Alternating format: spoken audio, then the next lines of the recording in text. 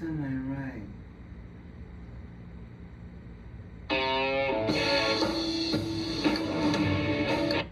No, can't watch that. Sure can't. Cause I thought you could watch it, but you can't.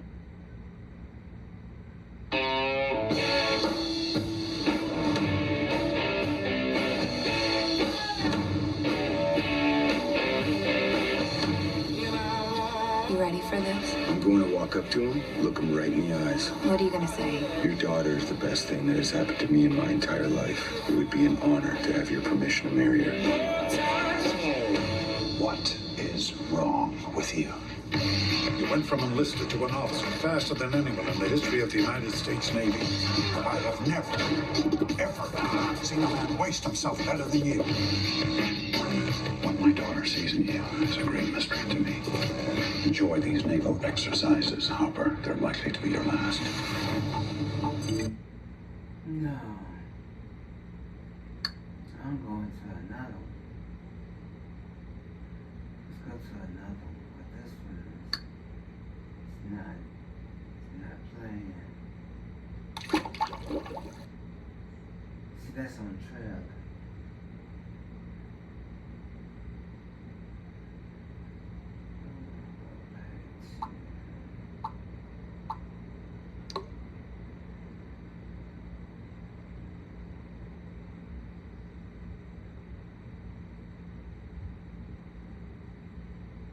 January 29th, 2019, police were called to an incident. They see an actor called... Let's see what movie is here.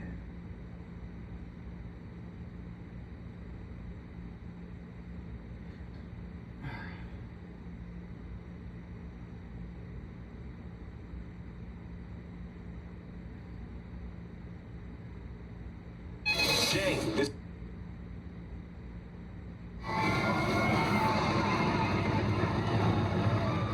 Listen up!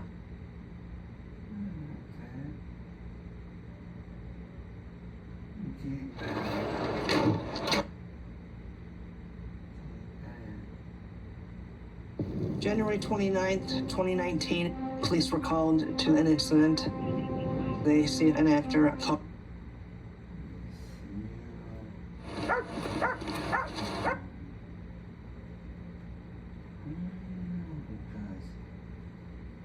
so many movies I like. Grown Up.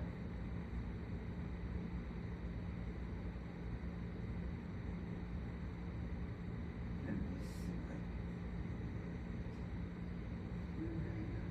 I like.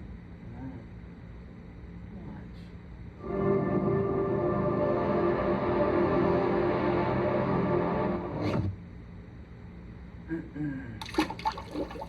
I'm going back to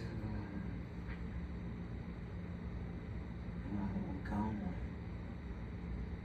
I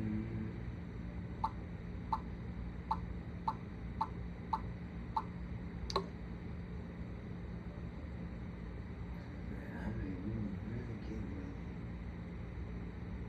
Yeah.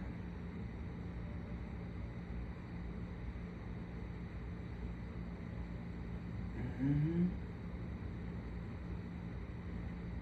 Let me see.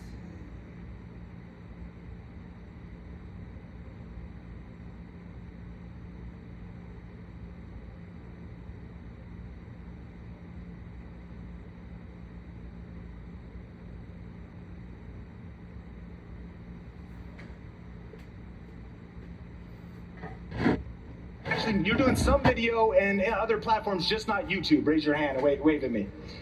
Okay, also, okay, great. So the opportunity on YouTube, in fact, we'll see in a few seconds, is massive because even though 1 out of 2 people are wanting to get content related to real estate, there's not a lot of people there still. 73% of homeowners say they are more likely to list with an agent who uses video.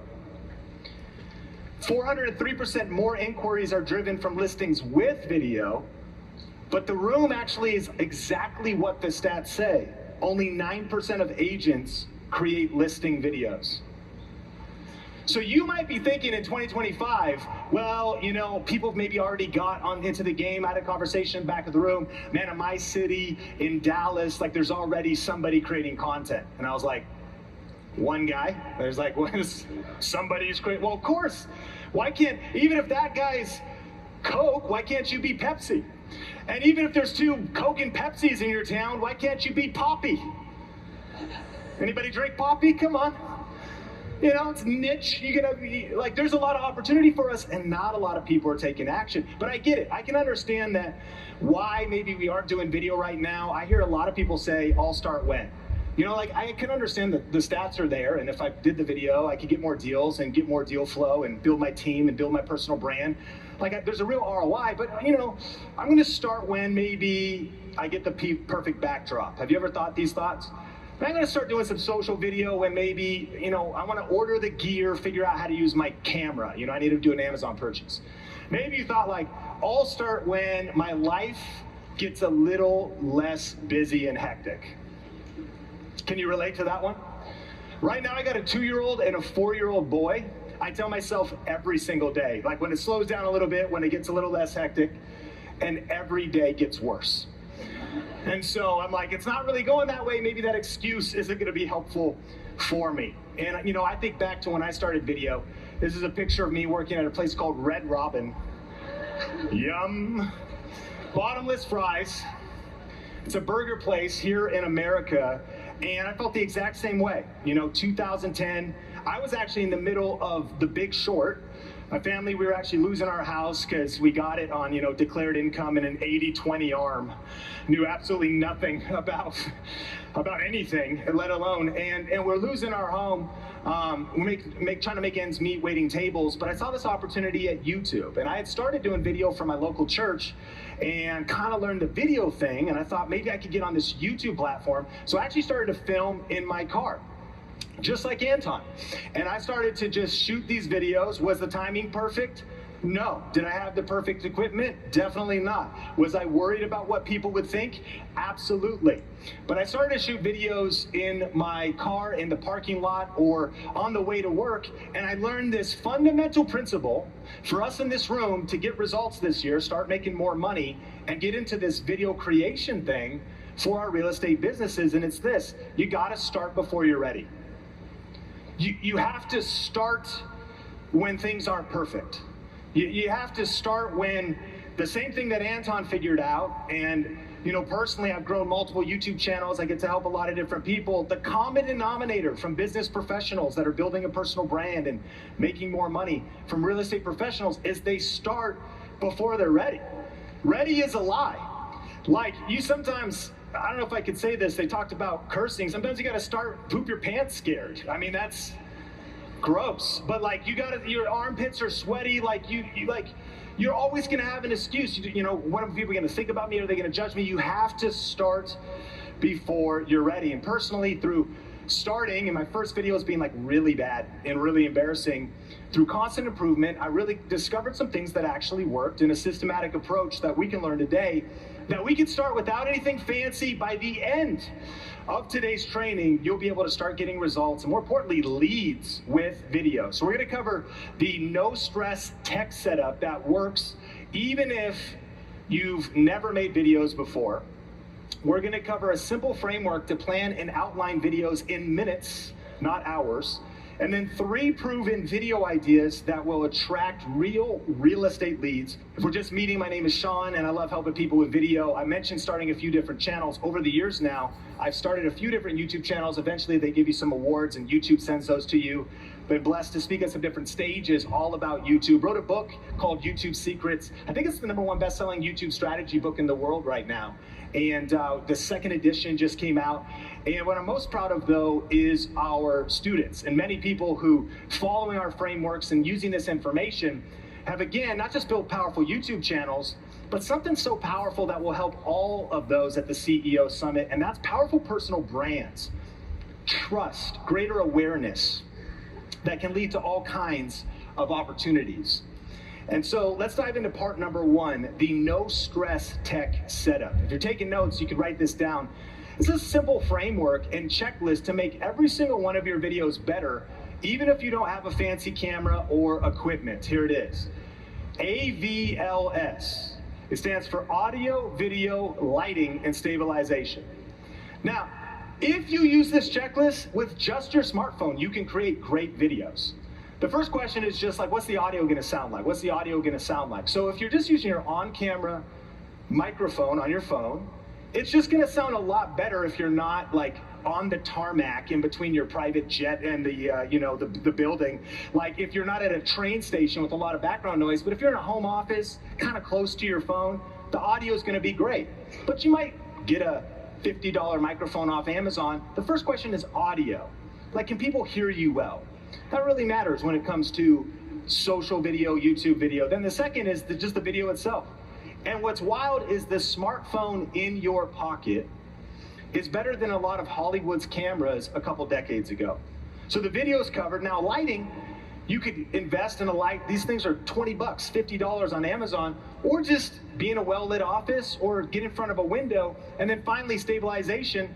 You could get a $20 tripod or just stack up a few boxes and you are good to go. Very easy to get good video when you use the AVLS checklist right before you film, even if all you're using is your smartphone. Now, at the end of the presentation, I'll hook you up with like a cool gear guide that no matter if you just want to spend a few bucks or you actually want to get fancy, you can come on selling sunset, like really crispy, like we'll go through all this stuff and I'll hook you up with that at the end.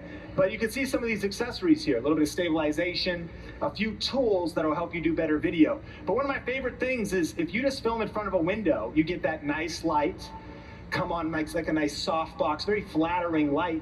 When you let the window shine out you, back of your office, behind you. And one of the coolest places to film is your car. You have a pro video studio on wheels. You've got great audio inside of your car, and if a listing is gonna be like 15 minutes late, then now you have like no excuse. In fact, after I give you the framework, like to just film a quick video in your car, post it while you're in your car.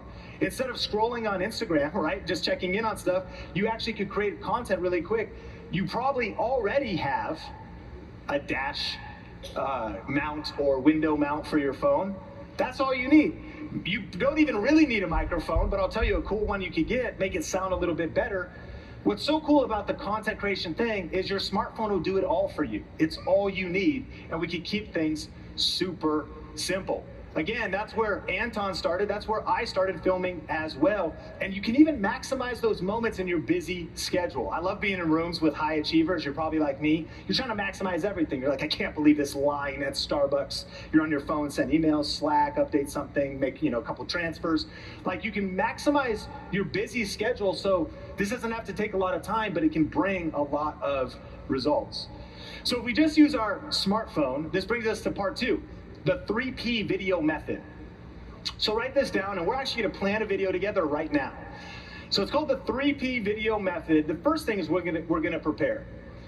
And you can plan a video out in 5 minutes, not hours. The entire video, and even shoot it if it's short. So how do we prepare? First, you're going to want to get their attention. Second, you're going to want to teach them something valuable. And third, tell them what to do next. So let me ask a question. Somebody here, what is a frequently asked question that you get related to being a real estate professional? People want help with, they ask you a question a lot. Anybody want to shout something out to me? Interest rates, let's roll with that. So what about interest rates? Does the average person want to know? When are they going to go down? Okay, so here with get attention, one of my favorite ways to do it is to just ask the question the person is thinking. So, interest rates. Are you curious if interest rates are going to go up or down in the next few months? Hey, I've got 3 things you need to know about what's happening. Number 1. So there's your get attention. You're going to grab attention by calling out the exact pain point that they have. And so what I actually want to do together is think about a frequently asked question. We'll do one more.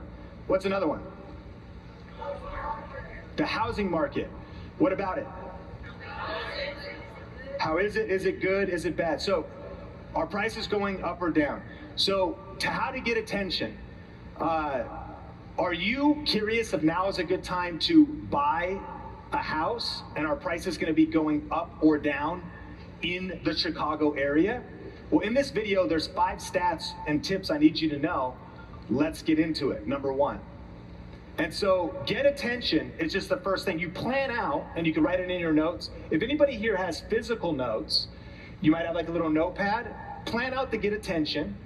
Number 2, then you're going to teach something valuable. Now, you can see that this framework will scale. You can make this into a 60-second vertical video. But you also, for our cases, I want us to turn the phone sideways, horizontal, because a proper YouTube video, you're going to get attention the same way. But maybe there's like 8 different stats you want people to know. This is what the Fed is saying. This is what's happening in our local market. These people over here, there's some businesses that laid some people off, so these neighborhoods are going down. There might be a lot of information. So you can do this in 60 seconds, a few minutes. And then the big key is you want to tell them what to do next. What's the best way for people to contact you right now? It might be different for us, but what do you want people to know? If they want to contact you, they watch a social video, how can they get in touch with you? How can I buy a house with you guys? DM me? Okay, so if you're on Instagram, you say like, shoot me a DM, I'd love to work with you. How about if you were on YouTube, where would you send people? Follow the link in the caption, okay, cool. Would some of you guys give your phone numbers out?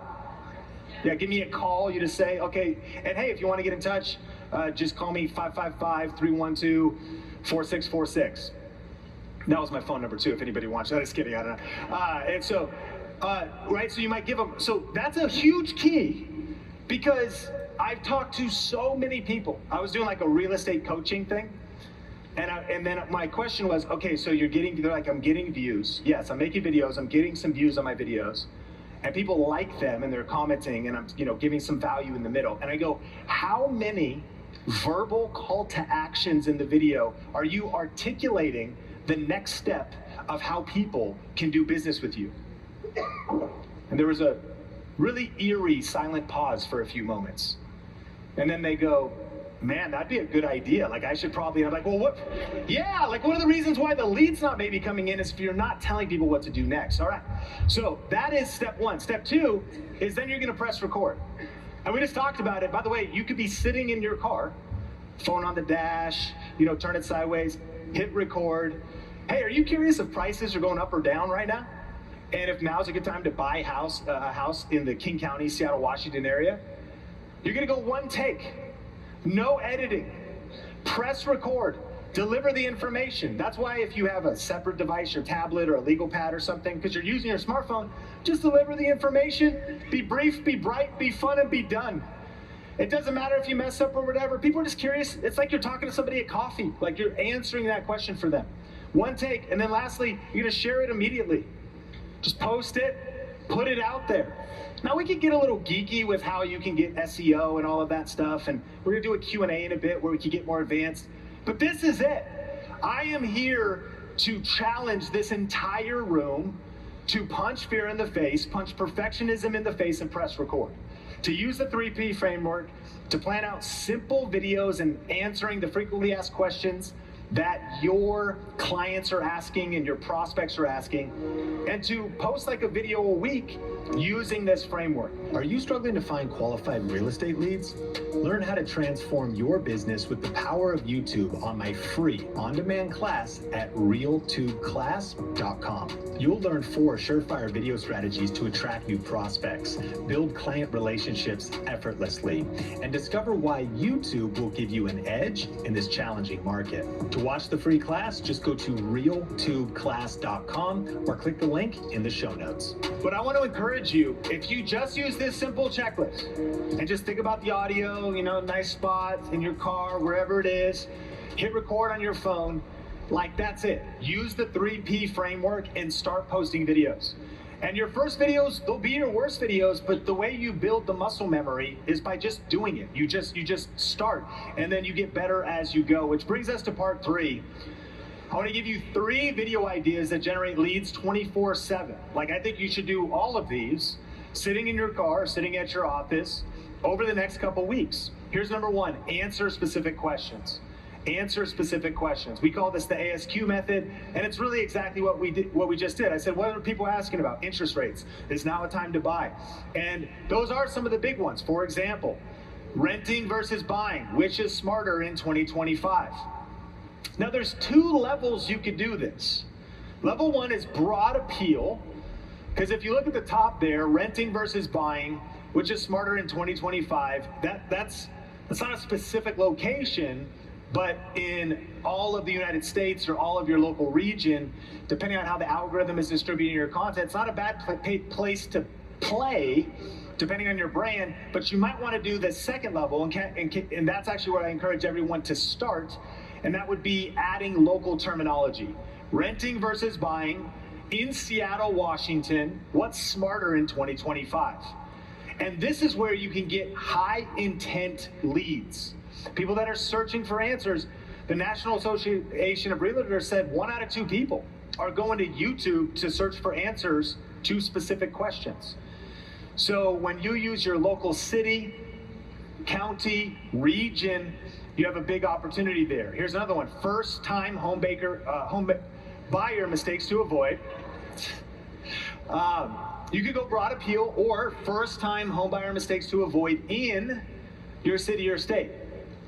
Now, let me ask you here, like, if you were to just make up right now with zero research, how many first-time home buying mistakes could you come up with off the top of your head that are pretty good?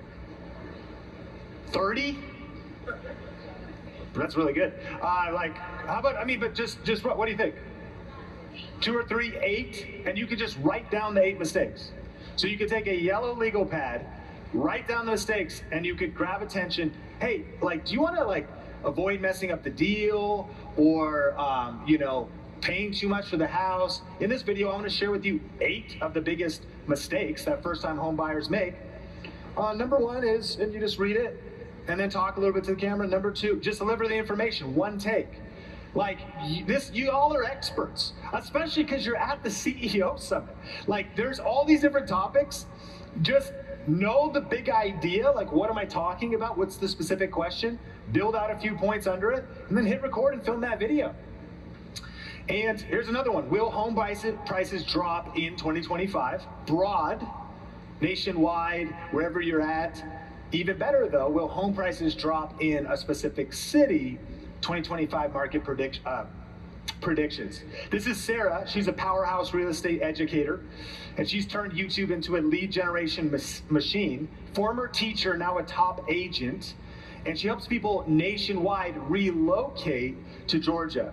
So in this video, it's called 10 Mistakes When Buying a House, is a perfect example to attract high intent real estate serious buyers, because what are they thinking? They're thinking about moving, or they're thinking about relocating, or they're thinking about purchasing. And so number two, market updates and news. So we can answer specific questions, then we can do market updates and news. One of my favorite things about real estate and YouTube is it can never be too saturated. The reason why is because people always want new information. So people will always, they want to know the market update for February, and then next month they're going to want to know it for March, and then next month they're going to want to know it for April. And while there's some videos that are maybe generally like, don't make these 10 first-time home buying mistakes, the opportunity to just put together market updates and news and put out consistent content is massive. So you could go broad, year-long, the 2025 housing market crash, or boom, what experts are saying. Do a little research, plan a video, hit record. LA housing market 2025, crash or boom, what buyers and sellers need to know. Broad appeal or a more local targeting. February 2025 housing market update, should I buy or wait? Or in Chicago more specifically. Now, let's go back to Anton, because after filming those videos in his car and starting with some vertical videos, he eventually set up this basically just studio in his Keller Williams office. Again, it's on State Street, Marysville, Washington, an hour north of Seattle. He got a little fancy over time. He started before he has the nice navy wall paint, put up some of that shiplap board or whatever that is, the little plant behind him. But he started before he had the perfect studio for that he wanted. But what he's doing here is he's got a market update, Seattle Metro real estate predictions, high or low, and this is actually a live stream. Plan it out, simple software, goes live, talks about it, turns it off, he's done.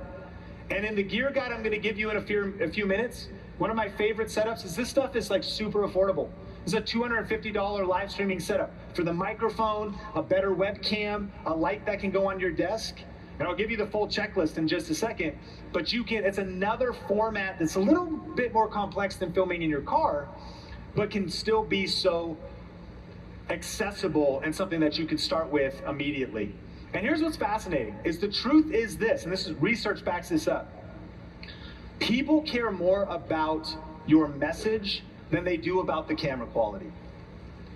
Like, the truth is a lot of us, myself included, spent more time this morning picking out as much time this morning picking out our outfits as a viral TikToker did that posted a viral video today and got more followers and leads than we got. Like, there's something about, and I love this because as I'm walking around the conference, I'm like, man, this is some of the most well-dressed, good-looking people from around the world at this event. Don't you agree? Because I get the real estate thing too, you gotta look the part, right? So you got your outfit on, you got the nice cars and all that stuff. Like, I think I saw more Rolexes here than at a duty-free shop in like a Swiss airport. Like, it's just, I know you guys, like, you're looking the part.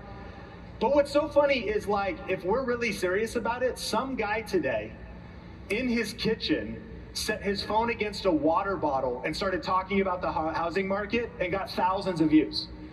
And he probably was like, you're just wearing whatever. Because again, it's about the message. And what people really want is authenticity.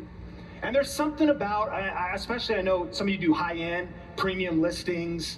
And I would argue that, yeah, getting a proper videographer and it is very crispy, selling sunset, you have the whole thing going. But ladies, I would challenge you that if you were to maybe just hit record after you're out of breath from the Pilates session, little hair in a bun, put your phone against your Stanley mug that's right there or whatever, and just hit record. People are gonna relate with that, they're gonna connect with that, and sometimes it's a nice juxtaposition. Like, a lot of times, a video like that will get more engagement than that 3-hour professional photo shoot that you did when you hired that person for hundreds of dollars. Because people want real and raw. There's actually a really cool channel, it's called Clear Value Tax. Brian Kim is the creator on this channel, and he keeps it dead simple. Like, if you look at this setup here, like, no fancy setup, just a plain wall. He's literally holding his notes. We'll put it up there on screen. Like, he's got his notes, 3P formula, he just, what's the hook? What are the stats I want to hit? And he just delivers the information. His videos are 7 minutes, 11 minutes, and he's a CPA financial analyst. Well, here's what's crazy. Over 5 years of posting consistently, his channel has over 64 million views. The big takeaway is simple, valuable content wins. You don't need a fancy setup to get massive reach. And I want to encourage you too to like really be yourself. Because he actually, I think one of the reasons people like him is because it's very matter of fact. He gets straight to the point. He knows what he's talking about. There is not a lot of, that's the way his packaging is. But the key for you is you figuring out your thing. If you snort when you laugh, that's a superpower. Keep that in there. Yeah, like whatever your thing is, if you're kind of super by the book, prim and proper, like be that. If you're also a little bit sarcastic, a little bit cheeky, be that. Because people connect with real. Check this out. Google did a study with people's brains hooked up to brain imaging, and they discovered, this was done for thousands of people watching videos, that people's brains lit up and connected strongest. Research shows that viewers form the strongest emotional connections with creators who are authentic and real. And so when you're just getting on camera, just authentic, just real, that's why if you're just in your car, you're just in your office, like whatever it's looking like, you're having a good hair day or bad hair day, like either way, press record, people connect with that and then being yourself. And so here's the third big video idea topic that'll bring you leads, and it's home buying and moving guides. If we look at Sarah again, a couple videos she did was North Georgia versus South Georgia, where should you live? Very specific, high intent type of videos. What do you need to know before buying a house in Georgia? And when you think about all these migration patterns, people are going to YouTube before they move and they're looking for someone. And what happens on YouTube is YouTube accelerates trust. Know, like, and trust. People are watching videos. They're like, man, I watched some of your videos. I'm not moving for the next year, maybe, the next 6 months, the next 3 months. But they're wanting to look at these relocation guides. I talked to one agent and I said, hey, with the housing market, with transactions being a little bit slow and stagnant in some places, and with interest rates and stuff, like, how's stuff going for you? He goes, it doesn't matter. That stuff doesn't matter to me because I attract high intent, ready to buy people because of YouTube. When they're looking for these very specific questions, like, they're about to move, like, their job is, it's happened, like, they're moving companies, like, whatever it is. So you're getting in front of the right people with these moving guides. So this is Ken, Orlando's go-to real estate expert. He's built one of the most trusted real estate YouTube channels in Orlando, 56,000 subscribers, got over 9.4 million views. But check out these videos. Moving to Florida, things I wish I knew before moving here. Like, couldn't we all brainstorm right now? Like, here's a few things I wish I knew before moving to my area. There's a great video. Like, plan it out, 3P formula. Clearmont, Florida is going to boom. Here's why. When you start niching down into specific cities, specific regions, specific counties, people are thinking about moving, you're just putting out videos that a lot of times, these aren't going viral, but they're getting the right viewers that want to do business with you and that are looking for great information. And so a title like this, Moving to City, 10 Things You Need to Know Before Buying a Home. Insert your city. Today, we broke down the 3 essential pieces of YouTube success. To start really simple. Hey, we made the tech simple. And we could get fancier as we go, but we started simple. We talked about the 3P video method, and a lot of y'all shot a video and you want to keep that momentum going. And then we talked about 3 video ideas that generate leads 24/7. So I want to give you, if I was you, this is what my 2025 YouTube action plan would be. If I was you, this is what I would do. I would create one valuable, in-depth YouTube video per week that attracts qualified buyers and sellers. I would make it 6 to 15 minutes long. I would shoot that it's at least 6 minutes long. And it's not a magic number, but here's what matters most on YouTube. It's called TOP, T-O-P. It stands for time on platform. When it comes to these horizontal videos, not the shorts, not the vertical, like, you're looking for a video that, when it's like 10 things I wish I knew, is you're looking for a video that has a list that people want to watch until the end. And if they watch your video for 8 minutes, 12 minutes, 15, 18 is fine. Like, that video will outperform others because people spend more time on the platform and YouTube rewards it. So I'd film in your car. If your office is set up, keep it simple. I'd use your smartphone, and once a week I would put out, starting with the 3 video ideas and variations of them we talked about, 1 in-depth YouTube video per week, giving that call to action for how people can do business with you and how they can reach out to you, attracting qualified buyers and sellers. And you know, as we land the plane and take it all the way back to Anton, from starting in his car, now he actually, because I know there's some higher level individuals here, he's actually at a place now where he's investing about $48,000 a year into his content business. That arm, and the ROI is there for him. That's an editor that he sends the footage to. It's an assistant. They chop up some of the longer form video podcasts, rents a studio. I'm like, Anton, why are you doing that? And he's like, well, it's not just the actual ROI that I can see with transactions or investment deals. It's because YouTube is an investment in tomorrow. I understand that I'm investing in my brand. I understand the power of digging your well before you're thirsty.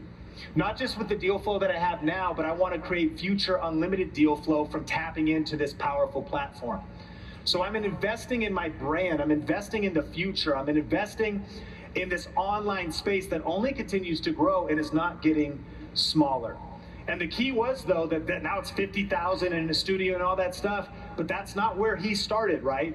He did not wait until perfect to begin. And that's what we need to do as well. I believe that every single one of us in this room can get the opportunity from YouTube to get leads, grow our businesses, become better communicators, stretch ourselves, get out of our comfort zone.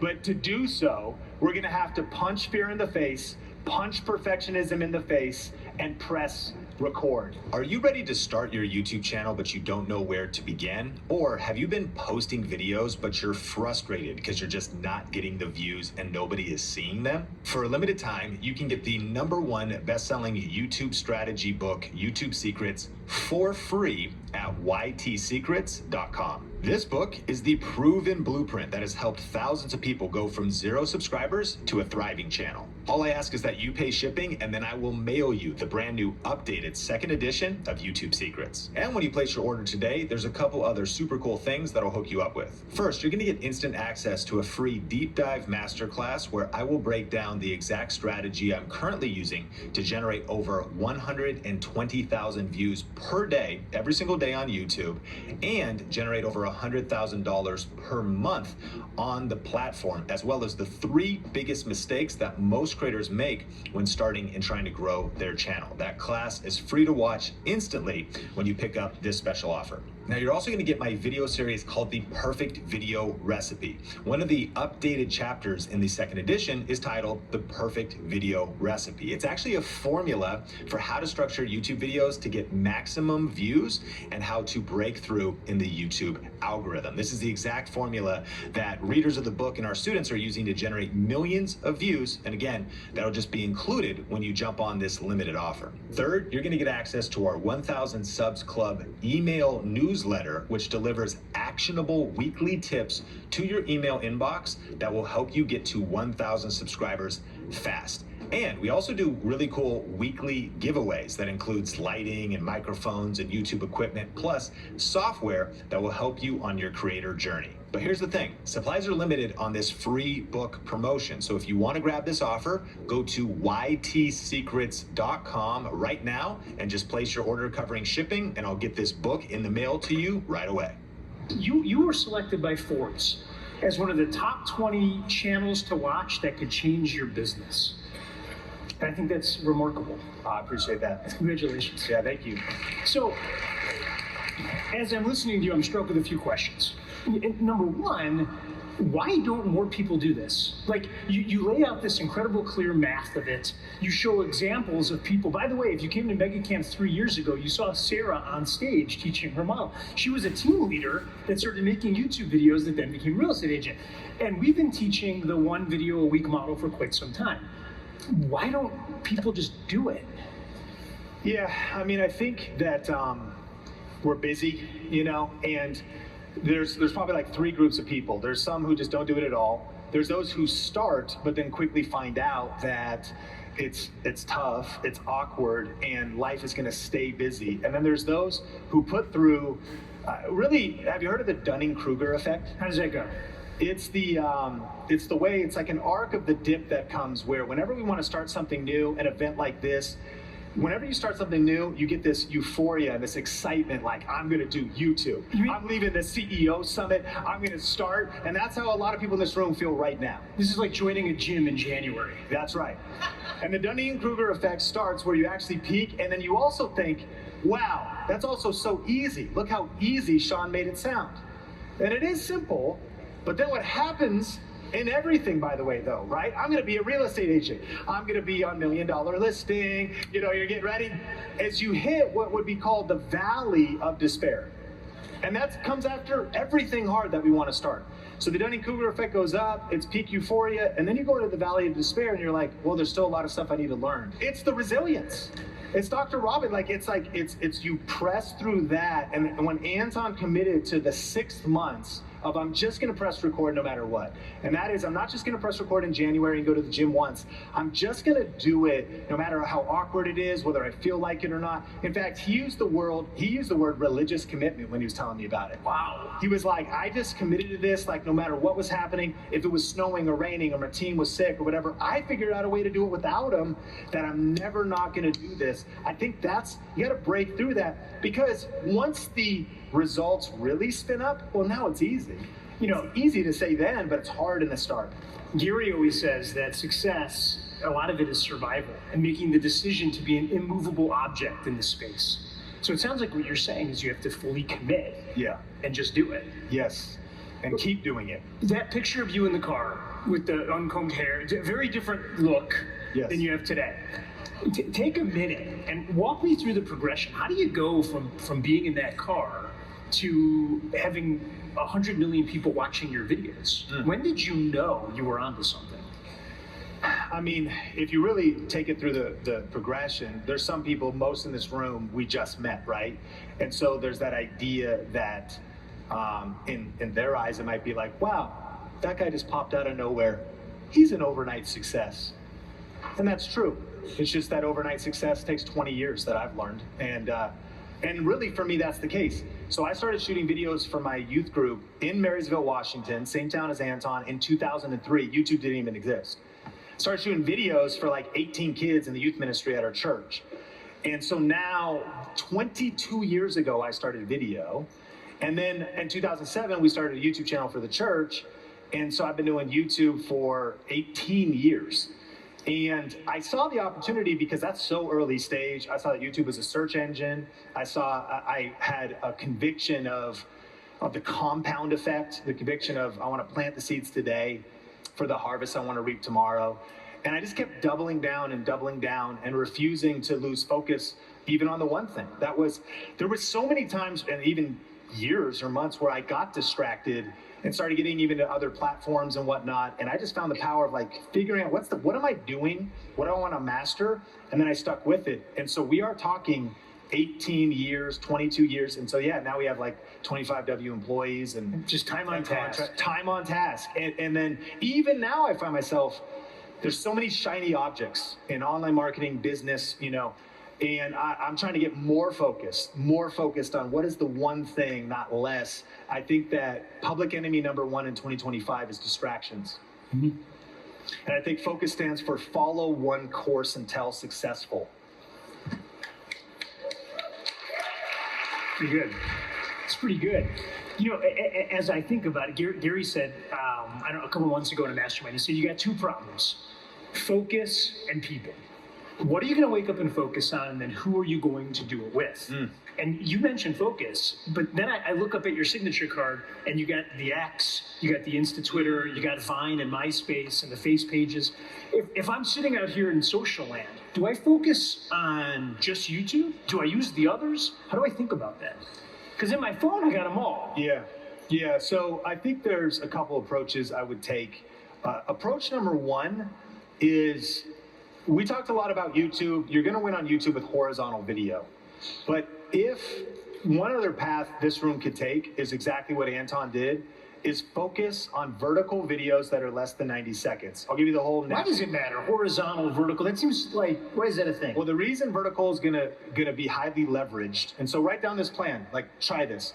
Vertical videos under 90 seconds. It's gonna get pretty geeky.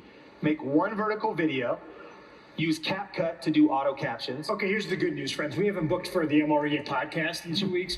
You're going to get all of these models directly. Yes. So I promise. The People's Podcast will have you on it. And the reason I do vertical is then, and you can do this yourself, or a lot of us have teams. And so that's, somebody that's anybody, assistant or whoever's on your team. Like Anton got 2 phones. And so he just upgraded his phone and committed one of his phones just to vertical video. And then he would hand that off to his assistant. He also hired his son for a while. The nice thing about under 90 seconds vertical video is you could upload that to TikTok. You could upload that to Instagram. You could upload that to Facebook Reels. And you could upload that to YouTube Shorts. And you could upload that to your personal Facebook page, which you should all turn into business mode. There's professional mode on your personal Facebook pages. And so we'll be on the podcast. That was a lot. It's a lot. And so, but that's one video on the 5 platforms. It's high leverage because the leads that could come in from your personal friend group, your Facebook page, across platform. That's like, I would honestly call that beginner, although I know that like some of us almost went into cardiac arrest from everything I've That's beginner? I'm still trying to walk That's in. the beginner. The advanced would be to sit down, is to do like video podcasting to have a video podcast set up and to leverage a team where you film one YouTube video that is repurposed. So you mentioned, I don't think they've seen this. If you put this slide on screen for a second, you mentioned that It's the picture of him in the Think hat. yeah, the Think Hat, and you mentioned like, okay, well, if I'm the YouTube guy, why do I have the Twitter X and the Instagram and the LinkedIn and the Facebook? The thing for me was I focused on just one thing, YouTube long form, and now at this point I've hired an agency that I pay almost $8,000 a month. I get 2 vertical videos a day from them chopping up my other content, and it's distributed on all the platforms. At our company, we post over 300 pieces of content a week. Wow. And the key, how you said focus. I am focused. I'm not thinking about that. I just think about the thing. I think about a content pyramid. YouTube for me actually would be thing number 1, long form, high quality content with a system that then distributes on other platforms. And real estate agents love this. Leverage. Well, lay that out for me. You have some of the biggest producing real estate agents on the planet in this room, and they're looking up and they're saying, I get 1 a week, but I want to live a huge life. Yes. Lay out for me the huge, my huge YouTube life. What does it look like? Yeah, my huge YouTube life is to sit down and produce high quality content in the studio, either direct to camera or a video podcast. If you did a direct to camera and a video podcast, and you sort of got into the flow where what some people will do if they're doing a direct to camera video, we said grab attention on the first of the 3 Ps. They would think about the video in a 10-minute format, but they also might think about, let's say there's 5 points.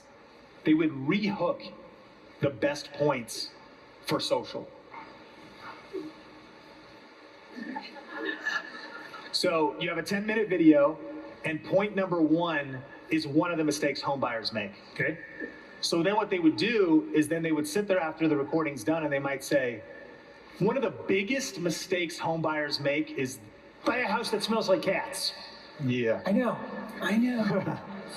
and then they'd have a team that would chop that up. And they would be filming in such a way that it would start, because you can't really go from vertical to long form horizontal, but you can go from long form to vertical.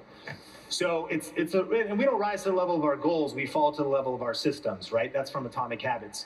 So it would be getting the right systems and team in place to scale you to the moon, to where 300 pieces of content really isn't stressing you out. It's because the system does the heavy lifting. So with that much content, what does your organization look like? How many people do you have chopping up stuff? So in a way we kind of have, we've got really just one agency that's chopping up stuff. One specialist So anyone in this room could be one hire or one agency relationship away from 100 million views. And I think the key is they do need a particular set of skills that makes them dangerous for algorithms. What are the skills? Well, it's thinking about, it's starting at the top of the pyramid with understanding the big idea, the hook, how to grab. Sound like Liam Neeson for a second. That's right. Got to be an assassin for the social platforms. Yeah. And so ultimately, you have to be creating enough content to keep that agency busy if you're going to do that much. So my commitment to long form content on YouTube means like you could hire an agency like this for, let's say, $4,000 a month, and they cut 1 video a day. The weakest link could be the quality of the content you're creating. And that's not necessarily, we're not talking about charisma or delivery, we're talking about the ideation. Like perhaps it's you being really thoughtful about how am I leveraging trends? Am I going to tap into using current president in the thumbnail? Am I going to tap into what's happening in culture? Am I going to tap into these? It's understanding that and then thinking about how that'll trickle down and how that could be reused. Maybe the stories that you tell in that long form content gives your team something to cut up. 2 more questions. When I look at Sarah's video that you showed, it shows 12,000 views. And someone might dismiss 12,000 and say, well, that's not 12 million. Is it about the number or is it about who's looking at it? Yeah, well, real estate, I do something called, it's not about getting the most views, it's about getting the right views. So I do something that's called affiliate marketing. Maybe we're familiar with the term. And in this case, I'll do camera reviews, and then I get 4% of a $1,000 camera. That's $40. Now, there's a lot of, we might be familiar with, like, let's say hair and makeup or beauty YouTubers. They get 4% of $10 on lipstick. You think, I need millions of views for that to make sense and be significant money. But the cool thing is that real estate agents are like high-ticket affiliate marketers. I get 3% on $1 million, that's $30,000. Hey, that's not too bad. Well, all commissions are negotiable. Sure. And so, It's kind of a thing. yeah. And so, The math works. the math works. And so ultimately, it's just about getting the right views. When the high intent person searches YouTube, finds your relocation guide, reaches out to you, is ready to do a deal, or that cycle is going to be the next 45 days, you only need one view. You don't need 12,000 views. You only need one. That's a big idea. And where the views are coming in from. The more and more that I look at it, it's possible that someone way outside of your market's watching. That might not help you directly. What can also happen is sometimes there might even be some individuals in this room that have played around with stuff and they're like, oh, my kids are doing TikTok dances. Maybe I'll try to do that. And they'll do that on like their Instagram and be like, oh, look, I got 8,333 views. That's so cool. Yeah, but how much business did it lead to? And it's not that you shouldn't have done that, because maybe some of the people in your community was like, oh, wow, like she can really let loose. That was sort of awkward. Awesome, you know, good for you. So it might be, I'm not saying that would be bad, but it's intent. So going viral is not the goal, getting the right views is the goal. And so if you can get these high intent qualified leads inbound reaching out to you, I've heard it called passive prospecting. Like you just are having people coming to you, reaching out. That's why that call to action is so important. And then you can start increasing your transactions every month. You don't need thousands of views. Even hundreds is great. But if you get 77 views on a video or whatever it is, that could be 1 or 2 or 3 leads that come in and you can close the deal. Final question. Best call to action. I'm making my video. I'm putting it out there. What do I give? My email? My phone? What do I do? The best call to action is the easiest call to action, and the worst call to action is too many. So hey, whatever you need, you can give me a call, shoot me an email, DM me on Instagram, and also I'm on LinkedIn and you should follow me. That's the worst call to action. It needs to be dead simple. So what is the one thing, and what is the one thing that you're going to follow up with the most? I heard this crazy stat that, sometimes leads on like Zillow or something can cost as much as $1,000 for a qualified lead or whatever. And I heard that a certain percentage of them that even come in are not followed up with. No. And so that they're not even called back. At the time, it was like $189 Zillow leads are like 60% are not even getting called, or they're not getting called like within the first day or two. So really my thought is like, that's one of the big things to fix in your business is like, are you actually going to create the video, give a clear thing to do next? I mean, email, that's like I think phone, I think text me is the best. If you give me one call to action, it's text me. Call, it's a little bit awkward. If people call me in 2025, I'm personally offended. Like anybody that calls me, you don't know how busy I am. I'm at the CEO Summit, right? Like, text me first. What is the nature of the conversation? Right, I'm on my mobile. Give me a heads up about, hey, can I call you? It's about, oh yeah, okay, I'll pick up. We're getting spam calls all the time.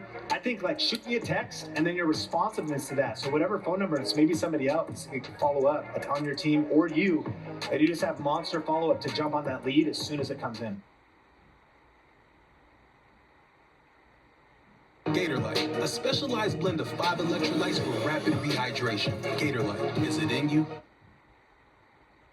Every year, Old Spice rescue crews save millions of innocent dudelings from flat, dry, and dull-looking hair. Years of using hair care products not designed for men has stunted their hair's full potential. Old Spice is scientifically crafted to help make men's hair look thicker, healthier, and more moisturized. Blended with the perfect mix of cleansing and conditioning ingredients specifically for men's hair. Old Spice shampoo removes built-up dirt and oil and helps them achieve the clean and confident look they need to thrive. Most of these men will return to the wild and make a full hair recovery. Old Spice shampoo, scientifically crafted to rescue a man's hair. $30,000 on YouTube with only 5,000 subscribers. One of the biggest myths about starting something on the side is this idea of balance. No brand deals, no viral shorts, just one thing most creators never think to do. It's so difficult to spend 40 plus hours a week at a place that isn't exactly where you'd like to be, and then to try to find the willpower to come home afterwards. This whole YouTube thing was born out of just strife, to be honest. Like, I had a day job and it just never felt like I was in the day job that I was supposed to be in. For me, I always felt like I needed to create something else. And the thing that I couldn't grasp, even back when I was trying to get my channel off the ground, was the whole, I didn't just want to make money from one place thing. Like, at what point did you feel like it was time to add on, let alone consistent content, to building out more of a business around what you were doing while all of this is a side hustle? Today's guest on the Think Media podcast is Nathan Eswine, a music producer, husband, and father who turned his tiny YouTube channel into a purpose-driven side hustle that helped pay off family debt and gave him time freedom in a crowded niche. And he's not just a creator, he's a builder who walked away in peace. So in today's episode, we're going to be covering the monetization model that still works even in 2025, how he built systems instead of burning out, and why most creators fail to grow, not because of effort, but because of mindset. So if you're just starting out, you're feeling stuck, or you're wondering if a small channel can really make big impact, then this conversation is for you. Now, Nathan, welcome to the show. Let's go, Sean. Pumped to nerd out publicly here. This will be great. Excited to pour into some new creators, talk about strategy. I think it's going to be a great episode. So I want to go right into the promise of the title. Let's start here. How did you actually make $30,000 on YouTube with just 5,000 subscribers? Yeah, so definitely, to cut to the chase, that was not purely on YouTube. So I did get monetized in that process, but it was really like with YouTube. So letting YouTube kind of be a top of funnel, so to speak, for products and services that I offered off of YouTube. So I did like courses, coaching, memberships, some affiliate deals that were in there. But really, that's kind of where the bulk of it came from, was not necessarily from YouTube itself. So describe what they actually were. Was there actual coaching courses and memberships, like multiple products? What were the products? Yeah, so started with a course. That was the very first thing that I did, because it was manageable for my season, and then kind of moved up towards the tiers, right? So if people came in, they got a course from me in the music production space that could help them solve a problem. Maybe the course wasn't enough. So I was like, okay, I could like build a community. So it was kind of the next thing that I did for people who got the course. Could then have some other people to hang out with, right, in the community. And then even from that point, it was kind of just like a continuous process of solving problems. Like, oh, there's people in the community that would benefit from one-on-one stuff. And so that's when I started to offer coaching and consulting. And check this out, even for musicians. Like, that's my niche. Like, my niche is literally, I'm marketing towards quote unquote broke musicians. And even in that crowd, there's still people who would pay a good bit of money to just have someone in their corner one-on-one. What was the name of the course? So the course was called Songflow. And for people in the music space, it's just like helping people learn how to make a song from start to finish. So in my audience, like, that is the biggest pain point, is you've got the desire and dream to write a song, but you just can't finish it, right? So starting is one thing, but a lot of musicians would start, but they just would never finish their song. And so they'd have demo-itis, as I would call it, right? You're sitting on sketches, you've got half-finished songs, they're not even seeing the light of day, and all you want to do is try to get them on Spotify. So my course solved the pain point of finishing songs specifically. So I could have talked about production, I could have talked about a whole bunch of other stuff, but I just kept seeing, man, even in comments on my YouTube videos, like, what you did helped me finish a song, or I'm struggling to finish a song. And so that was that first course, was trying to help people right at the toughest part of being an independent songwriter, which is actually making songs, like getting them across the finish line. Well, throughout this conversation, we're going to cover a lot of different things in terms of like maybe season of life, time management, how you got views, how you actually led into your course. But I want to drill a little bit deeper. What was kind of the timeline of starting your channel? You know, it grew ultimately, before you handed it off, to 8,000 subscribers, which is a great, solid subscriber base, but relatively small, especially for the $30,000. I'm curious, did you know you wanted to approach YouTube with this business mindset from day one? I actually did. I did. And I know it's not most people's story, but the thing was, I mean, full disclosure, hung out around Think Media. And the thing that I couldn't grasp, even back when I was trying to get my channel off the ground, was the whole, I didn't just want to make money from one place thing. Like, I understood the game of, okay, I have a YouTube channel, gets a lot of views consistently. I continue the content conveyor belt, so to speak. Okay, I could live off of like YouTube AdSense, right? But that never sounded good to me. I'm kind of like a risk adverse person. Back in the day, I was a financial advisor. So I'm kind of like conscious about that. I was like, oh, I didn't really love just one source for something. And so kind of like where that led me to think was, all right, how do I do other things? Like, what's the other stuff that I could create? And hanging around Think Media, going through some of the courses, even back in the day, like 4 or 5 years ago, it helped me think bigger. Like, I started to think, oh, okay, this is how this whole YouTube thing connects. And even to this day, right, as I get to share with people, helping them grow their channels, is like, YouTube's a playground. You know, and like, man, you can just play on whatever part you want to. You don't have to do what everyone else is doing. You don't have to chase a whole bunch of trends while there can be strategy there. It's like, man, if you roll up to the playground and you love the monkey bars, like, go play in the monkey bars and do one over and over again. You don't have to go play in the slide. You don't have to go play in the sandbox, right? And so that was kind of the perspective shift that I needed before I really dug in, actually created the channel, started publishing videos. I'm the kind of person that needs to know, where is all this going? And so even with the YouTube channel, I'm thankful to have had the mentorship to start like that. So how long did it take to hit 1,000 subscribers originally? That was about 6-7 months for me. And did you get monetized? Did you get enough watch time hours, relatively same amount of time? Yeah, about the same time frame. They both kind of lined up perfectly for me. So it was about 6-7 months in, after publishing consistently, that I was able to apply for the partner program. And what was your season of life at the time? Family obligations, kids, anything? Yeah, man, it wasn't too pretty. That's like the origin story. SparkNotes version is like, okay, this whole YouTube thing was born out of just strife, to be honest. Like, I had a day job, multiple day jobs, and it just never felt like I was in the day job that I was supposed to be in. And so for me, I always felt like I needed to create something else. And I always was moonlighting as a songwriter. So my channel was about helping people make songs, but I was actually a songwriter and producer. So that was always my side hustle that I did. And man, music industry is pretty insane, right? So I was trying to think of a way, okay, I'm already making songs.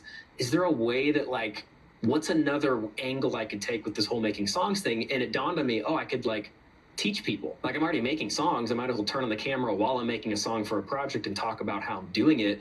Maybe people would find that interesting. I was kind of the guy, like, in the songwriting circles where people would just ask me, like, hey, Nathan, how do you get your vocals to sound like that? Or what was that production thing you did on the drums? And so I just started answering questions that a lot of fellow songwriters and producers were asking me. And so that's kind of where the whole thing started, was getting like clear on that initial set of content that I was going to make. Where were you living? So living in an apartment with my wife, and got the day job dread going on. We are in debt too, and just trying to think of ways to make more money to get out of this kind of daily grind. And so, like, mad respect for anyone who's just in that spot right now. I just really, really get it. Like, it's so difficult to spend 40 plus hours a week at a place that isn't exactly where you'd like to be, and then to try to find the willpower to come home afterwards or get up early beforehand and turn it on to try to create something. It's difficult stuff. There's this, in Ecclesiastes, there's this verse that's just always stuck with me, which is, in the morning sow your seed, and in the evening don't let your hands be idle, so you don't know which will prosper, right? This or that, or both will do equally well. And that's a hard tension to live in. So that was the tension that we were in. Like, my wife and I both working full time.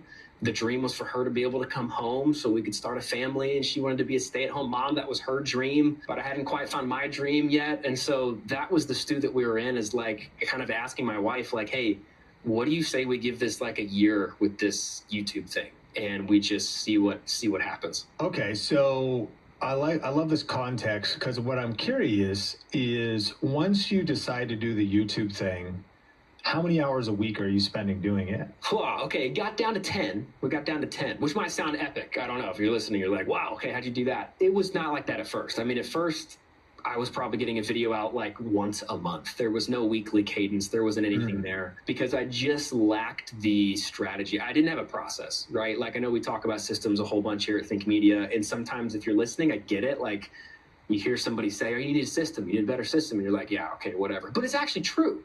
Like, you really do. Like, if the thing you're doing isn't giving you the results that you want, you need to change the thing that you're doing. So kind of had this moment where, okay, we're spending like a month to put out a video because it's all side hustle hours, right? And trying to honor time for family, honor time for church, like the whole full life thing, I think a lot of us can understand. And so we got it down slowly but surely because of a process down to about 10 hours a week to put out one video a week. What was the timeline then? Because it's hard enough to think about. A lot of Think Media podcast listeners would jump in and be like, okay, I want to start a channel. I'm in a similar boat. I've got a lot going on. Maybe I got a full-time job or I'm a full-time business owner. Where are the extra hours to actually create content? But then you add on top of that the extra hours to create a course or to create a community and to package that course. When did you do that in the timeline of this? Was it after the 7 months that you're in, you already have 1,000 subs? Like, at what point did you feel like it was time to add on, let alone consistent content, to building out more of a business around what you were doing while all of this is a side hustle? Oh man, I love this question. Okay, so full confession, right? Like, I would love to say that I knew exactly what I was doing and I totally estimated correctly how much it would be to do a course and make YouTube videos and just be a functional human being and somewhat of a good husband, right? Wrong, totally underestimated how much all that would be. So initially it's clunky, right? Like the beginning of a whole bunch of things. It's just clunky and messy and you're figuring it out. And for me, that looked really bad. Like I would try to do the 10-hour-a-week thing, right, with my videos, but then you're trying to make a course for the first time and you're like trying to figure out, it's the whole stuff, right, Sean? Like, where do you even put this course? And like, how does it even exist, right? And just to be clear, not trying to like make excuses or anything, but this was like before ChatGPT was like a crazy thing, right? So like, you're the one who's writing all the copy under all the modules and the emails and like all that stuff. And so initially I was like, okay, I had a kind of like a lucky strike happen, and I had a video that I published around this whole time period where I'm like, okay, I think I could make a course. And it just kind of went viral for me, as we would say. And the cool thing about following the system, and like I was following the Think Media stuff, is this whole thing about ranking videos, which I know that we talk a lot about here on the podcast. And this whole ranking thing is what enabled me to buy back some of my side hustle time so that I could allocate that towards creating. I am stuck on Band-Aid brand because Band-Aid stuck on me. Performance, durability, affordability. Only one place does it all. Harbor Freight. What brings me to Fort Myers? Just a little R&R.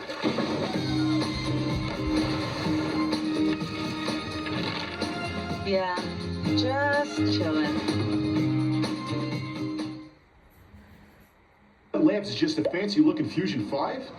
No, it ain't. It's Gillette's best shave, and its ultra-sharp blades last 50% longer. Hey, Joe, help me on my cheeks. Dad. Gillette Labs, the best a man can get. Keeps getting better. McCormick knows unbeatable flavor. So we created Flavor Sealed, so spices are as fresh and flavorful as the day they were packed. Letting you make meals that'll have everyone licking their chops. McCormick, Flavor Sealed for unbeatable flavor. That I could allocate that towards creating courses, creating products, thinking about how I would do a coaching offer, right? So what I'm trying to say is I had that video just kind of pop off, and because it ranked, meaning it would show up in search results if people were looking for a specific way to do something in a music creation software, my video just kept popping up and it kept getting views and views and views around the clock. So I thought, okay, if I'm getting views around the clock from this one video, maybe I could like go to every other week or every few weeks, I could publish a video, try to do it again, try to do like the next part. Okay, if I could rank for another topic, okay, sweet. And then that video could buy me views in conjunction, the compounding effect of that first video that I did. So maybe you can see where my mentality is going. I was like, okay, if I just rank videos and then use those, since those videos are gonna be getting views around the clock, now I'm cool burning a week to just focus on core stuff, right? Because if I got side hustle time, I think it's like choosing reality. I can't wave a magic wand, and no amount of systems, right, can, I think, fully give you everything you desire. There's just only 24 hours a day. So I think you got to come to terms with trade-offs as a creator and maybe as a creative entrepreneur, where you're like, you want to make a course or offer something. You can't have it all. As much as you think you can. So you got to make trade-offs. And so for me, that was my trade-off. I'm going to try to rank videos so I can get views around the clock, and that'll buy me back time to make this course. So I want to unpack a couple of things. That is a great tip, and one of my mentors did say that. They said sometimes you got to slow down to speed up. We could get on the content creation hamster wheel where we want to do the extra thing, write a book, make a course, and yet also stay super consistent. Maybe you need to take a month or two off, or even 6 months.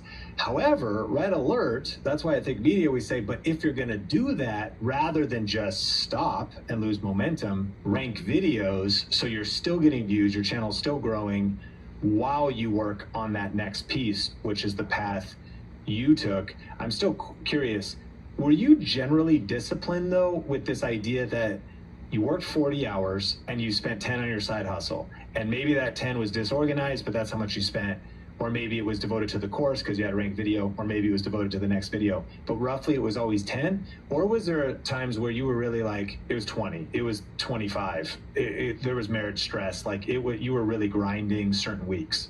100%. Yeah, absolutely. I think when I was getting first started on this whole YouTube thing, like, fellow listener, if you're out there, I'm sure you've watched your 11th video of someone talking about how they got to where they're getting to. I did the same thing.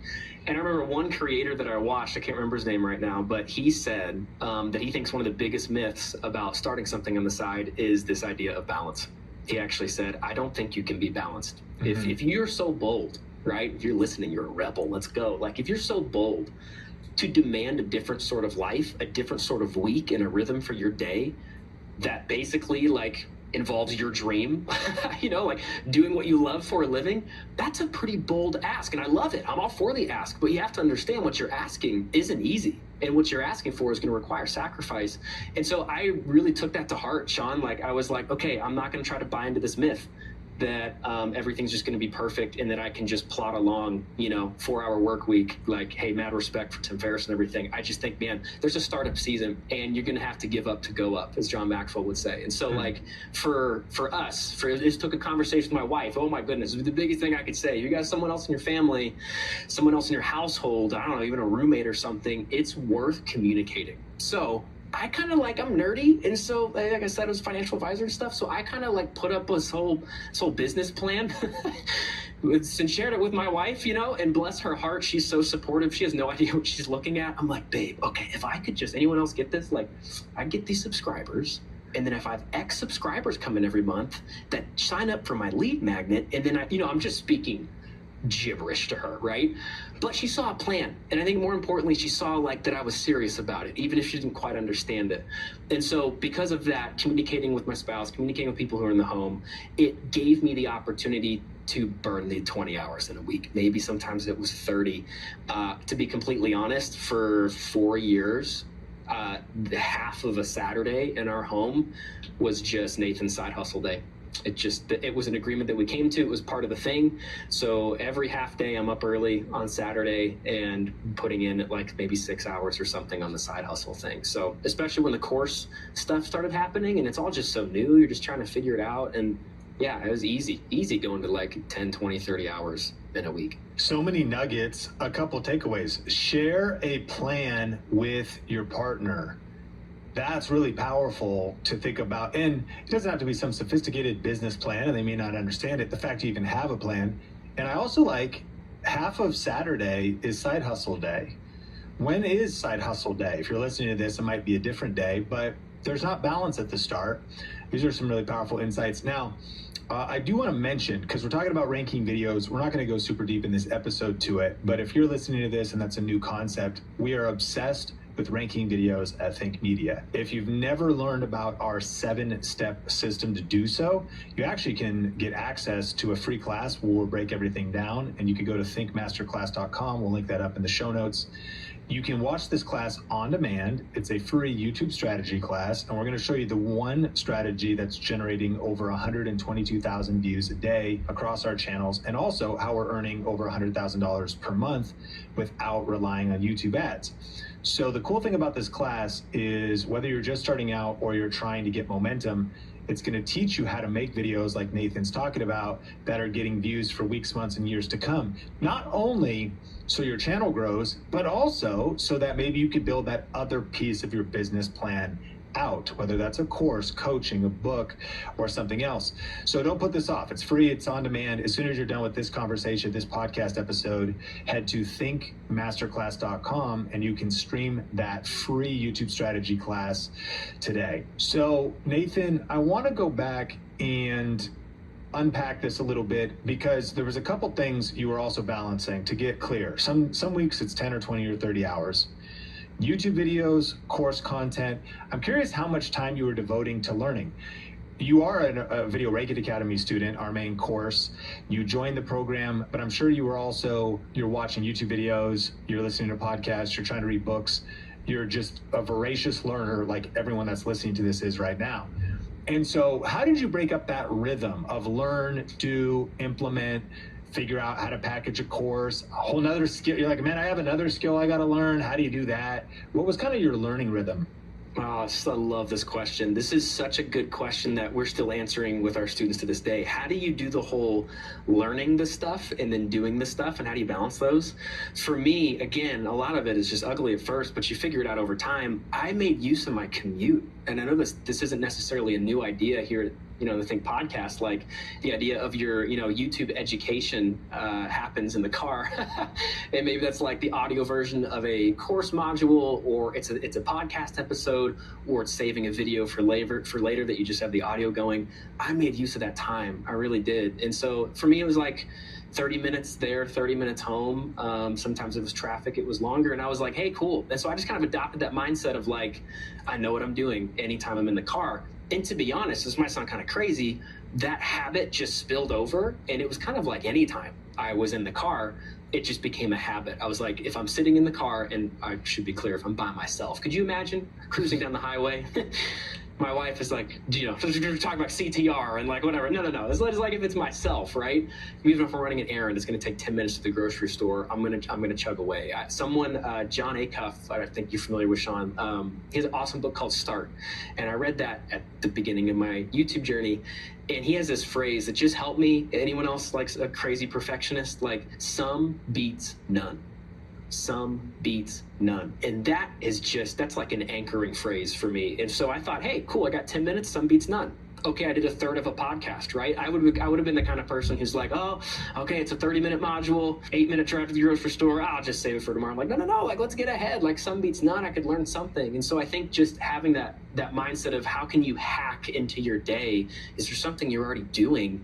I didn't have a lawn at the time, but like I know people who get the like sound isolating headphones so they can hear the podcast or whatever, and they're like mowing and listening. How can you hack an activity that you're doing in your day to day and kind of throw in some learning in there? So that was kind of the balance for me. I was like, anytime in the car, I'm learning, and then that kind of meant anytime at my desk, I'm executing. So I kind of had that distinction there. Not that I would learn something at my desk or anything, but I kind of like tried to give myself boundaries and give myself environments to where I knew, okay, I got limited time. So when I sit down at this desk, I just started to get so conditioned into this whole, like, this is where I create. That's like a cool identity thing. Like, oh man, I'm a creator right here, right? And so I even had like a song that I would play, like I had a walkout song, that I'd put on before I filmed content. All the nerdy stuff. It's fun. Have fun with it, right? But that was kind of what I did. I had different zones for learning, different zones for creating, and I tried my darndest to just respect that. So once you hit, was $30,000 an annual milestone you reached? Yes, it was. Break that down as approximate as you can remember of like what those income streams were. You could say percentage, or you could say, $5K was ad revenue by the end of the year, or whatever you think it was. Yeah, sure. Okay, I'll try to go amounts here. So I would say ad revenue is the lowest by far. Maybe that was like $5,000. We'll call it 5K for ad revenue. I would say the biggest portion, maybe that's like 10 to 15K, is coaching. Like that was like one-on-one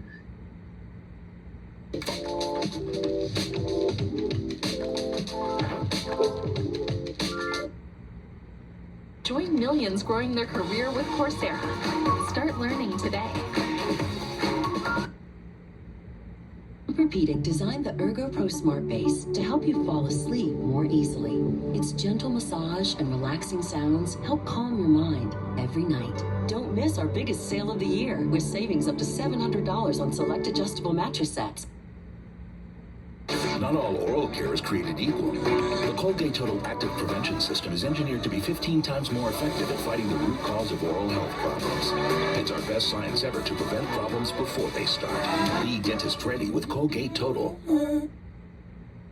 I'm just excited at innovation happening at more of a rapid pace. I know some people aren't, they're scared of it, but I think it's just the adoption because, to be honest, we're on an AI cusp here. More firms are being reactionary with BDC, or is it something they're thinking about in the design phase like early on? You're wasting time, you're wasting paper. I get the tactical paper, I can get the ASMR of wanting to write on paper, but you don't have to do that anymore. Consulting with artists. I called it artist development. So aspiring songwriters, I would just hop on with them, help them inside of their sessions, help them finish and produce their songs. So that was the heaviest hitter because that's like a lot that I'm doing and offering. And that's the remaining amount would have been, it would have fluctuated year to year, but it was probably course sales mixed with some sort of affiliate opportunity. So there were several opportunities that I had. This is kind of cool. Like, I think I just crossed 1,000 subscribers. I don't even think I had 2,000 subscribers yet, but I did have those ranked videos. Key point, right? Because I had those ranked videos, I got eyeballs from people who probably otherwise would have never heard of me before. What I'm saying is production companies approached me and said, hey, you're like making these videos on YouTube talking about how to use this music production software. Looks like it's doing pretty well. Lots of comments, the views, right? And they would offer, they'd be like, hey, could you make a course, a mini course for our company? You know, so it's kind of thing where like they would pay me, you know, a kind of like a buyout fees was an upfront chunk, right? And that could be like $3 or $5 grand or something at the time. And then I was cut into royalties, you know, like 50% of the royalties. If anytime anyone bought that course, even though it was nested with them and their company, was kind of cool. I didn't have to worry about hosting it. They had it all on them. Anytime someone bought, there'd be like a royalty that I would get from that. So I say that last 10-ish grand there in the pie was from those kind of opportunities. So then, okay, so 5K ad revenue, 10 to 15K coaching. Course was maybe another 10 to 15K. Yeah, in between with those kind of, I call it courses. Sometimes it's me making it and hosting it. Sometimes it was me doing it for another company. Interesting. Kind of that is, by the way, that's a huge epiphany that I think probably a lot of people listening to this haven't even thought about. There's so many ways to make money in the creator economy. And if I'm understanding right, what you're saying is you broke down, a software company reached out to you seeing that you were a teacher. They said, can you actually just be like hired talent for us to do a tutorial on our software for a flat fee of 3 to 5K, as well as royalties. And this was not content that lived on your YouTube channel. This was content that they were hiring you for, that they hosted in their own platform or their own channel. That's exactly it. Yeah, it was absolutely awesome. And I think that is a really cool thing to just say out loud. You know, again, I really don't think I was past 2,000 subscribers when those kind of opportunities came knocking. And it was just the combination of, okay, maybe there's a little bit of an edge that I had, but I would encourage you as you're listening, what is your edge in your niche, right? Which I'm sure we could get into, but like a little bit of an edge that I had. I was actually a songwriter. There's a lot of credibility to me in my videos. So if I can say it, a humble brag, Sean, of like the music that I was doing on my channel was kind of good. Like it was above average. Like it sounded like a song, right? And so that kind of mixed with, oh, I'm already like looking the part to this company. Like I just think you just have no idea. We don't have any idea what's on the other side of pressing publish and pressing record and just letting time go by. You rank videos. I think we underestimate, okay, yeah, people could be searching for this. Like other musicians could be searching. But man, like, I don't know, heads of marketing could be searching and like heads of content could be searching. And there's other kinds of eyes that could open up opportunities that are, again, because of YouTube, but not necessarily on the platform. That is a great point. Like it's like the Oprah effector, you know, everyone's only one or two relationships from maybe somebody you want to meet, and your YouTube channel could be a relationship to a job or a collaboration or a partnership. Or, you know, there is a stat of even Fortune 500 executives watch YouTube. And so what are they watching? And what would it mean to get in front of them, thinking through your strategy? That's inspiring. If we were to talk about affiliates, it sounds like affiliates kind of in isolation was never huge. But what were some of the things you did affiliates for? Like Logic, were you an affiliate for Logic, the software? Or did you ever do like studio monitors or anything like that? Oh, so I so wish. I tried knocking on those doors, but I don't think Logic, at some point they closed up their affiliate stuff. That would have been epic. But yeah, I kind of did. Affiliates were extremely small. It was like maybe I'd list some gear that I used. One of the guides that I would give away is like a freebie or a lead magnet, was kind of a gear guide for the home musician. And so it have links to some speakers, to some microphones and stuff. That were some affiliate links there. But otherwise, I guess you call it an affiliate, right? Like those courses I did for other people, I would promote. And so I'd be like, hey, go check out this course by so-and-so company, happens to be yours truly teaching it, you know, but if they bought it, I would get a cut of it. So got it. So the idea. This is very insightful. It speaks in a different way. It just makes me think. Goldman Sachs talking about the creator economy, total addressable market doubling in the next couple of years from a $250 billion industry to a $500 billion industry. I love this too, because we're talking about nano and micro influencers here, meaning your channel grew to 8,000 subscribers. And so this makes me think about a massive opportunity right now for these smaller channels. By definition, a nano influencer is 1,000 to 10,000 subscribers. A micro influencer is 10,000 to 100,000. And then a macro influencer is 100,000 to 1 million. To think about the numbers, $30,000 in a year to be at 8,000 subs or less is this nano influencer niche. Authentic, relatable, hyper niched. And I think the modern term for you kind of making a mini course for another software company is like UGC creators, user generated content, tutorials, trainings. So really the truth is, anybody listening to this, it's perhaps your approach, it's perhaps your strategy, it's how you position yourself, it's all of those details, but you do not need a big audience to make significant money. I want to dive into part of your story, and that was finding your first super fan with under 100 views. First, can you define what is a super fan and tell us this story? This is so fun. I hope this encourages you if you're listening. So yeah, superfan, I would probably define that as someone who would, maybe you could just define it as bluntly as someone who would pay you. Like no matter what you did, like just buy anything, right? But I guess on YouTube at this point, I wasn't quite monetized yet. A superfan would have been someone who loved my content. How about that? They would watch every video. They wouldn't miss an upload. Really appreciated what I was doing, so much so they actually hit subscribe. They actually hit the notification bell. That's probably a super fan on YouTube, right? And yeah, I was, you know, when I first started, like a lot of people, you know, you just get into the tens of views, if that. Oh, goodness, it was a while before I even saw my first 100. And yeah, 20 views here, 30 views here. I had this dude that was just showing up on like every video. And it wasn't a family member. It wasn't like someone I texted about my channel. It was genuinely at the 20 view count level. This is what I love about YouTube. Oh my goodness. At the 20 view count level, this homie found me. From who knows where, right? Like the YouTube connected us and bridged that gap, and he just started watching every single video that I put out and would comment on every single video. And it was this incredible relationship of like, I almost couldn't wait until, you know, I could upload because I wanted to see what he would say.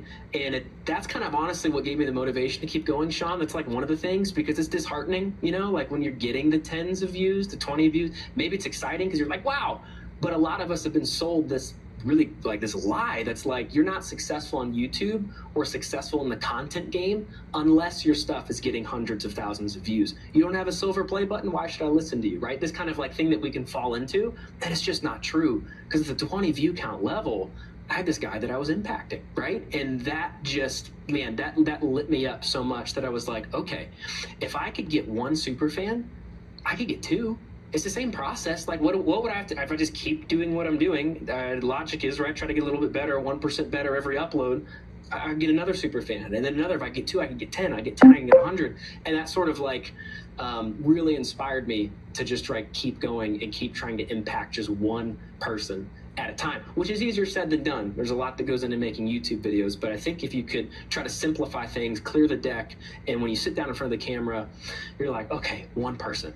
one person in my niche who needs to hear this right now, who needs this help today.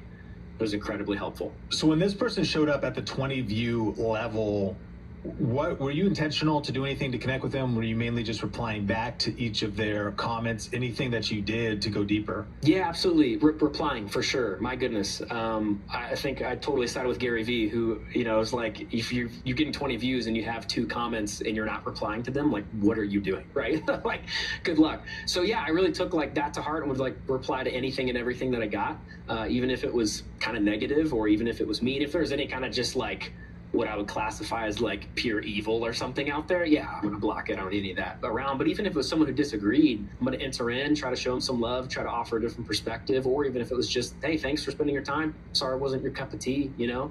So yeah, I would reply and I actually keep the conversation going. So like kind of a cool thing, right? There's these engagement stuff on YouTube's a big deal.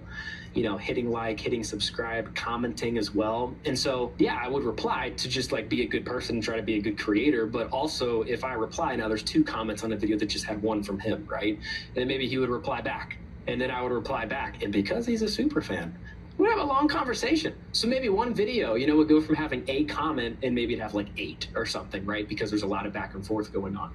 So I don't know how much weight is really there, you know, compared to like a title, thumbnail, hook or whatever, but I still think that kind of counted for something of like, wow, there's a lot of engagement going on in this video, even if it was kind of from one person. Yeah, it's really powerful. And I've heard YouTube employees say that really what the YouTube algorithm is word of mouth on steroids. And so if you actually crunch the numbers, if you were to get only 1 super fan per week, somebody, and by definition, somebody who's bought into your content, they love every video, they comment on every video, but here's the important metric. They actually watch the video, meaning they vote with their time. They actually consume the minutes of the video. The way the algorithm is going to recommend content is, yes, a little bit of likes, a little bit of comments, but it's actually consumption. And what then the YouTube algorithm does is it recommends your videos to people like the people that are consuming your videos right now. So in one sense, it's not so much that people share your video, although that could be powerful, or they go tell a friend, although that could be powerful as well. It's actually just that they consume your content and engage with it, and then the algorithm starts to find more people like them. Well, the math on that is if you only found 1 a week, well, in your first 52 weeks of YouTube, your first year, you'd have 52 super fans. But if they multiplied, it would only take 6 years to get to 1,092 super fans. Now that might not sound like a lot, but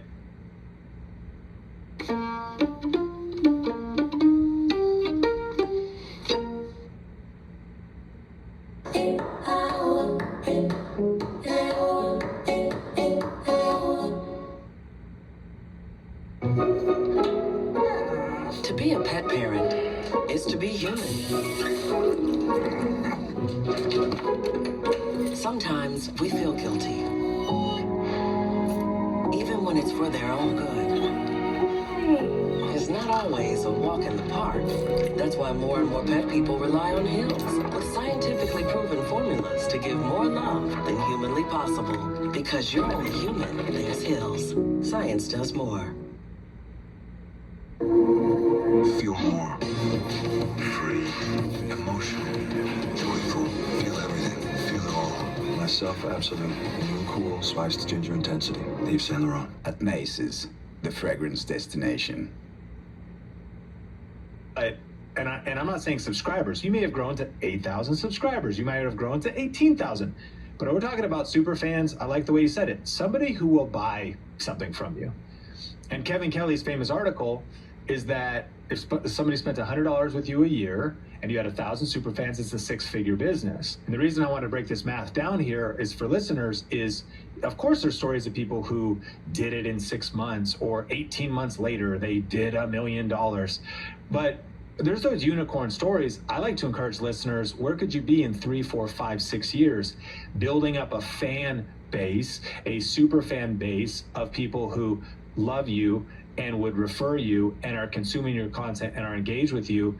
That's the real viability of these creator economy businesses. Let's talk a little bit about your system, because once you dial this thing in, I know some weeks you were hustling 20 hours, 30 hours. but eventually got it to 10 hours a week. What did you learn about workflows, templates, content batching? You already mentioned get in your office, put you in a zone. You had your walkout song. I need to know what the walkout song was. Come on. To get you in the mindset of filming. But like, what are some of those routines that helped you dial in your process of staying consistent in all this? This is awesome, and I'll definitely share that with you. It was this, you actually might like it if this helps viewers find out more about Sean. It was this like Russian hip hop underground, like, I don't even know what they're saying, but it was just like, you couldn't help but get ready, you know what I'm saying? So yeah, so that's one thing. But yeah, when it comes to the system, the thing that helped me was this, and this is again, like just being real, through going through Think Media stuff, something that I think is different about the Think Media approach is there's just a lot of emphasis on reverse engineering. Like there's a lot of emphasis on before you press record, maybe here's some things to think about, here's some things to dial in, here's some things to get clear on. Not that other people don't talk about that, but there's the way that we approach it is like, no. If you get this beginning part right, so to speak, you can save yourself a lot of time later. And so what this means is before I press record, which is an all important thing, right? Like you do need to press record, but if you could spend some time up front really doing some research, really thinking through, hey, this next video idea that I have, here's a good question. Is it even worth making? Sometimes we just like take our ideas as if they're just pure gold and we're just like, oh yeah, this is gonna crush, right? And we don't even do any like, you know, the nerdy term market research or anything, or even if that's just literally search on YouTube, has anyone else even made anything like this? If they have, is there even views on the videos, right? And so you have a whole bunch of time up front where you can get a lot of things right. So for me, that's where I learned to spend my time.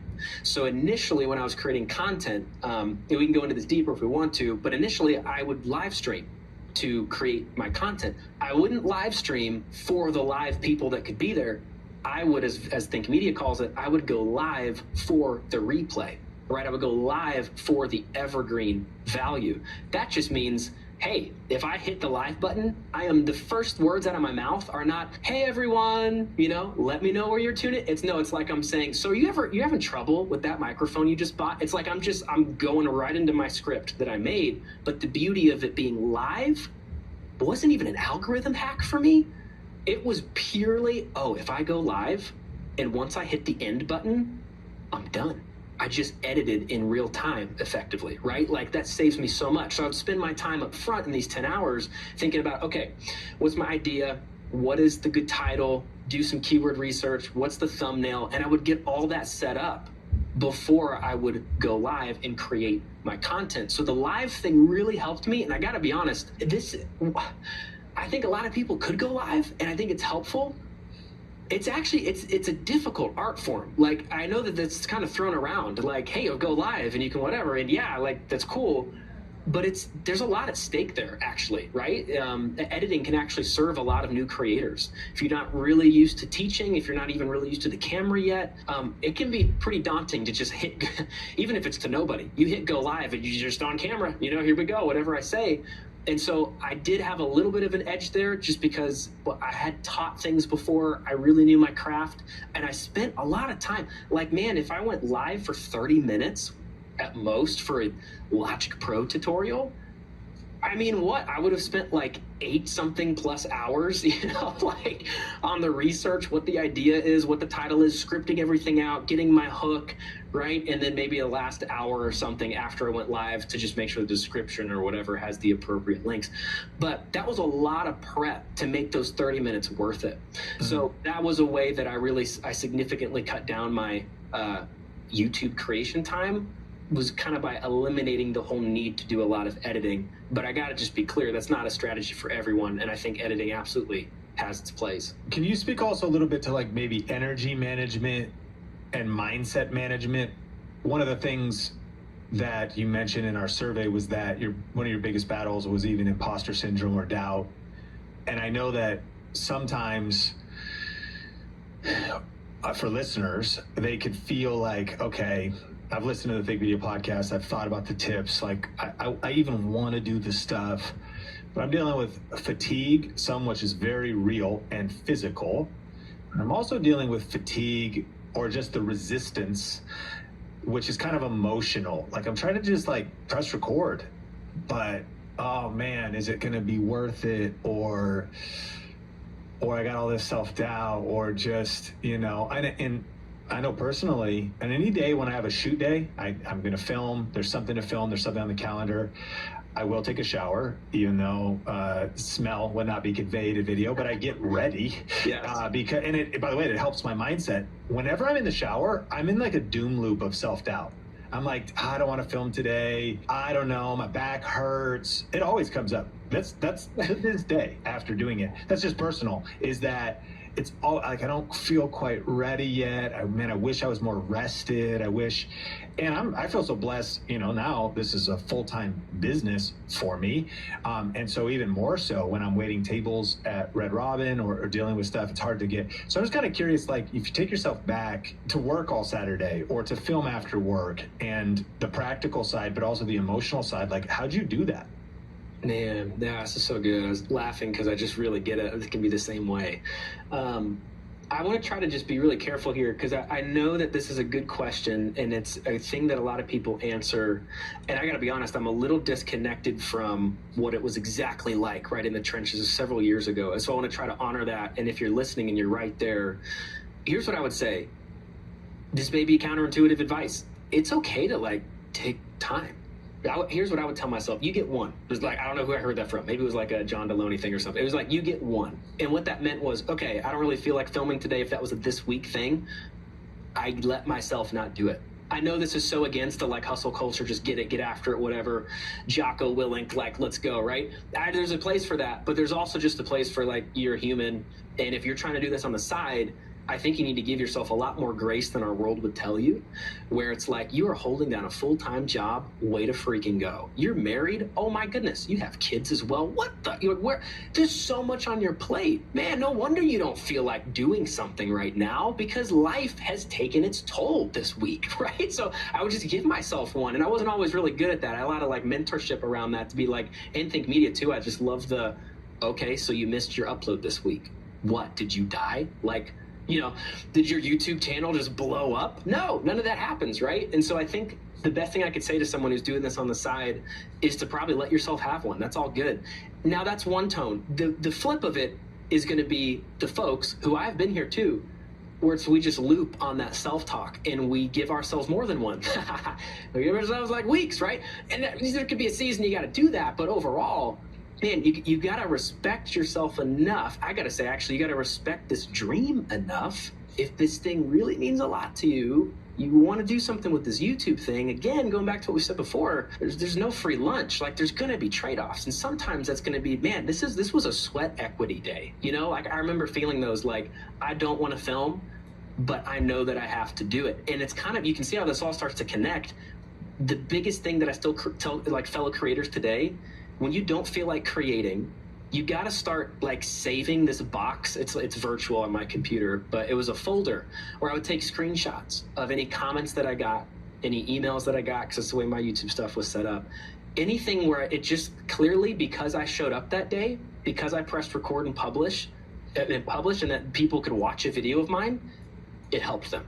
It changed them. It whatever. And I got to tell you, if you're a human with a pulse, and you're an impact, mission-driven fellow creator here, it only takes reading a few of those for you to be okay, all right, let's do this. We got this, right? Because as you're reminded, in that moment, it's bigger than you. And I sound a little cheesy, a little out there, a Hallmark card-ish, but I love some good cheese, and I like Hallmark card shout-out. So I'm hey, I read a few of those, I'm ready to go because I realize I'm not showing up just for me or even for my family or for our future dreams.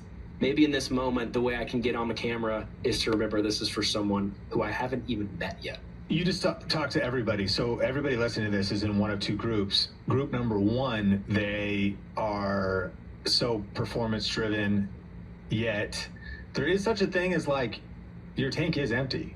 It makes sense. It should be empty. We are not robots. And so it's empty at the end of the day, yet you feel this guilt and pressure.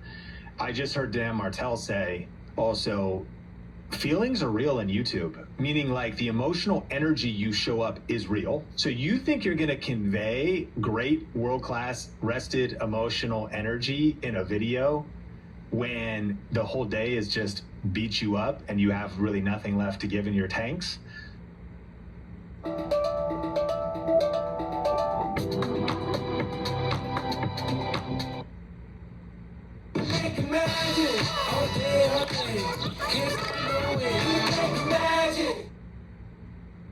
Success starts when the right people surround you. They're the partners who share your dreams and the experts who know how to make them real. Find your people, find your win. That's the power of us. U.S. Bank, proud partner of the PLL and WLL.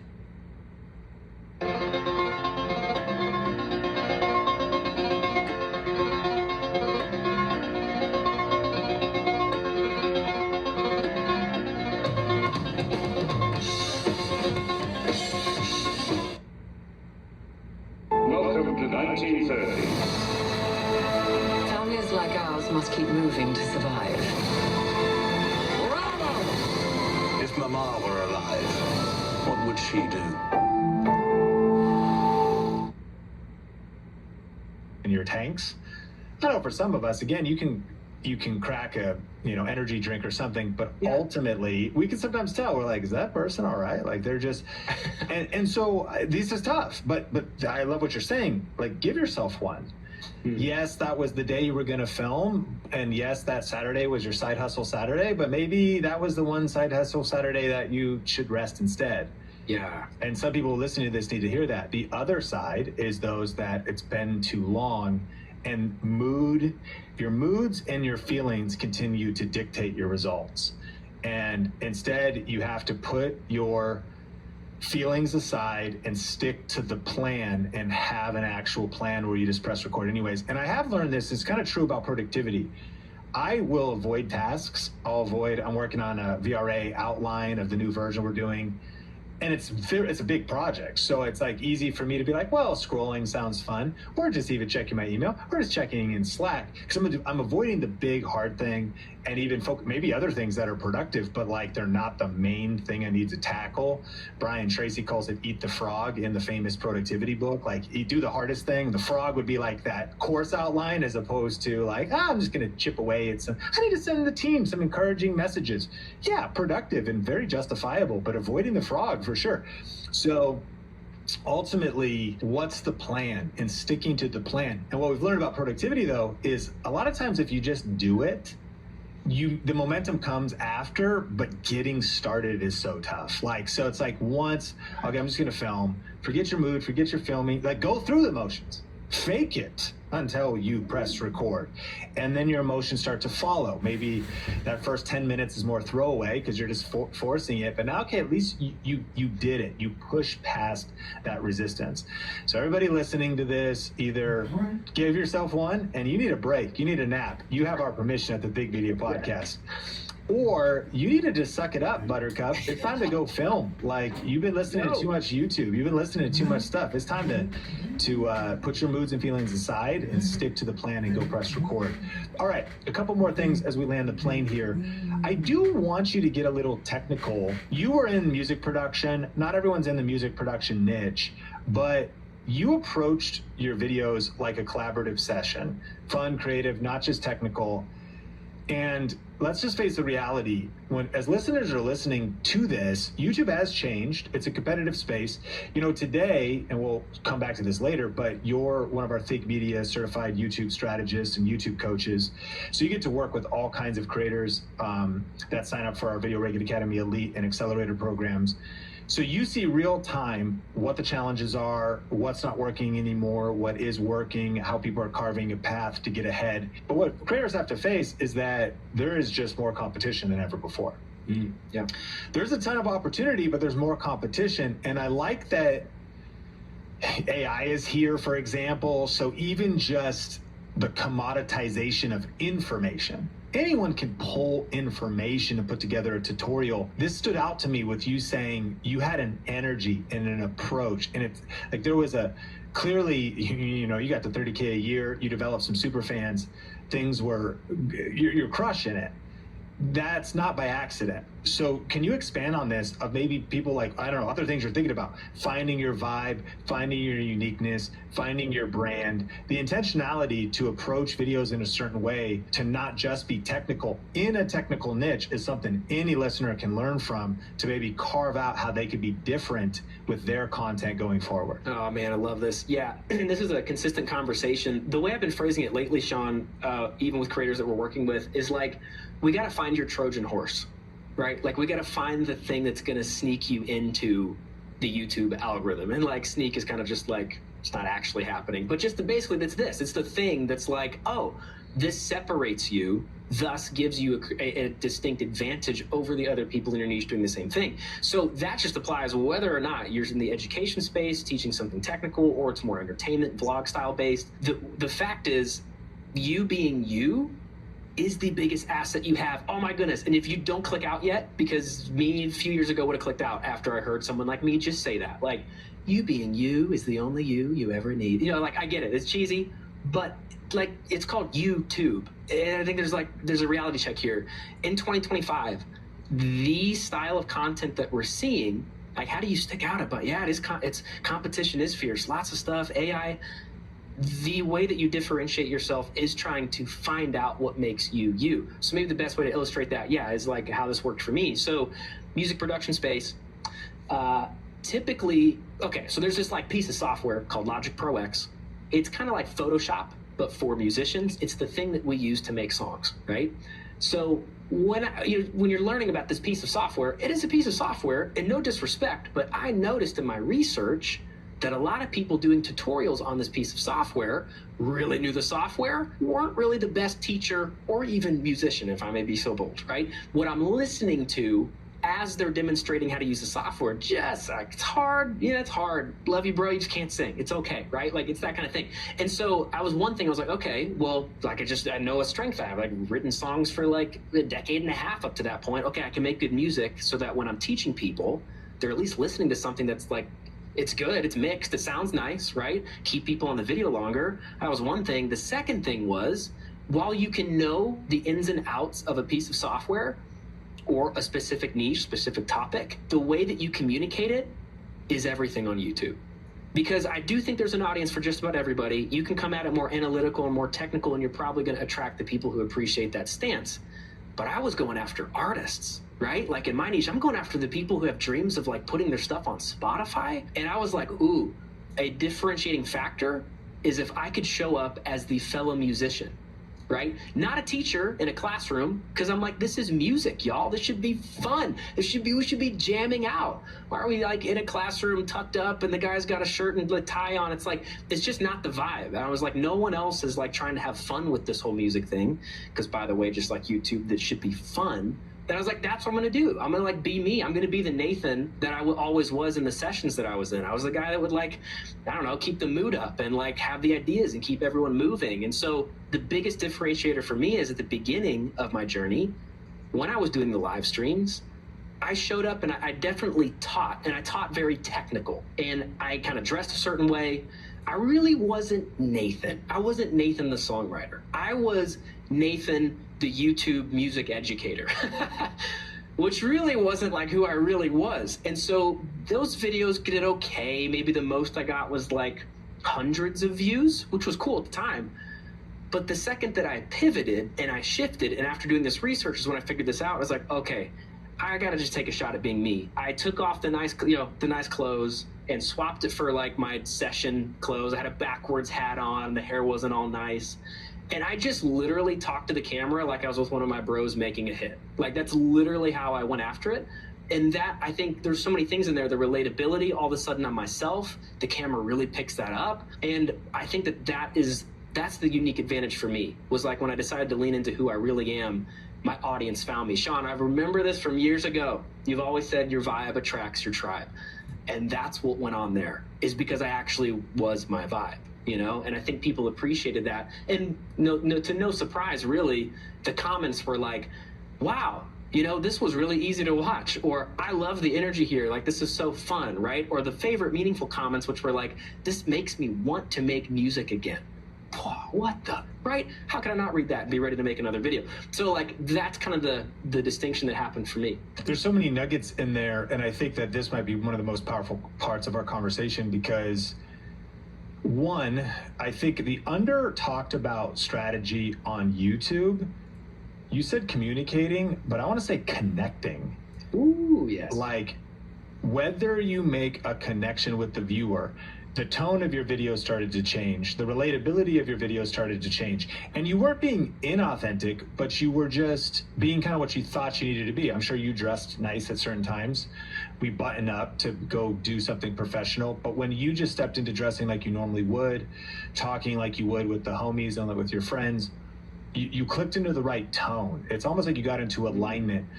And it actually reminds me, I think there's 3 takeaways that people can have. There's a book from John Maxwell called Everybody Communicates, but Few Connect. In this year on YouTube, everybody's making videos, but lots of videos are not connecting. Like, okay, there's the information. There's just something about it. Like, I mean, I could pull some nuggets out of that, but it's kind of a grind watching it. It's kind of tone, pace, finding your vibe. And so these takeaways, connection always trumps communication. People don't remember what you said, they remember how you made them feel. That's a hard thing to teach, but the feel of your video is a big deal. And it feels, dress makes you feel a certain way. Vibe makes you feel a certain way. If you feel buttoned up or it feels like someone's just reading off of AI versus like really connecting, okay, feel matters. So connection is a skill, not a trait. Finding common ground, keeping communication simple, capturing people's interest, inspiring them, staying authentic. You locked into something that anyone can learn to connect. And at first you were not doing it, but you were able to do it. So I want to encourage listeners, that it's learnable. This conversation could shift the whole vibe of your future videos by you just being intentional to develop connection in your future videos. And then lastly, you must focus on others and not yourself. Great communicators make it about the audience, not about themselves. And they have a heart of connecting and serving, not just performing. These are just a few takeaways from John Maxwell's book. Everybody communicates, but few connect. I love that story that you shared, and I think that gives us some nuances of thinking about how we show up and what energy we show up in our next video. Okay, we are going to land the plane here, but I do have one final question for you that I think might be one of the most powerful questions.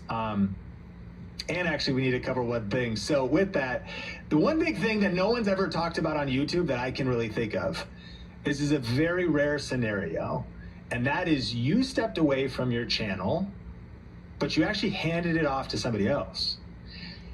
How to end a YouTube channel, there's been many deaths of YouTube channels. There's many YouTube channels that just stop. There's been many people that just burn out. And respect, people go through all kinds of different stuff. But the fact that you eventually saw what you were doing, saw where your life was going, can you tell us like what happened here and how did you hand your channel off to somebody else? What gave you that decision? And I think even if this is not what's on our mind, Think Media Podcast community, like this is just going to be a great thing to listen to because we don't think this far ahead. We don't even know that this is possible. So it's kind of a surprising topic. Tell us a little bit before we, cover our final questions. Yeah, oh man, that's actually so true because goodness, when I started and even up till maybe a year ago, I hadn't even considered it. I was like, what? You could just like sell your channel, give your channel to somebody else? But this is actually an outlet that you can go through. So for me, I mean, the truth is going through creating the channel, it was incredible. Like did so many cool things for us and our family at the time. I mentioned we were in debt when I was starting the channel. Fast forward a couple of years, praise the Lord, like the channel literally accelerated the rate at which we paid off all of our debt. We became debt free. We had money in the bank before our new son. It did so much in addition to a day job. But here's the thing with me, and this is a personal thing. I always viewed a day job as a means to an end. So I actually had made the decision. I never challenged my assumptions, so to speak. I just assumed, the path for me to own my own thing, right, is to be an entrepreneur.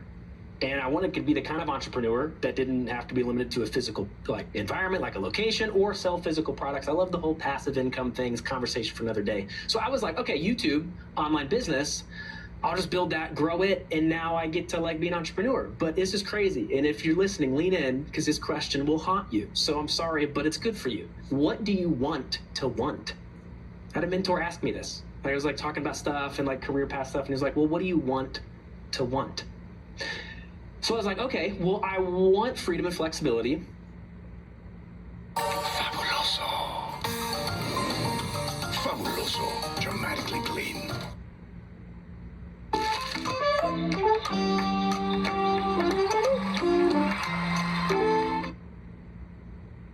Put Put the power of AI into the hands of your hiring team with Greenhouse. Automate tasks from sourcing to offer so you can find quality talent with precision and make faster, more confident hiring decisions.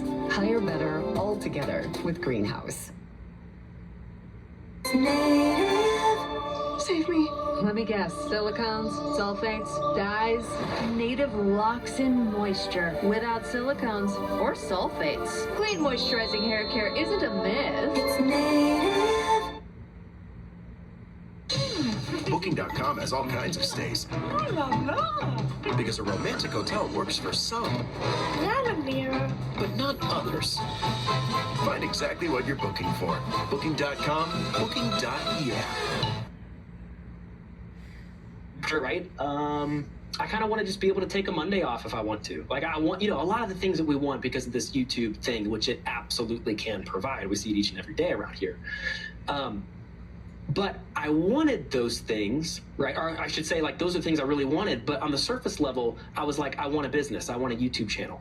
But I wanted a business and a YouTube channel for those things, freedom, flexibility. So after that just blew my mind and, like, put me in therapy for a week because I had to deal with all that, it was like, okay, what I actually want is the freedom and flexibility. And I never considered that in the creator economy, there's actually a whole lot of paths that you can do that. There's not just one size fits all. So while I'm all for, isn't this crazy? I'm a coach here, right? Like, I'm all for helping people build their YouTube business, helping people build their channels. I'm a champion for those folks. For me personally, I just realized, oh, there's other ways that I could get the same things out of my YouTube channel somewhere else, right? And so being in the music industry, a way that I would phrase it on my channel for people is like, a lot of people don't think you're a successful musician unless you're like Beyonce. Like, in the music world and the perception of a lot of people, it's like it's zero to Beyonce or an Ed Sheeran or whatever. It's like a big household name. Oh, that's how you've made it as a musician, which is a complete lie. Like, I'm living proof. There's so many people you've never heard of making a full-time living writing songs because they're behind the scenes. They're not up in the lights. There's alternate career paths within the music industry. The same thing is true in the creator economy. So for me, I had to decide, okay, what is for me, I'm a Christian, follow Jesus. So I'm like, where do I think the Lord's calling me right now? And after, again, talking with my wife and kind of deciding what our future would look like, and to just full transparency, finding a place like Think Media, being like, oh, wow, actually, I think everything that we want, all the dreams that we have, although they're big, could fit here. And like, maybe there's another role that I could have in the creator economy and still be classified as a full-time YouTuber. I know, Sean, you call all of us that right here at Think Media. Like, you're full-time YouTubers. You're dealing with YouTube every single day, right? But there's a different path for the same end result is kind of the reasoning behind that for me. And so the way that I went about that was I had a buddy who's in the same niche, someone who I'd done some affiliate stuff for. We've done like products together and launched each other's stuff. I just approached him and was like, hey man, here's kind of where we're at with life. Here's where I think the Lord's calling me. You interested in the channel, in the whole business as a whole? So not just the YouTube channel, but like the businesses supported. In full disclosure, he got a bro deal, is what I called it. The amount he paid was significantly less than I probably would have offered to anybody else. But I wanted to go into the right hands so that he's the right guy to steward this thing that I was just so blessed to be a part of, to help build, and he gets to continue it. So, in a nutshell, Sean, that's that whole thing. Super powerful. I have a lot of takeaways. Like, one, the fact that, okay, ultimately, though, you built the channel up, the channel is successful, you start thinking about your own life, you're talking with your wife, you're talking with your family. It's possible to sell your channel, to exit your channel. Maybe more accurately, you had built a business, and it wasn't even just the channel, it was the courses, the intellectual property, whatever. You sold that, you move it to a different place. I love this other insight of what do you really want, or what's like the deeper levels? Like, is it, do you want to be full-time on YouTube? Do you want an online business? Is it ultimately freedom that you want? Is it a rhythm? Is it working with people you love? Like, there's just so many different, maybe the creator economy can also be really lonely. I think what's kind of cool about what we have at Think Media is it's a lot less lonely because we have a whole community of people who get to work together, and that's part of my value system too. It's like, I've heard it said, stay small, keep it all, in terms of business, where if you just want the biggest margins possible, you maybe are optimizing for a very high margin, simple, Tim Ferriss 4-hour work week. Like, I want to work as little as possible to get the most amount of margin possible so I can check out because I want to focus on my hobbies. That's a self-awareness statement. The flip side might be, I want to do cool things with that make a difference in the world with people that are cool and that I enjoy doing life with. That's where I lean in more. And we've experienced as a business owner at Think Media, there's been times when margins have been severely compressed. One, I'm believing for a big future, but also that's not my main thing I'm solving for. If I've got enough personally as founder to, as I've said, pay for guacamole at Chipotle and 2 scoops if I want, I'm like, if I could pay my own bills, I love what we get to do at Think Media. I love the vibe, getting to know you, different families, and I believe future is bright. And I'd much rather do a community thing. Well, I'm encouraging listeners, and what you're saying is maybe success in the creator economy or getting to work from home or going part-time. Not maybe, it for sure could look different than you think it does. There's different career paths. We do say everyone working at Think Media is a full-time YouTuber. It started with me being a full-time YouTuber, but now we do this full-time and we have different roles, responsibilities, and hats we wear, but it just speaks to what's possible. And thus, as you lean into this podcast, maybe you're even already a member of VRA or something like that, your full-time on YouTube might look different. You might be a YouTube strategist. You might be a coach someday or something else. So that's really cool and inspiring. Okay, there's a couple things. I do have one final question. But before we get there, I do want to let listeners know, as of today, Nathan is actually a coach inside of our Video Reiki Academy Elite and Accelerator programs. That's our highest level of YouTube coaching at Think Media. If you have enjoyed this conversation and you're serious about growing your channel, scaling your income, you want one-on-one coaching or strategic planning calls, hands-on support, channel reviews, all that kind of stuff, it's application only, and we only work with people that's a good fit for. So there's actually like zero stress in going to viralvideocoach.com, filling out the application. One of our team members will connect with you if it's even an initial fit. If not, no big deal. So you really have nothing to lose. You can click the link in the description or go to viralvideocoach.com. It's really where we help entrepreneurs and creators map out a personalized game plan, audit their channel, and stay accountable week after week. And Nathan is one of our coaches over there, as well as a team of 6 or 7 people, I think, now that are Think Media coaches. And so if that sounds at all interesting, check that out, viralvideocoach.com, or the link in the description. Last question, Nathan. Actually, before the last question, any thoughts, anything you want to shout out? People can, if they want to follow you on Instagram, or go check out, this music production channel, which is now being ran by the bro who got a good deal. Anything else you want to shout out if people want to connect with you? Oh man, yeah, I would say, if you happen to be listening and you want to make songs and stuff, you could go to Bedroom Producer. That's the YouTube channel, and just bedroomproducer.com is the business website. It's in wonderful hands, so you'd be well served there. And I would say, if you want to connect about like YouTube stuff, Viral Video Coach would be epic to go see if it'd be a good fit, because man, it's not just me and it's not just Sean. There's just, oh my goodness, whole artillery of, I would say, like, we do YouTube battle. Like, you just have people who are just passionate about YouTube, just wicked savvy with how they have run their own businesses and help other people run their businesses. And so, man, I'd love to hang out like there, if that'd be good. And if you're in VRA already, maybe we'll see you on a Think Tip or something soon. Yes. All right. Well, I want to acknowledge you. It's been an amazing conversation. Final question, though. What would you say to a creator who's under 1,000 subs right now and feels like giving up? Ooh. Okay.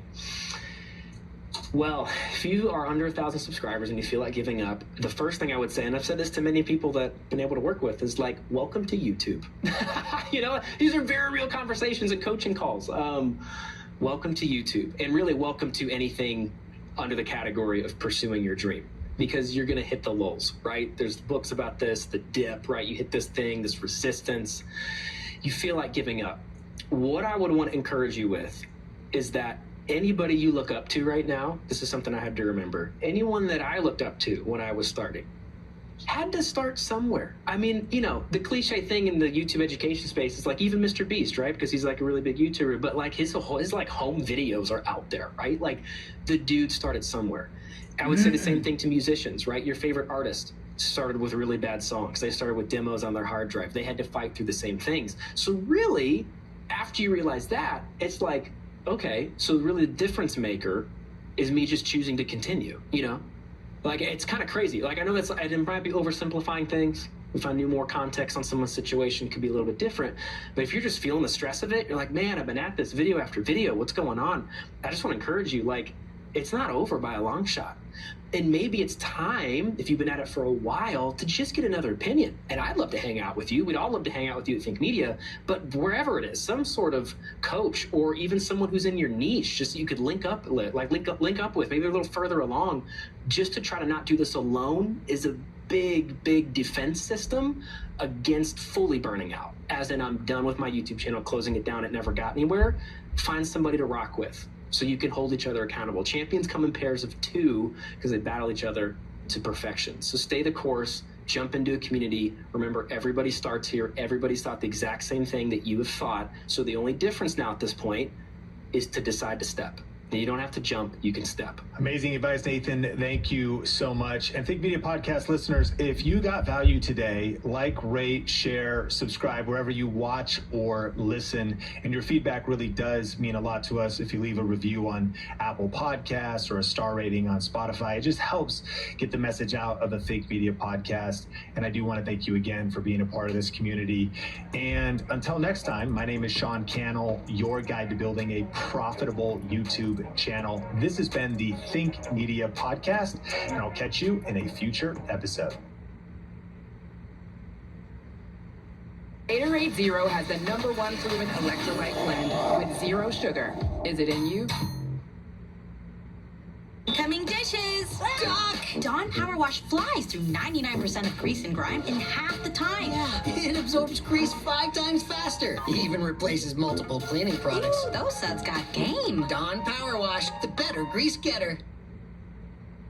I told you there's a way to start making money on YouTube, even if you have under 1,000 subscribers. This episode is going to break down that strategy step by step. When I was starting YouTube, I was struggling to break through. But then everything changed when I discovered something that very few people online are talking about. I went from $0 to earning over $10,000 a month using this strategy. And here's the thing, it has nothing to do with going viral or having millions of subscribers. And so on today's Think Media Podcast, I'm going to be sharing with you a conversation that I had with my friend Kathleen. We're going to be talking about the smartphone strategy that lets you start earning within 7 days. We're going to be covering the backwards approach that 99% of creators use that actually repels money, and the simple flip that changes everything. Sean, what would you say are some of the biggest myths or misconceptions that people have about growing a YouTube channel today? Yeah, I think one of the biggest myths about growing a YouTube channel is that you have to have fancy tech. That is a myth. You don't need any kind of fancy camera. Maybe YouTube feels like you have to have a higher level of gear, but it's not true. Just your smartphone and creating simple videos can make a big impact on YouTube. I think another myth is that you have to have yourself really put together and maybe be super charismatic and have some level of production value or confidence on camera. I think if you're just a friend, helpful, you show up and talk about, again, different products that answer people's problems and solve problems for them, then people can get value. And then I think the other myth could be that, well, YouTube is too crowded and there's just too many people there. But the answer is it's not too crowded, especially with this community. We teach a couple different frameworks we can cover later, but we talk about answering specific questions, teaching specific skills, and reviewing specific products. And this idea of the same thing we're doing on Amazon, there's a particular way to do it on YouTube when it comes to reviewing specific products is a massive opportunity because people are going to YouTube as a search engine and looking for information about products. So if you just turn on your smartphone and you're helpful and you're just kind of thoughtful about the same thing you would do on Amazon, maybe with a little bit longer of a time frame, to answer questions, talk about the pros and cons, talk about how a product can help an individual. People are searching for information about products on YouTube, and there's actually a lot of gaps of products that haven't been covered or comparisons that haven't been created. So the good news is you can start from zero. You don't need a big following. You can start from zero, start creating the right videos optimized in the right way, and actually start getting discovered and getting income through Amazon affiliates. So I think, one of the biggest myths is it's too crowded. You need a fancy camera. You need some high level of charisma, and none of that's true. You just got to start messy, start with a simple system that we'll talk about in this video, and you can start getting traction, YouTube growth and views, and making money. Oh, that's such a relief to hear, because I think, I know for me, one of the biggest misconceptions, you need all this fancy equipment and you need superior editing skills. And with the Amazon influencer videos, we kind of do the opposite, right? We use our smartphones and we, don't do a ton of fancy editing. So I think that's a relief, I know for me and for some other people as well, that we don't need to go out and buy a bunch of equipment and, go take classes on how to edit for YouTube. 100%. So we have a really great question here about niching down. Let me just throw this up on the screen here, because Doug and Nikki are one of our regulars, and I know Doug and Nikki have been following you, Sean, for 10 years. They told me that the last live stream that I did. They want to know, so how do we effectively niche down for YouTube's algorithm when your subject matter is so wide?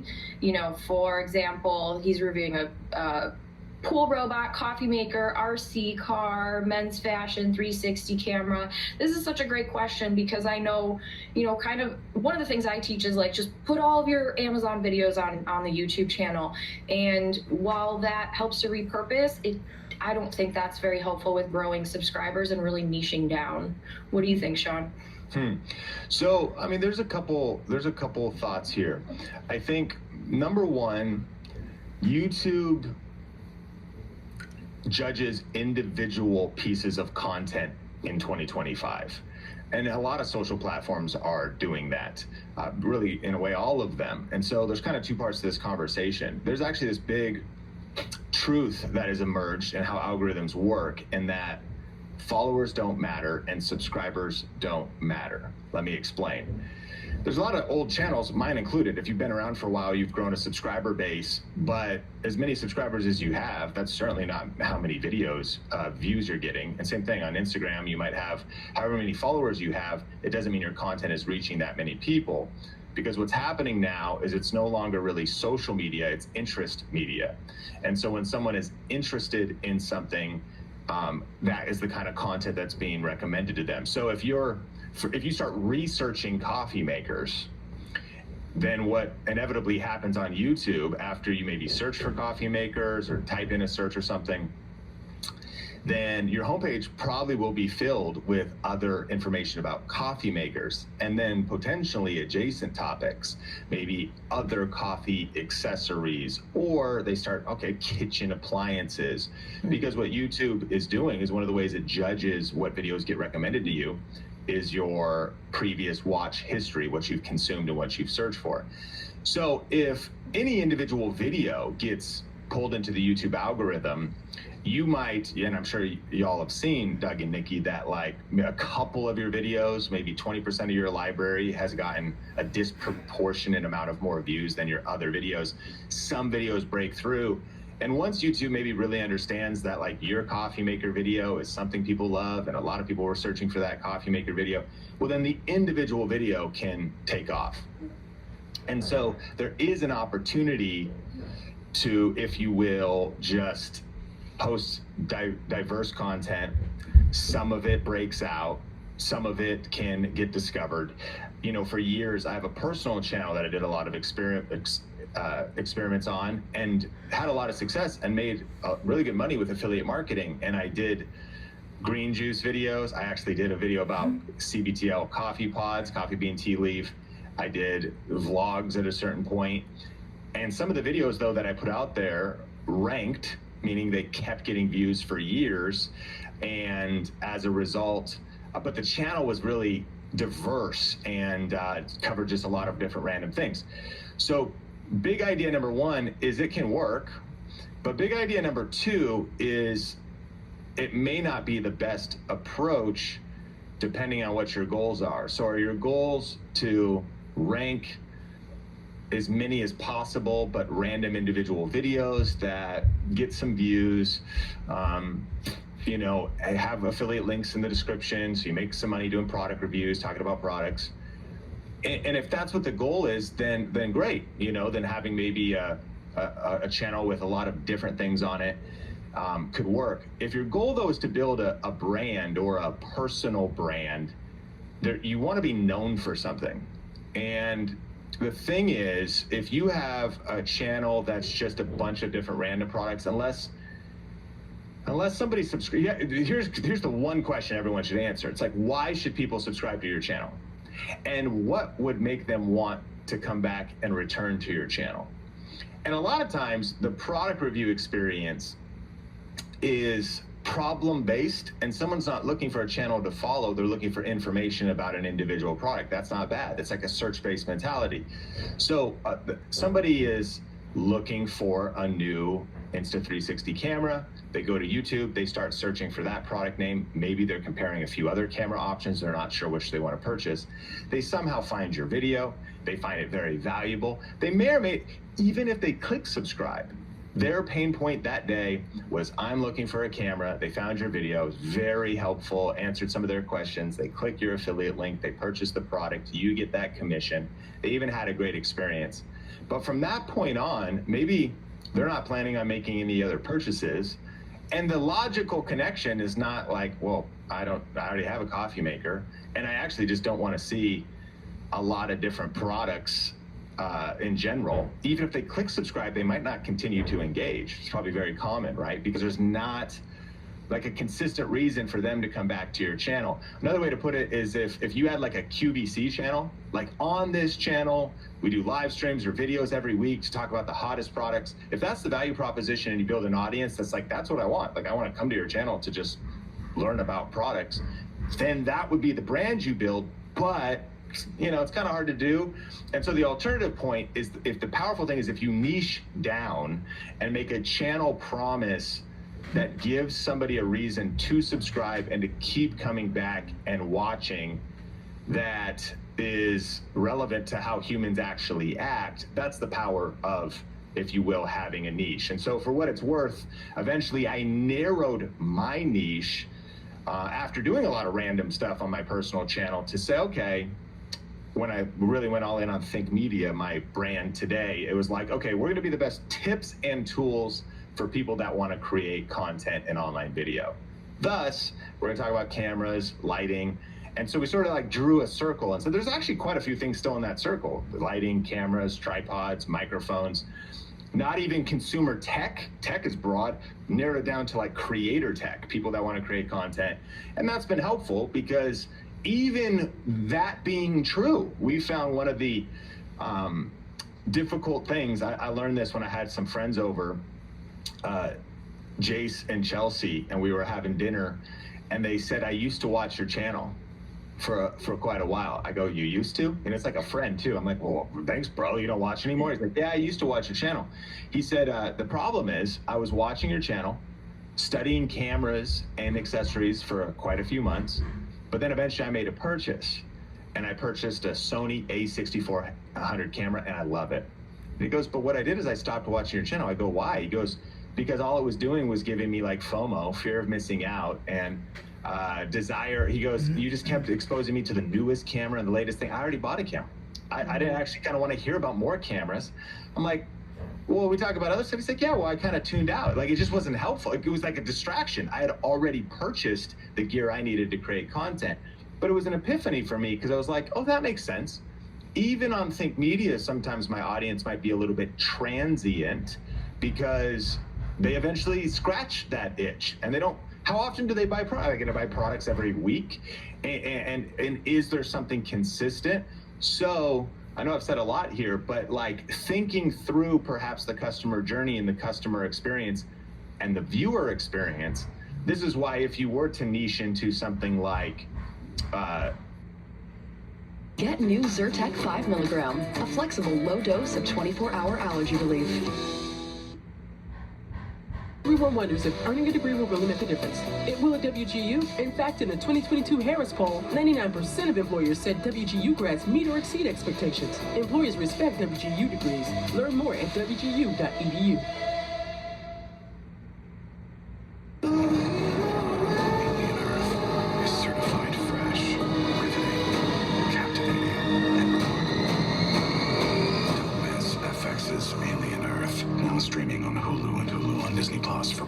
subscribers.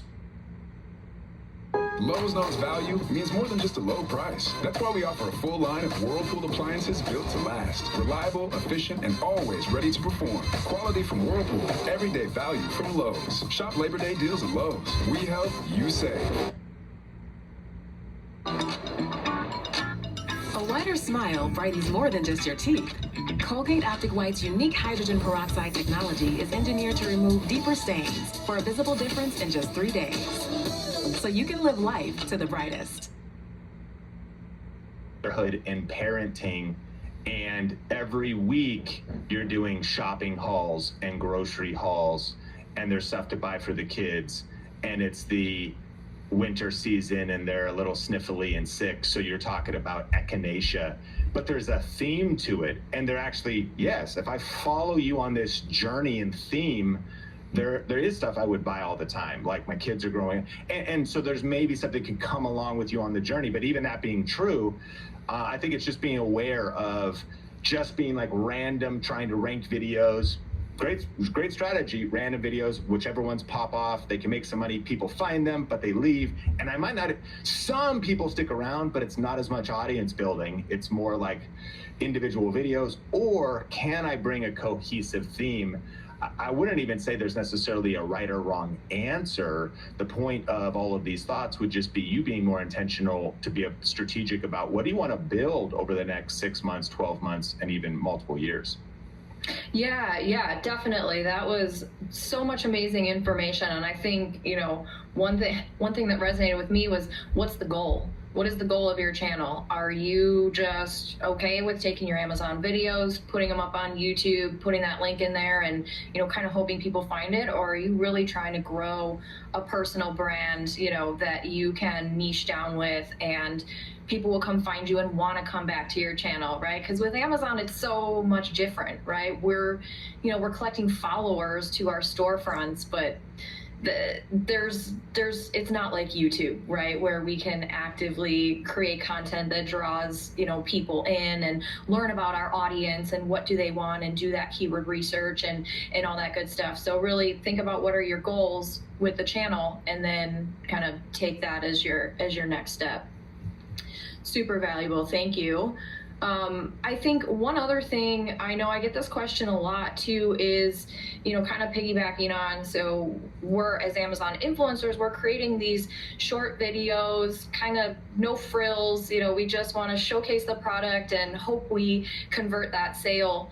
What do you think are a few easy ways that Amazon influencers can level up their content to YouTube that doesn't feel, overwhelming, that's, still doable? Are you ready to start your YouTube channel, but you don't know where to begin? Or have you been posting videos, but you're frustrated because you're just not getting the views and nobody is seeing them? For a limited time, you can get the #1 best-selling YouTube strategy book, YouTube Secrets, for free at ytsecrets.com. This book is the proven blueprint that has helped thousands of people go from 0 subscribers to a thriving channel. All I ask is that you pay shipping, and then I will mail you the brand new updated 2nd edition of YouTube Secrets. And when you place your order today, there's a couple other super cool things that I'll hook you up with. First, you're gonna get instant access to a free deep dive masterclass where I will break down the exact strategy I'm currently using to generate over 120,000 views per day, every single day on YouTube,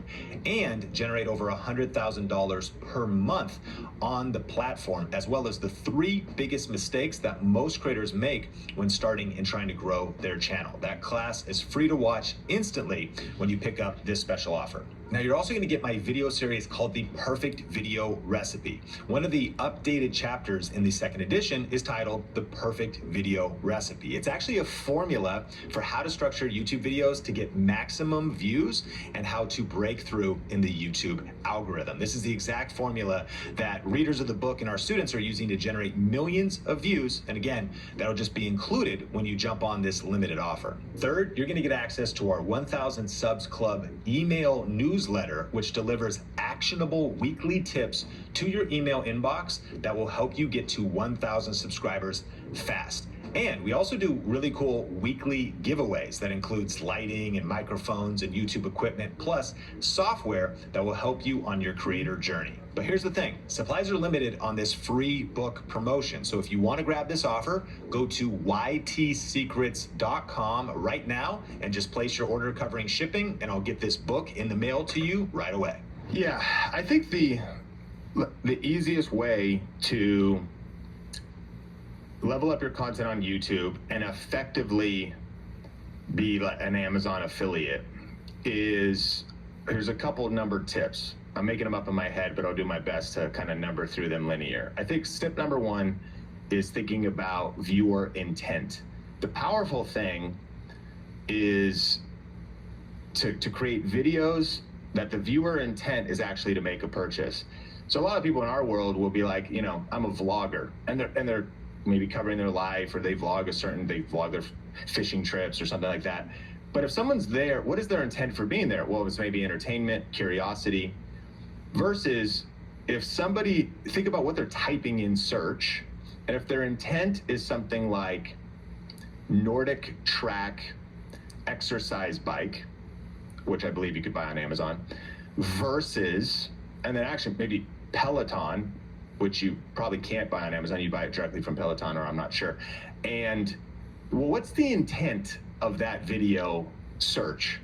Well, they're at a point where they're trying to make a decision between two different products. And by the way, this is worth like writing down, remembering. And this actually, this insinuates you would make new content probably, because your review videos you're posting on Amazon wouldn't work for this, because they're going to be individual for the product. But here's what I think probably is one of the most effective YouTube videos for making money with Amazon affiliates: a versus video, AKA a comparison video. Because think about the viewer intent. If you're trying to say, do I get the Nespresso, the product name, new version, or do I get a Keurig? What's interesting, and actually if you throw up on screen, I know I'm sharing my screen here, let's actually go Nespresso. Okay, I'll zoom in here. We have the Nespresso machine versus Keurig versus the Ninja Coffee Maker versus the Breville. Couple things we just have an aha moment here. The YouTube search bar autocomplete is a gold mine for video ideas. So you can type in a product name, you have an Nespresso, and let's say maybe you know exactly what you have. You have the Nespresso Barista versus the Aerosino 4. That is such a specific, now let's search it. Okay, so then here's a simple video. This looks like, look at how it starts. It starts with, not the person's not even on camera, shaky phone kind of, finger pointing at. Now, they have these three products, but depending on what you have from Amazon, let's talk about it. You know, you've got your different products. This whole time, there's no editing in this video. Talk it through the different ones, pros and cons, whatever. Okay, we're learning. And this video has got, here's their Amazon link right here. Little hashtags, commission earned, some description stuff. We go over to their link tree. This is not the way I would do it, but this, I guess, is their way of setting up every Amazon. We have UK, Germany, Canada, Europe, France, and Amazon US. So they've actually used a link tree to link to the different Amazon stores globally. But this video has 394,000 views.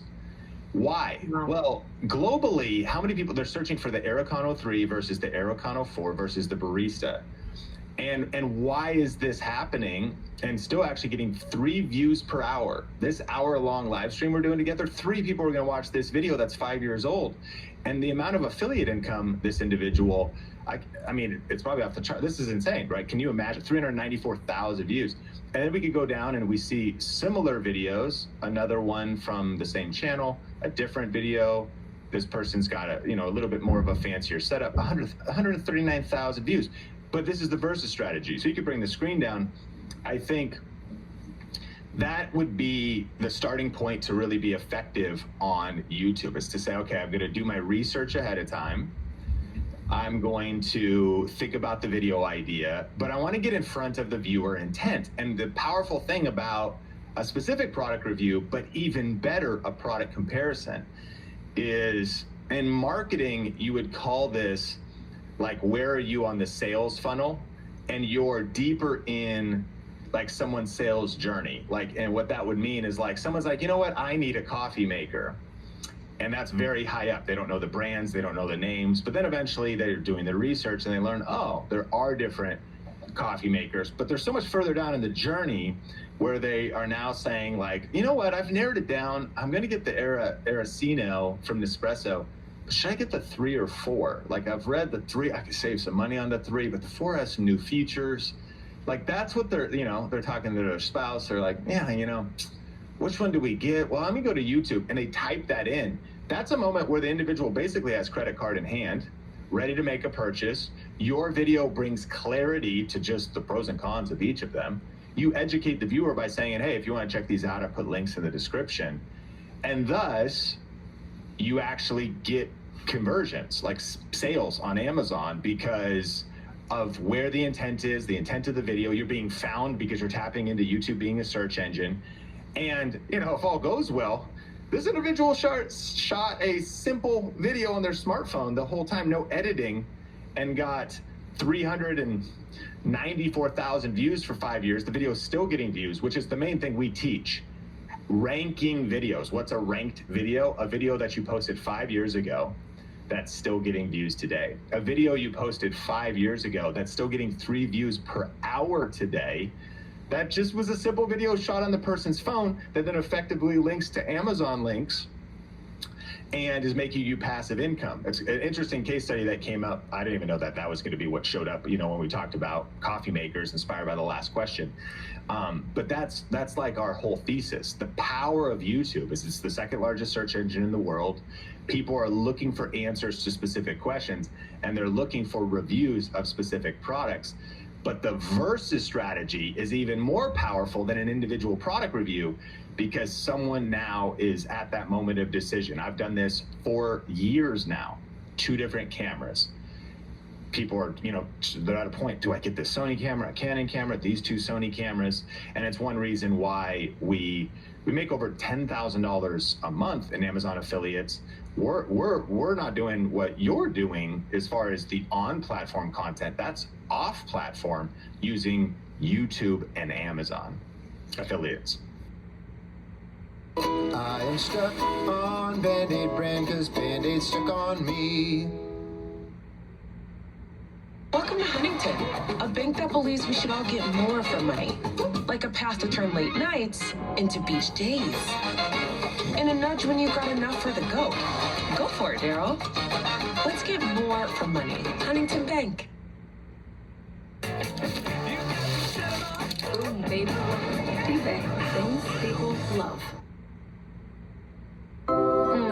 That's great. You're great. I'm here to save you. I'm good. Cool. I think we should see other people. You know what? If you could just let your hair down a little bit down. No.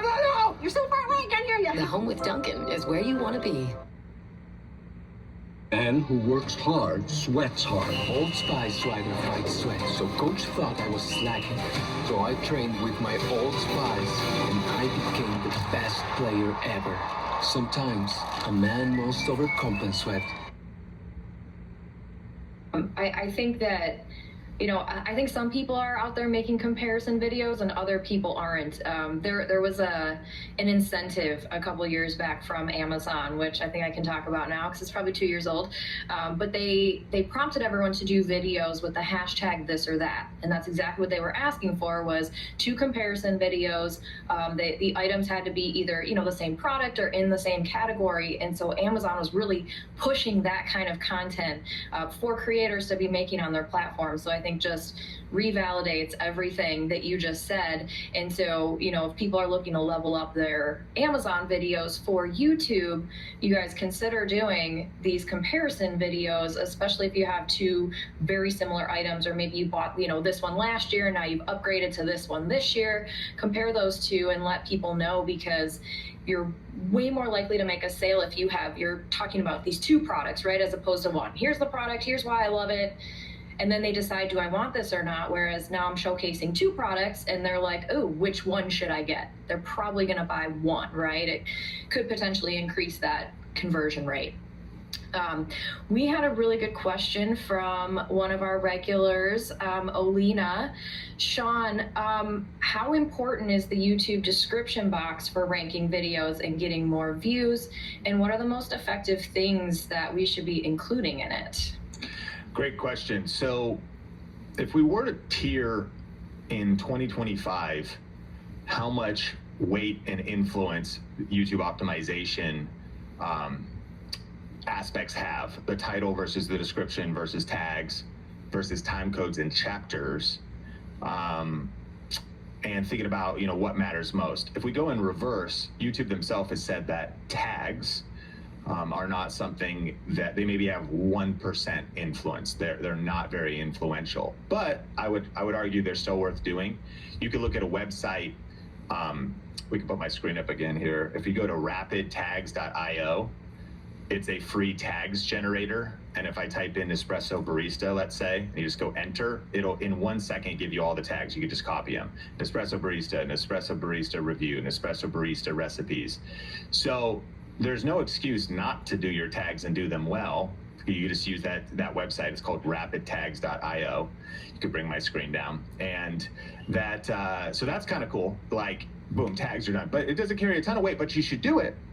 And it's some reinforced metadata to Google, who owns YouTube, that can help search and ranking, especially when you're starting a new channel. You want to be really effectively optimizing your videos so they can be found, especially because what we're doing here on this conversation is a little bit different, right? We actually really want to be specific in the sense is it the version 3 or the 4, and have we given it adequate data? I would then say next, the description maybe has, as far as ranking goes, I don't know, 5%, 10% influence on whether a video will rank or not. And also, when we're living in watch this, so I can bring my screen back, you could go to ChatGPT and say something like, hey, can you write a quick SEO description for my YouTube video and include all of these keywords? And I copied these from the rapid tags. And so here's the keyword-rich optimized description. Ready to upgrade your coffee game? In this Nespresso Barista review, we dive deep into an Nespresso Barista machine. See, they're bold with the actual exact keyword phrases. So this is going to be some reinforced metadata for your description. You learning this is not, again, going to make the worst video of all time start to rank, but this is the ability to do best practices and then say, okay, I'm going to reinforce my description. Now, let's also say this, the first line of your description should be optimized pretty effectively. For example, if I guess we could bring the screen back up, maybe we just leave it up during this little tutorial part. I'm going to keep showing you more stuff. Okay, so this video that ranks here, it says we review the Nespresso Arancino 4. See how this is on the homepage where it's searched. You do get the first line of the description when someone's searching on YouTube. And when I type in these exact search phrases, YouTube is bolding those words being in that first line. So you could still come over here and say, what would be a 10-word or less YouTube, the first line for my YouTube description that I could put into with keywords? Now, what we started with here was, so, I mean, there you go, Nespresso Barista Review, Recipes, Machine Tests, and Creations Guide. So see how fast this could happen with AI. So now we're going in descending tags, not super important, but might as well do them. Description, absolutely should do them. Title, a ton of influence. The title is so important, and you want to make sure you have really what the video is about. This is a good one. The Arancino 3, verse 4, colon, what's the better Nespresso milk frother, question mark. It's a great title, very practical, but you want to make sure your title includes the terms and or keywords that you want to be found for, but also is, if possible, written in a way that is clear, speaks to humans. I would say clean. Like sometimes people, you don't need to do this in 2025. You don't need to like repeat the keywords, like Nespresso milk frother 3 parentheses best Nespresso milk froth, and like people like it's kind of like an old keyword stuff type title. You don't need that, but you want to be very thoughtful about how you're crafting your title. We could come over here. What would be 10 title ideas for a product review video about the Nespresso barista that also are written with curiosity in them, and that would make humans want to click? So basically you're saying you want SEO, search engine, and human aspects. So this is kind of interesting. So Nespresso barista review, what they don't tell you is putting some drama in it. I tried the Nespresso barista recipe maker. Is it worth it? Is it overhyped? So, okay, now we're having a strong title.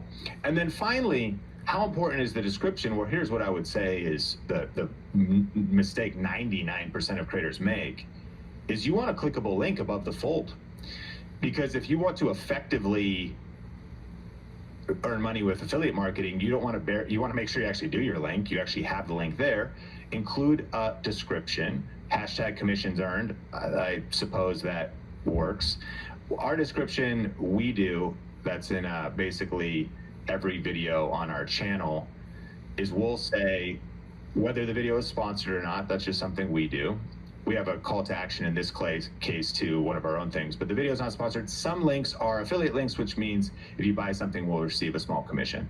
And then we've got our links all organized. In this case, we're doing Genius links. And notice these are below the fold, but we actually have a call to action to one of our own things above the fold. So assuming the video is going to lead straight to an affiliate product, you would want to make sure that you've got a link above the fold. That's not optimization. It's not going to help the video rank. It's going to help you get sales because you've effectively kind of organized your video together. So in summary, title carries the most weight and a significant amount of weight. Then the description is important, and you might as well do best practices. And with rapidtags.io and ChatGPT, you can do that really fast. Tags, might as well do it. And I mean, there's some things to learn here. There's like thinking about, we don't have a ton of time to go into it, but like thinking about your keyword universe around a product would be sort of the idea, is like, when you think about keywords or tags, it is being thoughtful that, okay, coffee maker is a word, espresso maker is a word, like what are like the keyword universe around what it is I'm talking about. And then as you learn some of these things, you could do it quickly with the help of AI. The mistake that people make is that some of these softwares and tools are helpful, but yet kind of ineffective if you don't learn the mindset and the strategy. So then lastly would be time codes and chapters can also be a really great thing to optimize your videos with, because they themselves can actually be search engine optimization reinforcement. And so what that means is in your YouTube description, you start with 0:00, the beginning of the video, and you might say, you know, Nespresso Arancino 3 versus 4.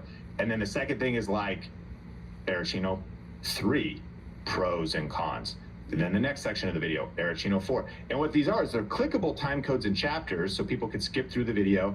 Conclusion, test, like, and has anyone seen this before? If you're here live, you could say, have you been on a video that is organized with the YouTube time codes and chapters? It means people can find sections. But here's what's so powerful about that.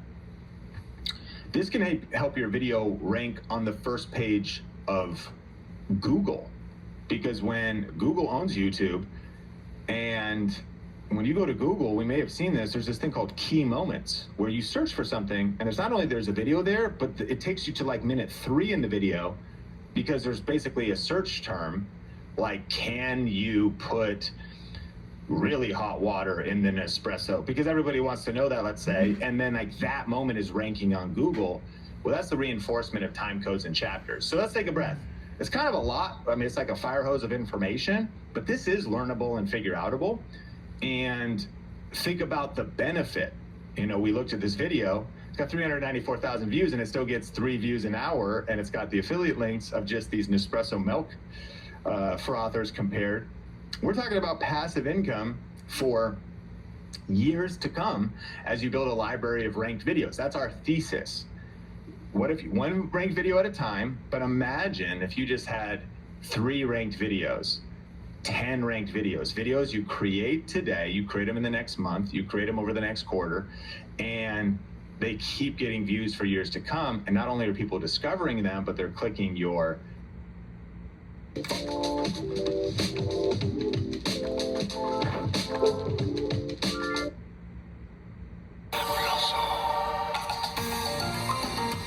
Fabuloso, dramatically clean.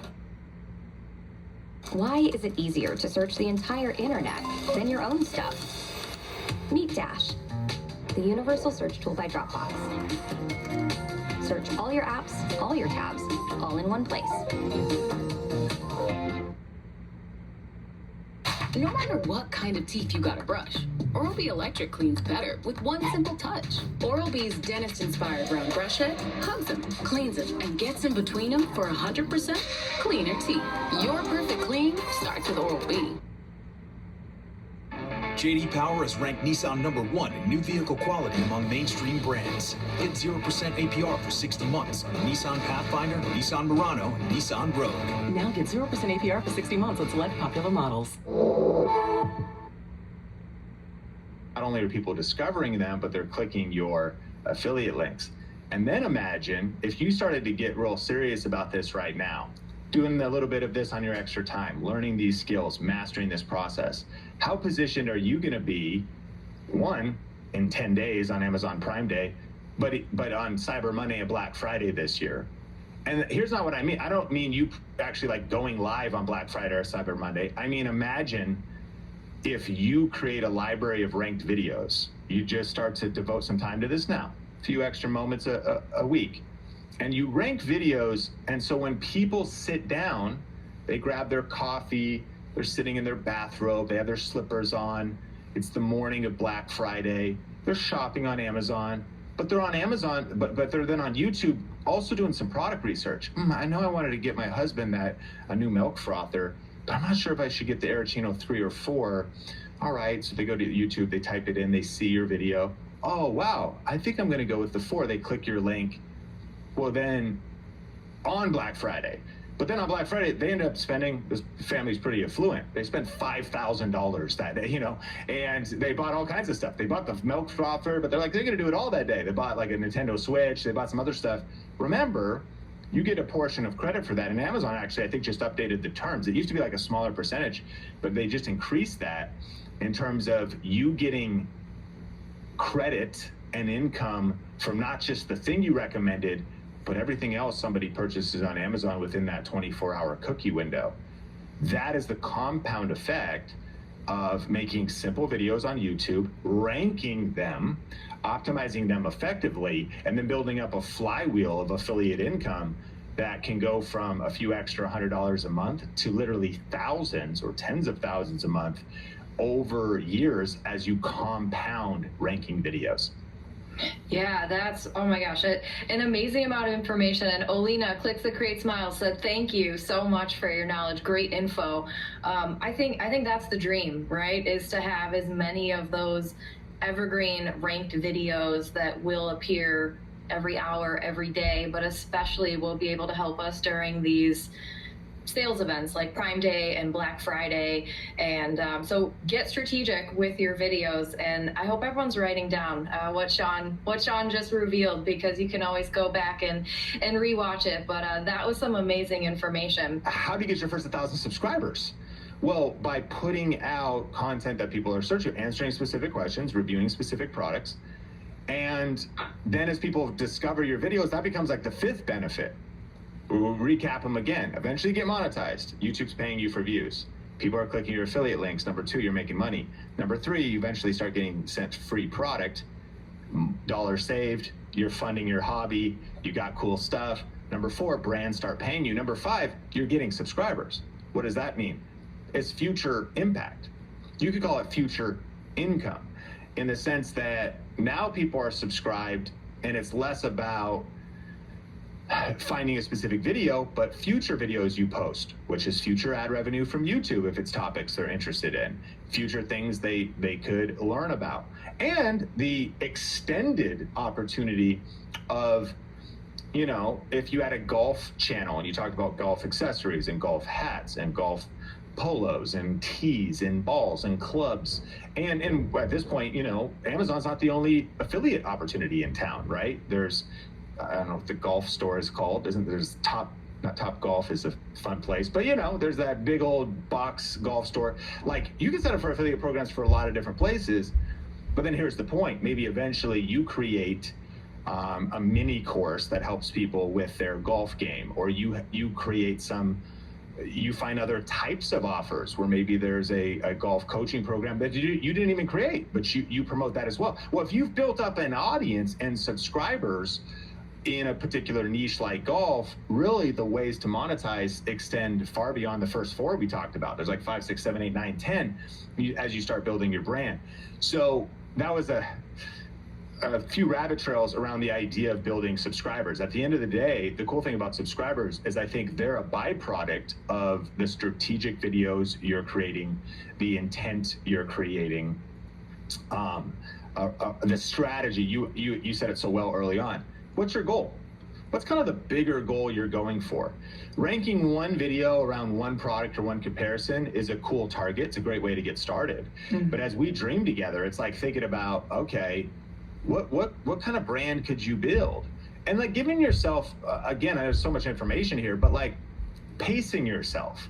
You know, you're busy, you got kids, you're working, you got a full-time job, you got different stuff.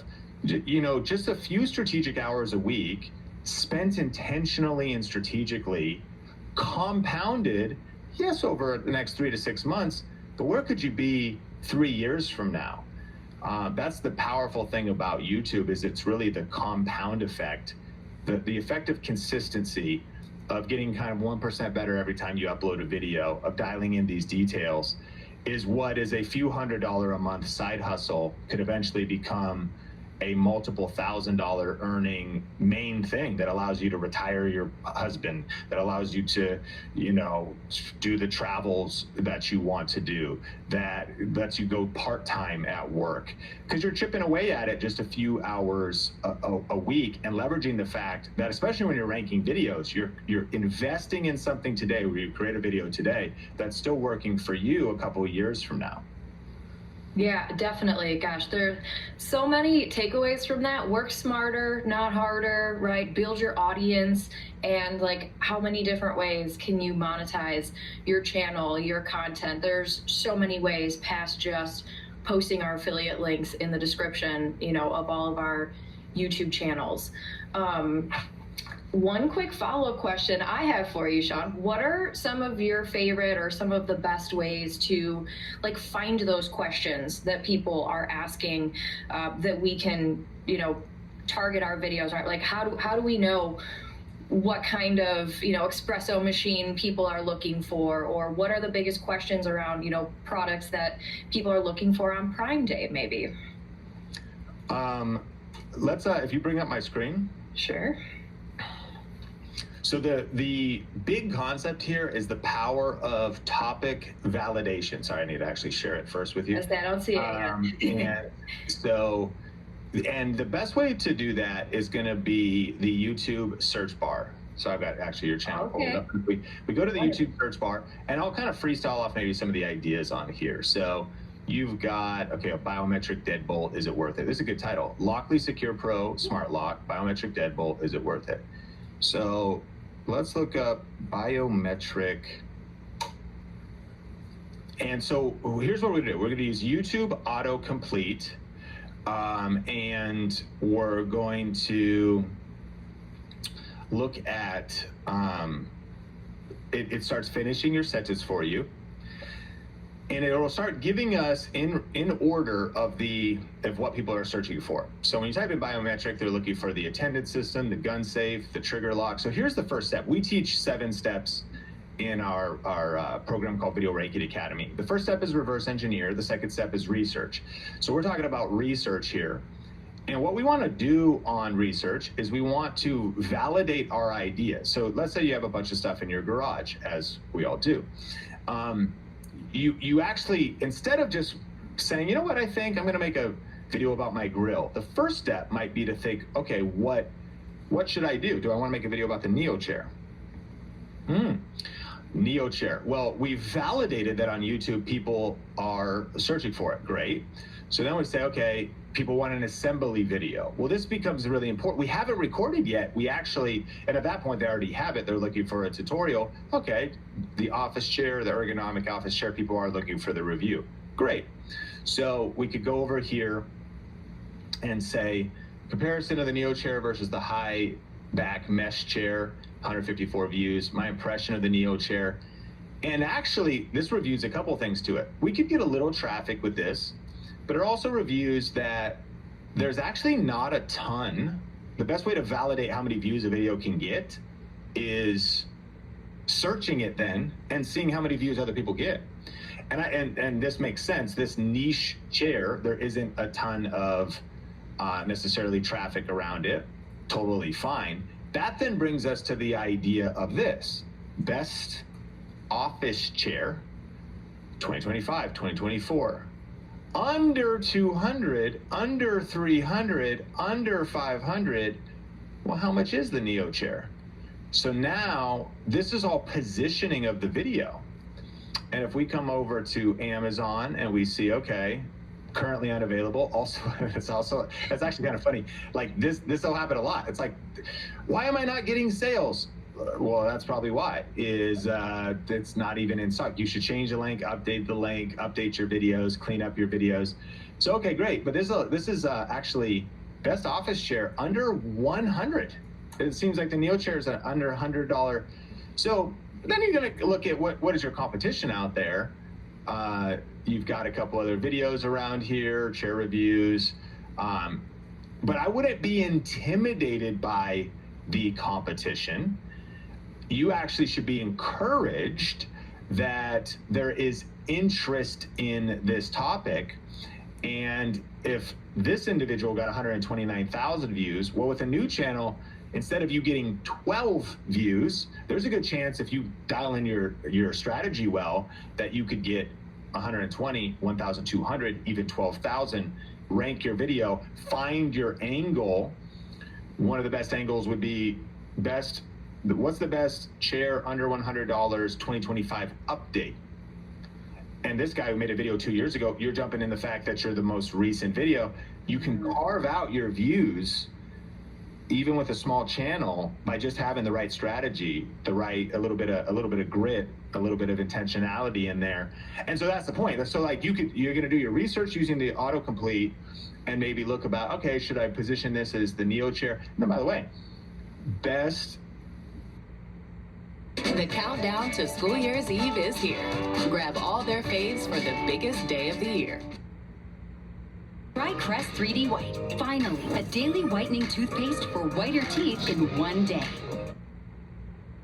This Labor Day weekend, save big at Bob's Discount Furniture. Stop in and stock up on the Consumer Reports recommended Treasure Mattress, Power Reclining Athens Sofa, and Real Marble Elm Dining Set at Bob's Labor Day celebration. Oh my Bob.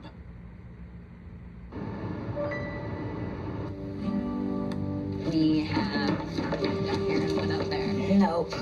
So I just kept going. This is ours? I just kept going.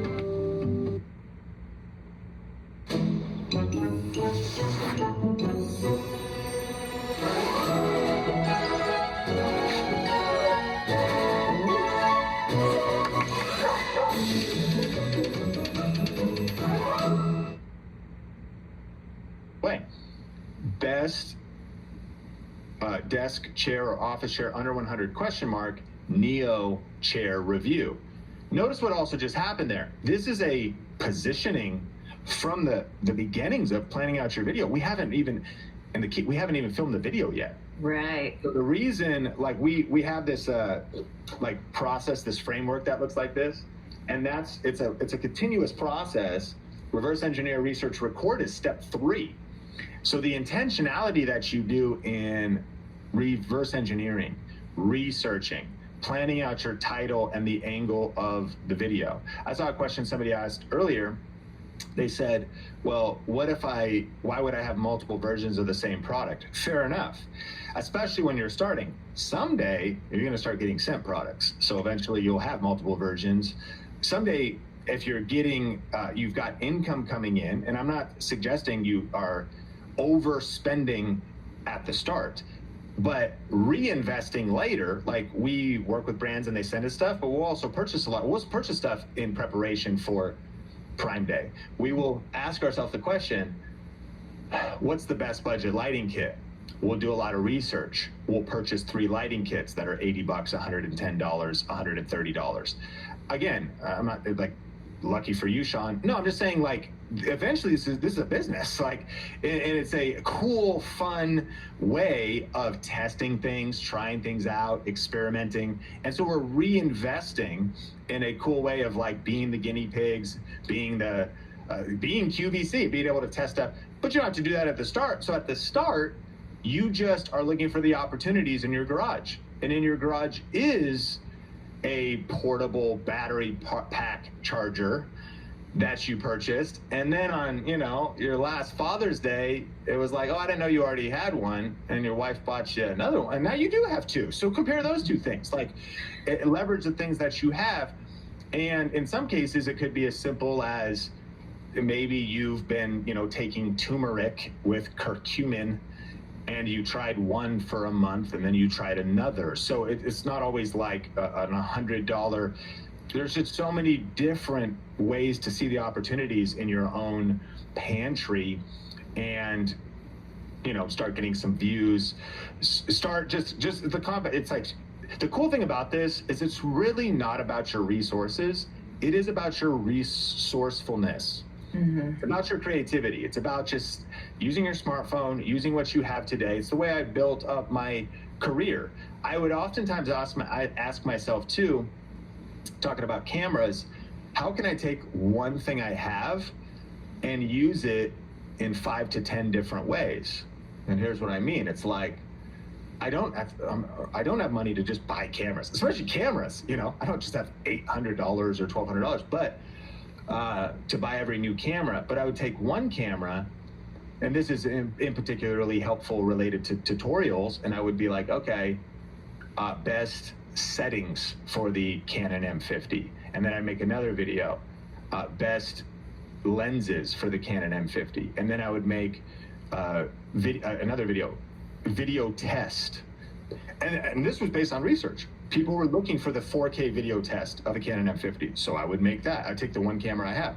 And then eventually, I did have an older camera, the Canon 60D. So then I did that Canon M50 versus the Canon 60D. I couldn't do every versus video, but I could do the one of the previous camera and the newer camera I had. Or you could go iPhone versus Canon M50, which is another thing people are searching for. So the epiphanies that will start to come when you kind of master that reverse engineer stage and that research stage are many. And even just on this conversation, you're probably saying, okay, there's a lot more opportunities in my pantry and my garage than I realize.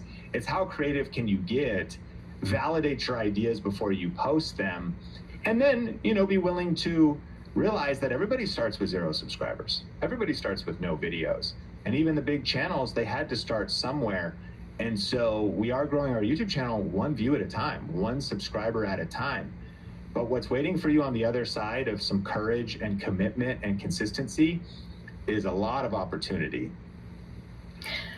So encouraging. I love it. And I think, you know, one thing to reiterate the encouragement to everyone is that, right, even if you're just starting today or your channel has under 1,000 subscribers, use what you have, right? It's okay to just repurpose your Amazon videos, throw them up on YouTube, but then get better. Like Sean says, get 1% better with every single one.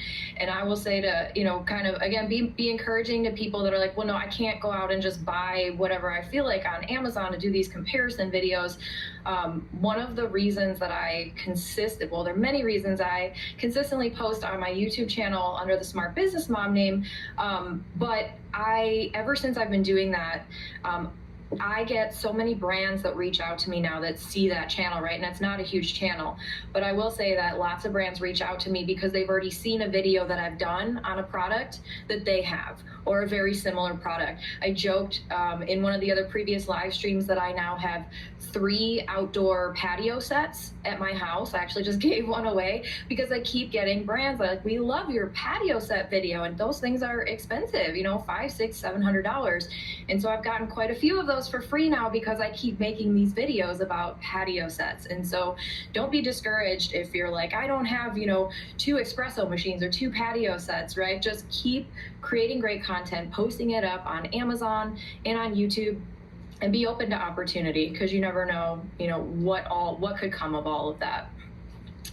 All right, so we're like almost at the top of the hour. That hour went by so incredibly fast. I appreciate everyone's questions and comments. And Sean, as we wrap up, is there any pro tips, any, you know, words of advice that you want to give to everyone who needs help with YouTube? You know, how can we continue to grow our channels? How can we continue to monetize them and create the best content, you know, that we can? Yeah, I think, and thanks so much for having me on. It's been fun, and thank everybody for being here. Denise and Scott and Roberts. By the way, Robert said about I like it with your link. I appreciate it, Robert.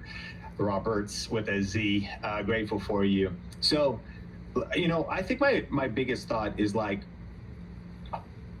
don't overthink this. Punch fear in the face, press record. Like, show up, make simple videos with your smartphone that you would want to watch and that you would want to share with your friends, just simply sharing your advice.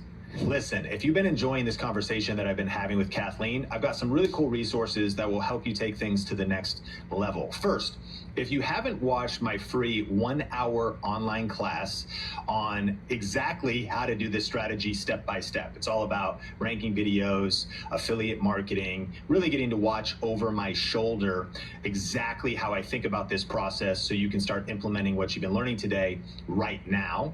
You can access that for free on demand at thinkmasterclass.com. I'll link that up in the show notes, but if you go to thinkmasterclass.com, just give me your email, I will send you the link to the on-demand class that really talks about this one strategy that we use at Think Media that we've been just using year after year to rank videos and connect them to passive income streams, right? The big idea of this episode. So that's a free class. You can check that out on your own time, and I'll link that up in the show notes. Secondly, one of the reasons why I love hanging out with Kathleen Coble, the person who was interviewing me in this video, is because she has an entirely different way to make money with your smartphone, creating simple online videos and actually uploading those to Amazon.com itself. This is a real thing. You can actually upload on-site videos through the Amazon Influencer Program. She has a whole process of how you can get approved quickly for it.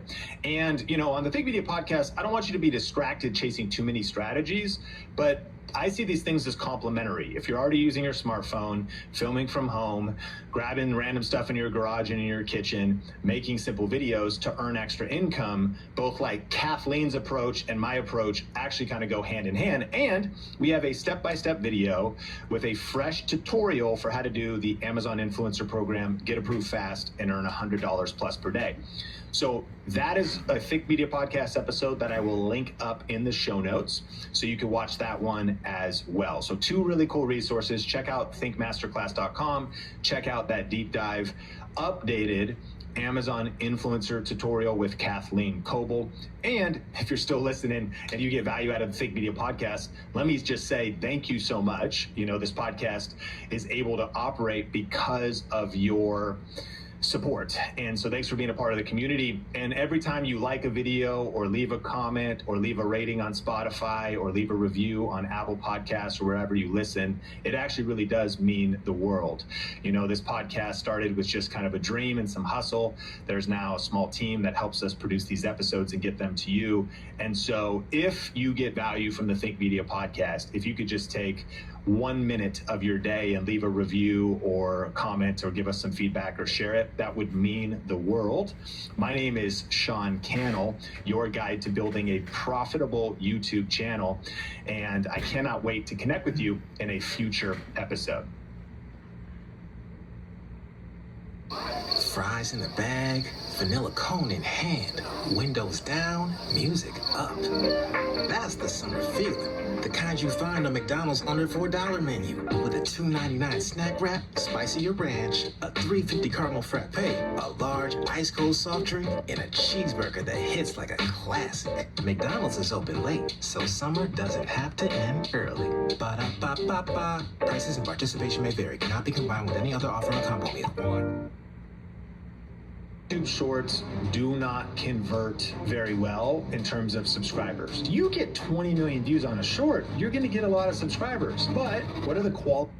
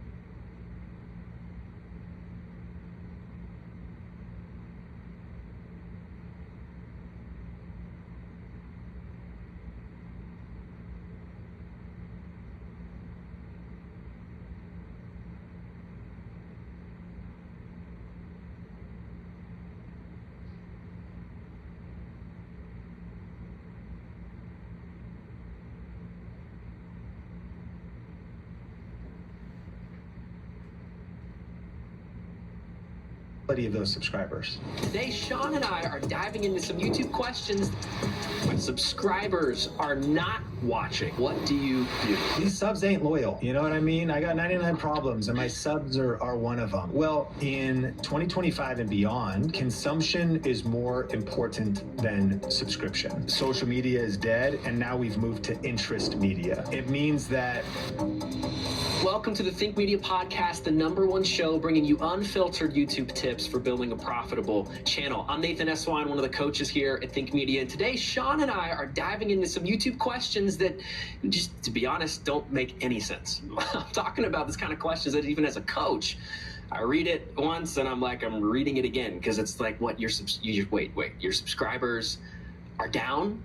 And do you think it's because of shorts? Like shorts are killing the subscribers? Or another situation that's like your subscribers aren't even watching your content? Like the people who hit subscribe aren't even tuning in for your latest upload? What's going on there? Or you've got a video that did really well, like overperformed. You're trying to figure out how to reverse engineer it because you keep trying to remake that video or get that same sort of success, and it's not happening. Well, none of this is made up. These are real situations that our students are facing. It just kind of make you question everything you think you know about YouTube, especially at the beginning, right? Where you're just trying to find your way as a small channel. So without further ado, let's jump right in. First question here is from Jessica. She's asking, my channel grew from 600 to 1,100 subscribers during a 1-year pause.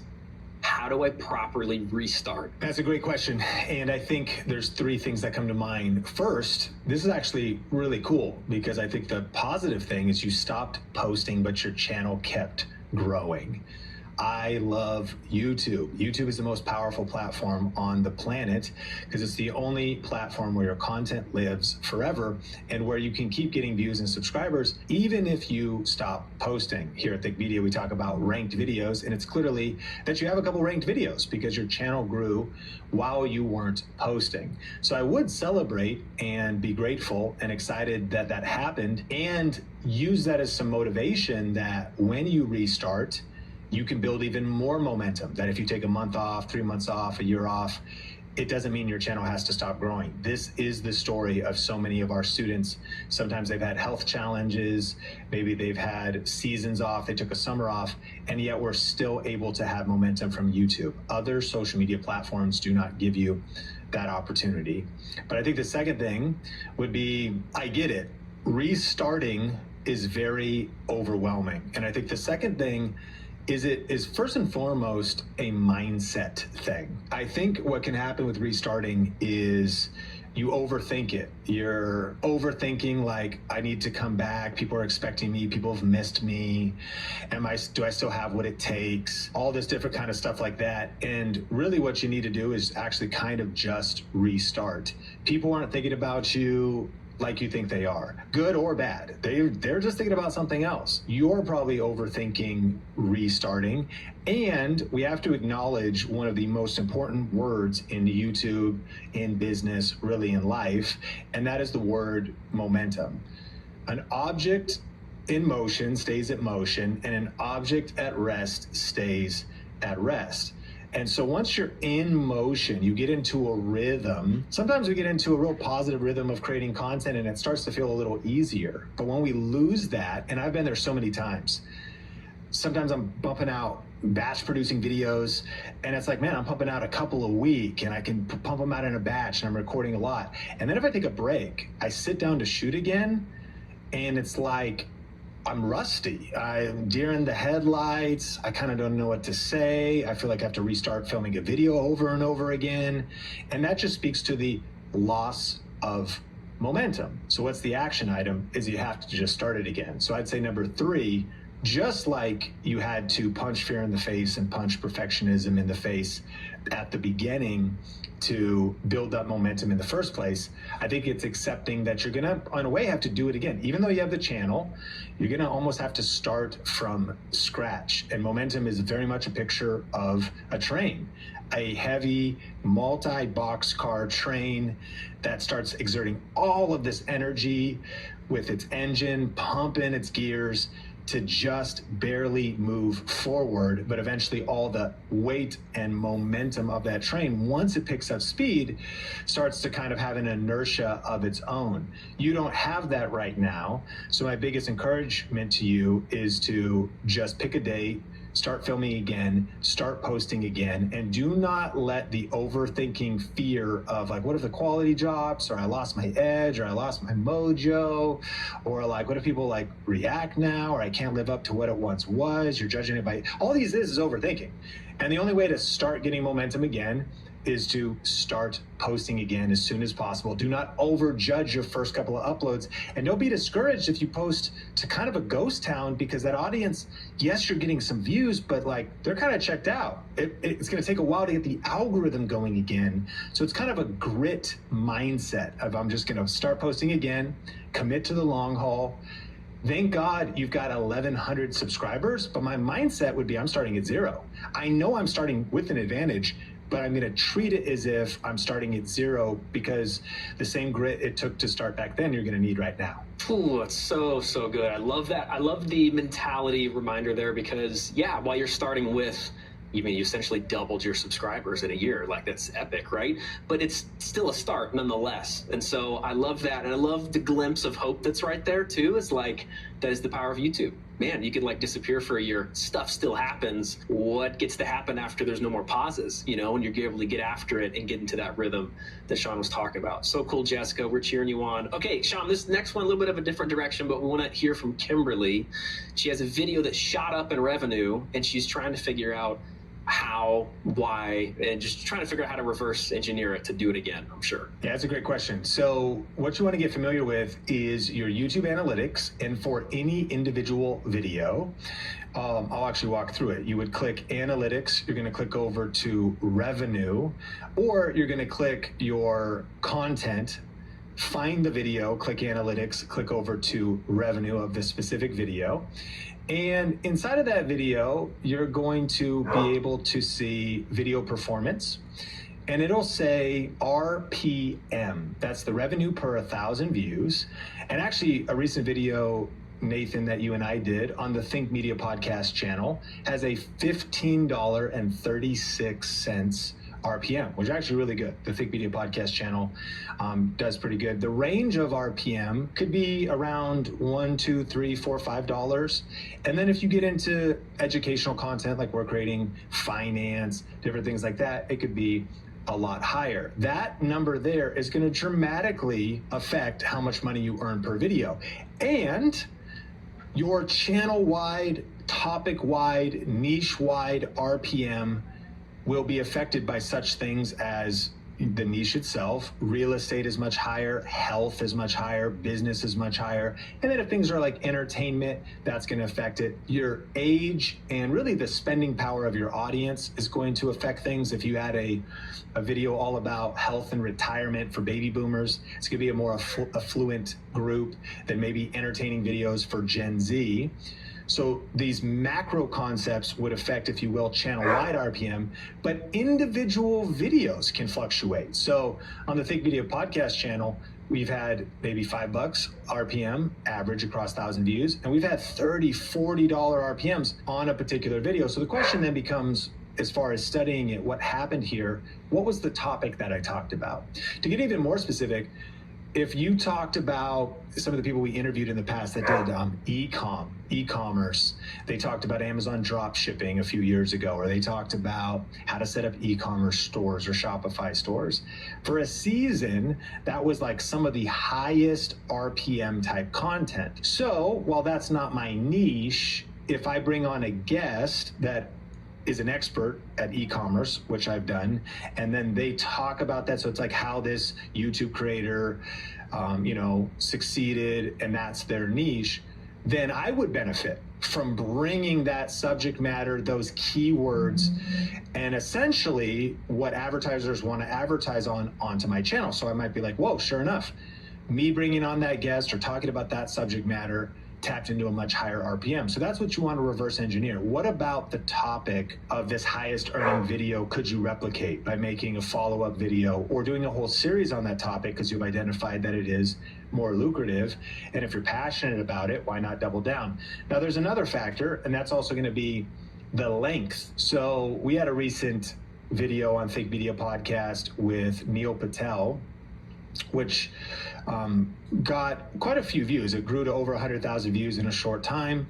Neil, he owns a digital marketing agency for business owners. In fact, even his clients are like Fortune 500 companies, like Nike and companies like that. So he himself and his agency and his name is going to kind of be a higher RPM. But then the conversation was also over 1 hour. And so around 100,000 views, we made $2,500 in about a week here on the Think Media podcast conversation, just from the ad revenue on that video.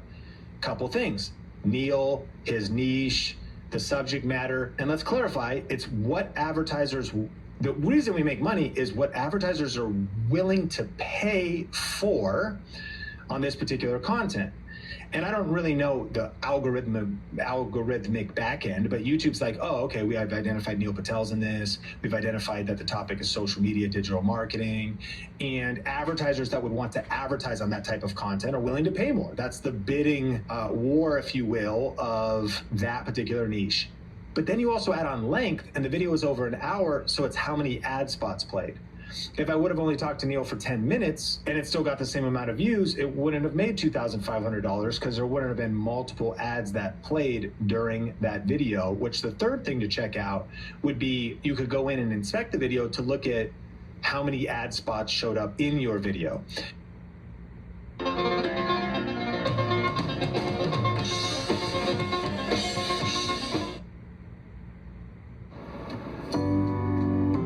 fast delivery over your beloved groceries? Use Ziploc to help keep your food fresh for the next meal. For the love of food, Ziploc. SC Johnson. Join millions growing their career with Coursera. Start learning today. Life insurance that meets your needs now for when they need it most. With help from your State Farm agent. Contact State Farm agent Rick Papp today. Like a good neighbor, State Farm is there. Get a quote today.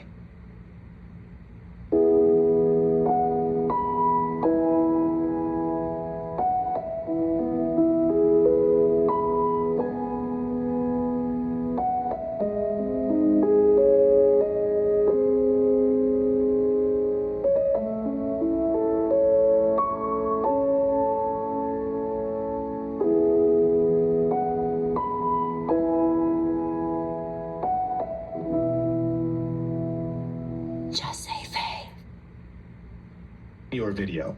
And what I'm guessing is you're probably just letting YouTube determine where the ad spots are, which is a great way to do it. You also might be shocked where you're like, oh my gosh, there's like 22 ad spots in there, but you always need to know that just because there's an ad spot that YouTube added doesn't mean an ad will play. They are always trying to optimize for viewer experience. But saying that, it could be the case that if somebody watches an hour-long video, there could be, I think about if I watch an hour-long show on Hulu, there's like a solid 4 breaks.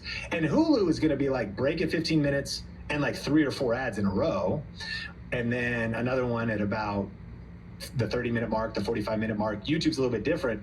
30 seconds or a 1-minute ad plays every 5 minutes or whatever it is. And so these are the things, these are the levers that are affecting, wait, why did that video earn more money? What is the actual RPM of the video? What's the subject matter? How long was the video? Essentially, how many ad spots? And then going in and looking at those ad spots and realizing you can manually adjust them.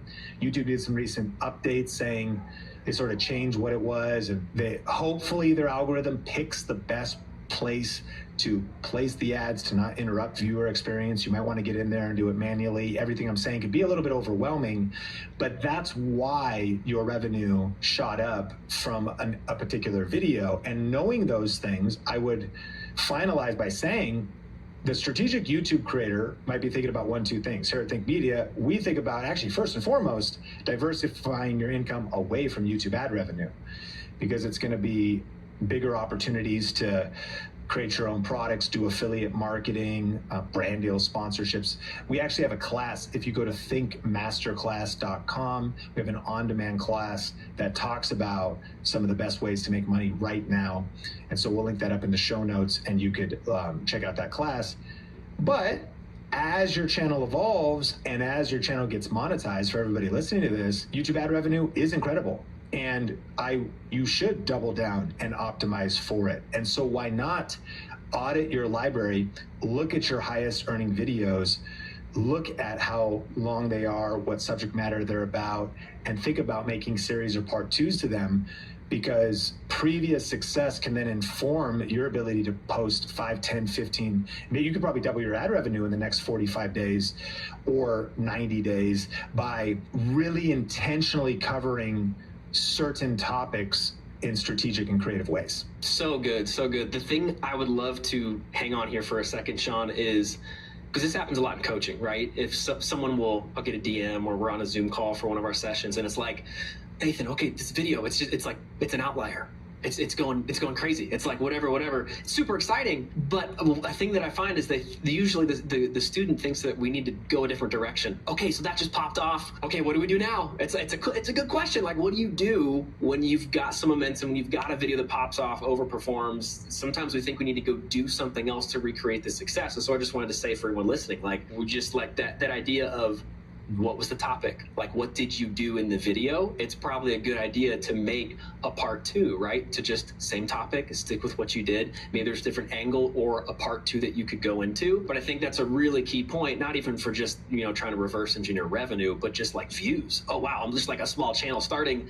This video got 100 views. I usually get like 25. What did I do there? Topic is a worthwhile thing to look at and how you structured that video. Well, Nathan, I would add to that just to say, one of the phrases we say at ThinkMedia all the time is success leaves clues, make part twos. And recently, though, it's been rerun the play.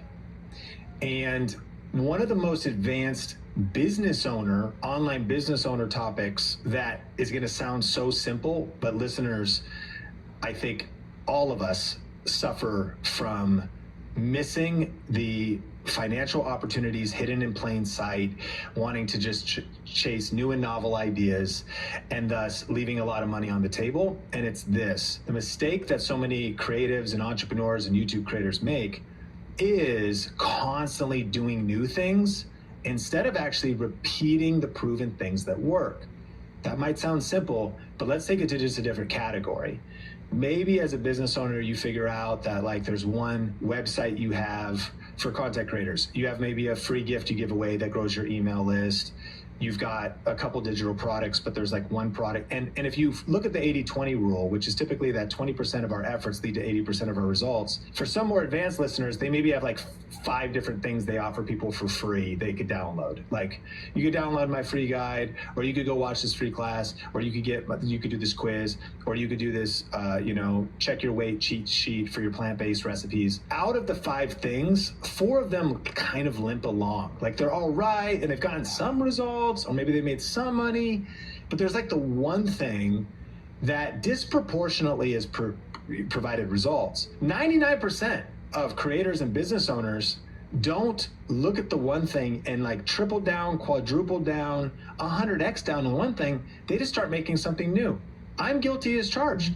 We're coming up on year 10 here at ThinkMedia, and for about 5 years in the middle, we suffered from distraction and shiny objects syndrome. And when I say we, it would be me that suffered. Like, oh cool, we've got a cool YouTube course, like let's create another one, or let's answer this question and turn it into this. And it added a lot of complexity to my mind and stress, but it also, these things got results, but it was also diverting energy away from that main thing, that main campaign, which for us, eventually we're like, wait a minute, like Video Ranking Academy, our signature program, is like the transformational vehicle for our students disproportionately. What if we tripled down? And one year it flipped and our statement became, you know what, actually all roads lead to VRA. And we sunsetted some of our other programs that were actually being effective. Applying this to videos, the fear I think people have is they're afraid of repeating themselves. And it's not that you're just going to copy the video and it's boring and it's regurgitated, but the thing is, like, you find something that's hot on YouTube, stick with it. And I mean, to the point where maybe you do repeat yourself, to a point where you're comfortable with the criticism. If you study some of the top performing YouTubers, critics would say PewDiePie at his peak. They'd be like, man, all he's doing is like doing these meme reviews over and over. All this creator's doing is doing these reaction videos over and over. Has this person done like 100 reaction videos to Reddit story forums? Has this person done like 100 reactions to Love Island? And the critics are like, man, all they do. And yet those reactions to Love Island are getting 1 million views each, or even the diminishing returns. They got like 1 million views, talking about like top 1% YouTubers, then 950,000, and then 800,000, and then 700. And then it's like, oh, it's going down. It's still got 700,000 views. You milk that thing. How far do you want to write it down? And so if we're talking about new creators, if you've got a small channel and you typically get 100 views, but you have some type of a topic or video and it gets 4x that, 10x that, milk that thing. And don't be afraid to keep repeating certain topics, keywords, titles, packaging, and recognize that while on the one hand it's a tension between the people upset are going to be your closest super fans, your most diehard subscribers. And upset's a strong word. You might ask yourself, like, they might not watch or they've already seen this before, but you're also a small YouTube channel. The point is to grow. You have to let go of the mindset. You're 300 subscribers. While you love and honor them, you're on a mission to get monetized and get 1,000 subs. You're on a mission to get 10,000 subs, 30,000 subs, which means you're going to need to talk to strangers you've never met before that don't know you right now. So guess what? They definitely do not think you're doing. They're not thinking you repeat anything because they've never even heard of you. So when you start thinking about that mindset, it's a whole different energy with just not being afraid to probably repeat yourself, repeat the winning formula, run the play again. There is a point when you probably should pivot, but I would say most don't even get close to that edge. They take the off ramp so much sooner because it's also the creative trap. As creatives, we want new and we want novel, and we want that freshness in our branding and our marketing, of course, but rerun the play. Find something that works and keep working it to death, to criticism, to a point of way past where you're comfortable, and you'll be shocked by how much results you can get in terms of growth with your channel. No, it's so good. I'm adopting that phrase going forward. Run the play. Run the play. Makes me think of something you've said for a long time, Sean, that when the student is ready, the teacher appears on YouTube, right? So this is why you can't be afraid to repeat yourself, right? Because every day, depending on your niche, depending on what you're doing, especially in the educational space, there's always people leaving that thing that they wanted to learn from you, but for every person that left, there's like 5 people who are dipping their toes in and would love to jump into your niche. So good, so good. Okay, next question from Ido here. Subscribers are not watching.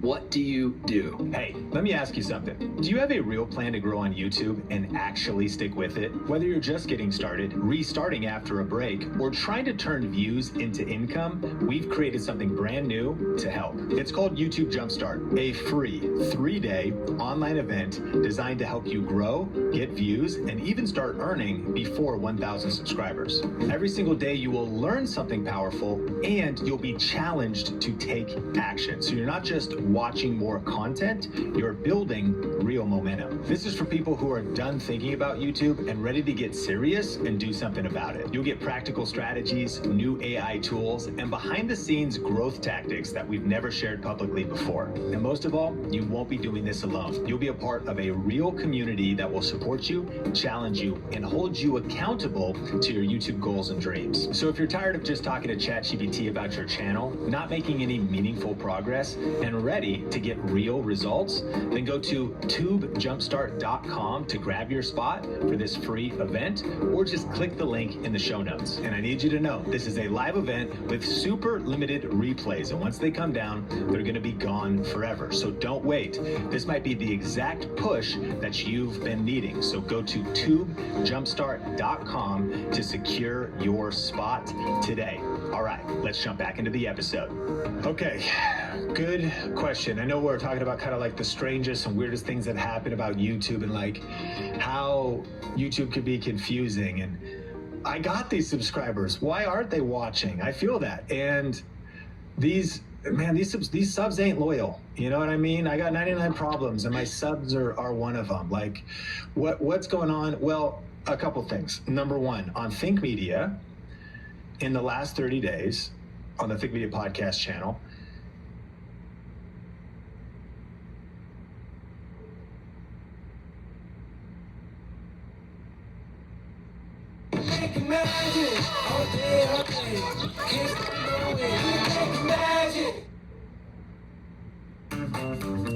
Mazda gives you more comfort, more room, more peace of mind.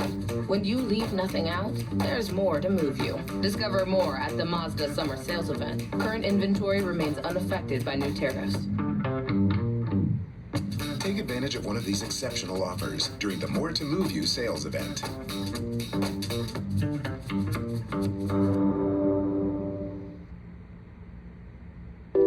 If the peanut butter in a Reese's could talk to the chocolate, what would it say? You complete me. Should we start a podcast? Who does your riches?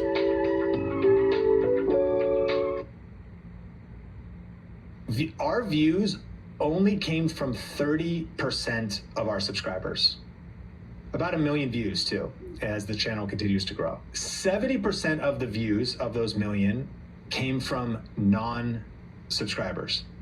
So one, there's some real data just based on our experience that only 3 out of 10 of people that watched the channel in the last month were actually subscribed.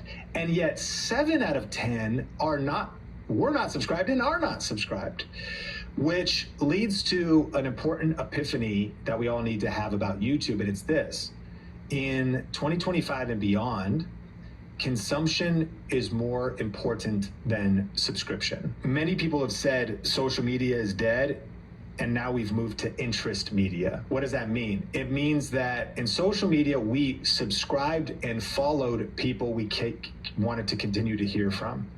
And when people say dead, people always get offended. Like, people say subscribers are dead. Well, what do you mean subscribers are dead? You still need 1,000. Well, no, you still need to build a base and build a following and build your subscriber base. It doesn't invalidate that. The point is trying to break through with like a light bulb moment that is this, that the way that most people are consuming on social media right now is they're expressing their interests to algorithms across platforms and on YouTube, and then they're letting algorithms deliver content that they will love basically to their homepage. That's where the majority of views are. Of course, on YouTube, people type in specific searches and videos rank, but even after they do that, the continuance, like if you go to YouTube and you type in how to start, the plant-based diet without hating your life and, giving up the foods you love, if you express that intent, one search will then lead to an onslaught of YouTube following up with you with suggested and recommended videos about plant-based diet. They might start figuring out, oh, you're in your 40s, and the reason you want to do it is because it actually is so you can stop medication and you can start getting on to not needing medication, but using food to heal yourself, etc. YouTube starts figuring this out about you, and it starts to recommend videos. So the way we get views on YouTube when it comes to the majority, I'm not saying all, because consider 30% are from subs from Think Media, but 70% are because of what people are consuming. When people express for us intent to want to grow a YouTube channel, learn about social media, how to get views on YouTube, how to get subscribers on YouTube, our videos then start being recommended to them, even if we've never met them. And the relationship oftentimes could be multiple months before someone subscribes. They see a one-off video, click on it. Oh man, those guys were all right. I mean, Nathan was super cool. Sean was kind of hard to listen to, but there's some good information in that video. But then a week later, by the way, as soon as you consume a creator with any amount of watch time, the algorithm's quick to start putting more of their best videos on your homepage, in your feed. And thus, the more consumption, what's another way to put it, is what you're consuming, whether subscribed or not, is what's going to continue to be recommended to you way more than what you're subscribed to. Because for most of us, we've also subscribed to too many channels. I am not invalidating subscribers. I'm simply saying that's why your subscribers are probably not watching. And it's a mindset to understand. Okay, so what can we do about it? I think there's a couple things. The first is you can try to educate viewers that they should subscribe. I think about, one of the biggest podcasts in the business space is called Diary of a CEO. And he, in his videos, has this cutaway, the video hook hits, there might be like an introduction, and then it's like, hey, before we get into the episode, I was shocked when I looked at my YouTube analytics and saw that 86% of people that watch the Diary of a CEO are not subscribed. So could you take a minute and click subscribe? There's two insights there. Number one, he's giving a call to action early in the episode, actually. Number two, that some of the biggest shows have 86% of people not subscribed. So you might feel like, so what's wrong with my channel? What's wrong with me? Nothing. It's like what everybody's experiencing. And of course there's outliers, but that's the main thing. My friend Ruslan does that all the time. He has this continual ad spot he puts in. He's like, hey, I just learned that on my channel, most people aren't subscribed. And I think about Ruslan, who covers a lot of trends, news stuff, faith, culture. There's a lot of people, I'm one of them. I happen to be subscribed to him, but I'm one of the types of people who there are certain creators that I'm not looking for a subscriber relationship. I'm looking for a one-off information that comes to me and I'm like, that's great. Love them, respect them. I assume they just covered one story I was interested. I don't even want ongoing stories like that. I just want the one-off story and I'm really glad they covered it. So you're not alone. You can give a call to action. The second thought is, based on all the above, I just wouldn't worry about it too much. I would focus on making great content. I would focus on just understanding these facts and realizing it's okay and understanding that consumption is more important than subscription and just living with that fact. But then two more tips. 3, I would say you can target audiences with specific videos, and you should. What does that mean? It means we're living in a world, because it's interest media, that even when you have a niche, we have a niche called YouTube, you can target audience, YouTube education, you can target audiences with like, we had a video that said over 50 ? Here's some tips for starting a YouTube channel, and it was an interview I did with one of our awesome VRA students, Denise Jordan. Understanding that, again, the way algorithms work is then chances are that video is going to be found by other people that are 50, because YouTube knows that, or above. And you can start targeting audiences with your titles, realizing you can, this is why subscribers don't matter, and it's kind of a level playing field for everybody listening to this right now. If you make the right video with the right title, with the right content, positioned the right way, you can just cut straight into the algorithm to get in front of your ideal and target audience. And I don't want to cause confusion, because we talk about niching down, or you just say make random content. I'm not saying that, but there's niches within the niche.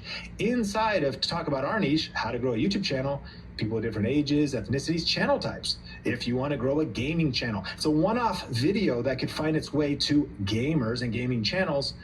That's a very specific thing that a lot of people wouldn't be interested in. Everybody listening to this, I think, could benefit from that level of strategy.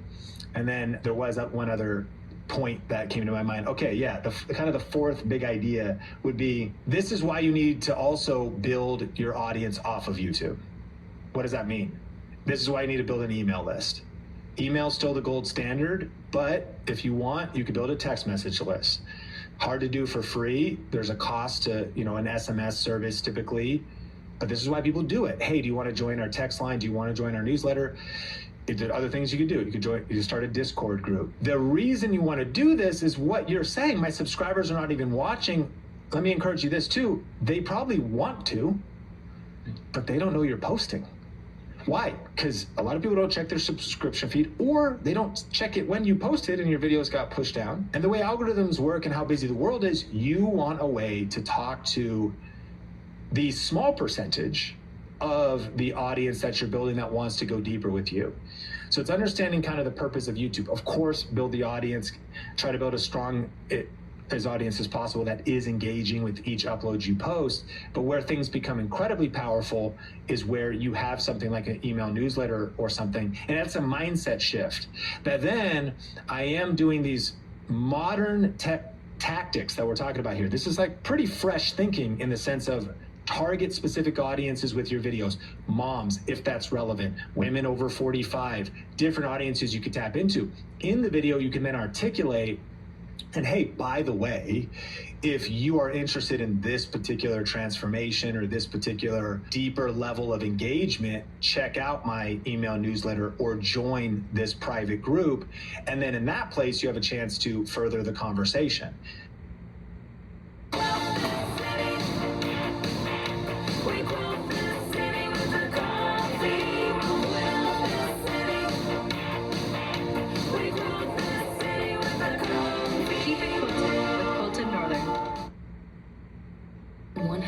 Points and a $500 Chase travel credit with Chase Sapphire Reserve. I don't want to get a divorce. No one does. She does. Yeah. I don't want rules, right? No rules. Hey, boundaries. No violence, just boundaries, please. I think it's time that we all talk about our feelings. Nobody wants to talk about their feelings, right? Let's talk about our feelings. What are you guys doing? On Spirit, you can change or cancel flights for no fee. So, do you go back to work? Or stay and have the spritz? Yeah, spritz. Work can wait. Spirit, more fly. You have a chance to further the conversation. I'm not invalidating. Still get subscribers on YouTube, still grow your YouTube channel. YouTube subscribers are still awesome, and they still are an advantage. If we do, it's been overplayed, and we're guilty of it as well. And I know it's ethical for us to do this because the point is true of like subscribers don't matter. Like in context, but let me frame that. They also do matter. Like, you have an advantage if you have subscribers. You have an initial push, an initial advantage. Still grow them, but like, both people are right. Well, who's right? Do they matter? Or do they not matter? Both. Like, they don't, because it's interest media, and channels that are brand new are blowing up because they're cracking through the algorithm. But still, anybody with subscribers does have an advantage, and of course you can get monetized, and you still want to build that audience. I hope that makes sense, but it's it's not either or, it's both and I hope some of those tips are helpful. So good. I love that, Sean, and I appreciate you actually taking it to the next level there, because it's attention to be managed for sure. And I think that I just think about my own viewer behavior if I'm watching YouTube or whatever. I don't not really subscribe to a lot of channels because I kind of just trust YouTube at this point, right? Like, whenever I hop on the homepage, or I trust on the homepage that the channels that I've been consuming, not even subscribed to, are going to be the things that pop up, right? So yeah, I gotta say too, like, as a coach, very rarely are subscribers a big metric that we're really tracking and we're really pushing for, unless we got someone we're rocking with who's like, no, I want to be monetized, I want to get into the partner program. Well, yeah, subscribers matter, we want to make sure we hit that 1,000, but it's also, I think, just remembering what you're trying to solve for in the moment. And just, I think that's the key thing to take away, is consumption is what matters more than subscribers, while at the same time, subscribers do have their role. So hey, hopefully we didn't just do some sort of weird Jedi mind trick on everybody right there, Sean. But next question actually is about subscribers. Still, if we want to hang on this for a second, this is very interesting. Aaron said that our subscribers have went down 70%. 70% over the last 2 months. That's a big percentage, quick time frame. He's asking, could this be because of shorts? Okay, great question, Aaron. And a couple thoughts. First big thought is, you're not alone. The longer you're on YouTube, the more emotional damage and trauma you're going to experience as a human. There's a book from Darren Hardy called The Entrepreneurial Roller Coaster, and I should steal that title and write the book called The YouTube Creator Roller Coaster, because it's basically the same idea. What's a roller coaster, right? You're like, we have highs, we have times we're like, woo, we're spinning upside down, this is incredible. Like, we're going up and up and up. And then we have times when we drop off a ledge and our heart sinks, we're terrified for our lives, we think. And the decline is one of the hardest emotional things to deal with. This is so real because, first of all, the fact that YouTube even exists is wild, meaning small town anonymous kids like myself who grew up on 6 acres in Arlington, Washington with goats and cats and dogs and horses start posting videos online like I did randomly in my bedroom, and started to do it consistently over years, and then eventually got 1,000 subs, and then eventually got 10,000 subs, and then eventually got a silver play button and a gold play button. What are we talking about? Like, small town kid, college dropout. 1 million people have subscribed to Think Media, no Hollywood connections. Like, that's a level of growth. I heard it said on one podcast too. What's also weird about the creator economy is, I don't want to like overemphasize that like growth in 1 million subs or 1 million followers is super common. But what this person said on the podcast was, almost everybody knows somebody now. There's like maybe someone in their circle these days, maybe it's younger, but like there's somebody, they're like, oh yeah, that person has like 100,000 followers on TikTok. Oh yeah, no, I know somebody that's got like 1 million subs. Oh yeah, that person I went to high school with, like, yeah, they have like a truck channel. They got like 250,000 subs. Like, and so that's insane. And then you start thinking about the fact of what the rise of that feels like. On YouTube, if you get a 1 out of 10, you get the green, you have the months. So we don't know what Aaron's numbers are, but let's just go back to when it wasn't down 70%, it was up 70%. What the heck is happening? Like, I'm just making videos at home and I have 100 subs, but I just had a month where I just doubled my whole channel, got 100 subs in 1 month or 1 week or 1 video. We're talking about real brain chemicals. We're talking about, you're getting hit with, dopamine. You're experiencing the up and the high of the roller coaster. I would say this, and it's proved true in business and YouTube and content and life, every business, the stock market, I mean, what goes up must come down. And there's businesses who've over the years have maybe their trend has been up and up and up, or channels. But guess what's also happened along the way? We could look at, Elon Musk and Tesla, especially in this era.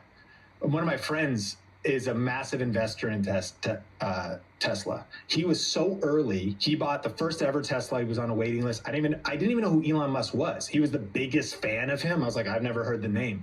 This whatever year ago this was. I remember he got the auto driving. I made a video. So his name's David. He's like, I'm just so pumped. And I was like, dude, who even cares? Electric cars? This like 8 years ago or something like that, 10 years ago. And so he bought stock super early. Well, what's so funny is whenever I'll see a thing, it'll be like, yeah, so we just had the biggest drop in Tesla stock of all time. And like $1 billion of revenue was just erased instantly. I always think about David as I'm like, he's sitting there and he's up and I'm like, David just lost like $250,000 in 5 minutes, like yesterday, like as far as his stock value. I can't personally, I'm not a big investor like that. It's more just retirement account. I'm like, I don't know if I can emotionally handle that. Like, what are we talking? What? Like, then you have to have the emotional resilience. Okay, that's stocks. YouTube is the same. So what can happen, I guess this is the OG talking of being on YouTube since 2007, is I've just had to develop the emotional resilience and just seeing seasons, cycles, ups and downs, and trying to have the right mindset to even allow myself to come back to baseline. Because there's a couple thoughts here. One, of course you want to only go up and you don't want to drop. But sometimes when it drops 70%, but like it's still growing. Your views might be down, but you're still getting views. And this ties into human nature. It's like as soon as we settle at a new baseline of living, it's one of the worst. We never even experienced that before, but now that we've lost it, we're losing our minds. I think it was like, I heard this comedian once who said like Wi-Fi on airplanes. And he was like, what's so hilarious to me is that they invent this thing that you could get Wi-Fi on airplanes. And so he goes, the other day though, I was sitting next to somebody and they announced and they said, hey, we're happy to announce that today we're actually able to offer Wi-Fi on airplanes. He's like, the guy next to me was like, oh, wow, awesome. I'm going to log in and start working. So the guy pulled out his laptop, and then he said 10 minutes into the flight, they're like, actually, there's some technical difficulties. We're super sorry. The Wi-Fi doesn't work. And the guy was like, what is this? He's like, and he just lost his mind. He just flipped his top. And he was like, bro, you didn't even know you were gonna have access to Wi-Fi. You started it. Even just the fact that we're flying in a plane, in a chair, in the sky, accessing the internet, and you got to do that for the last 10 minutes. But now that they're taking it away, he was like, I'm going to write a complaint. I can't believe this. How ridiculous.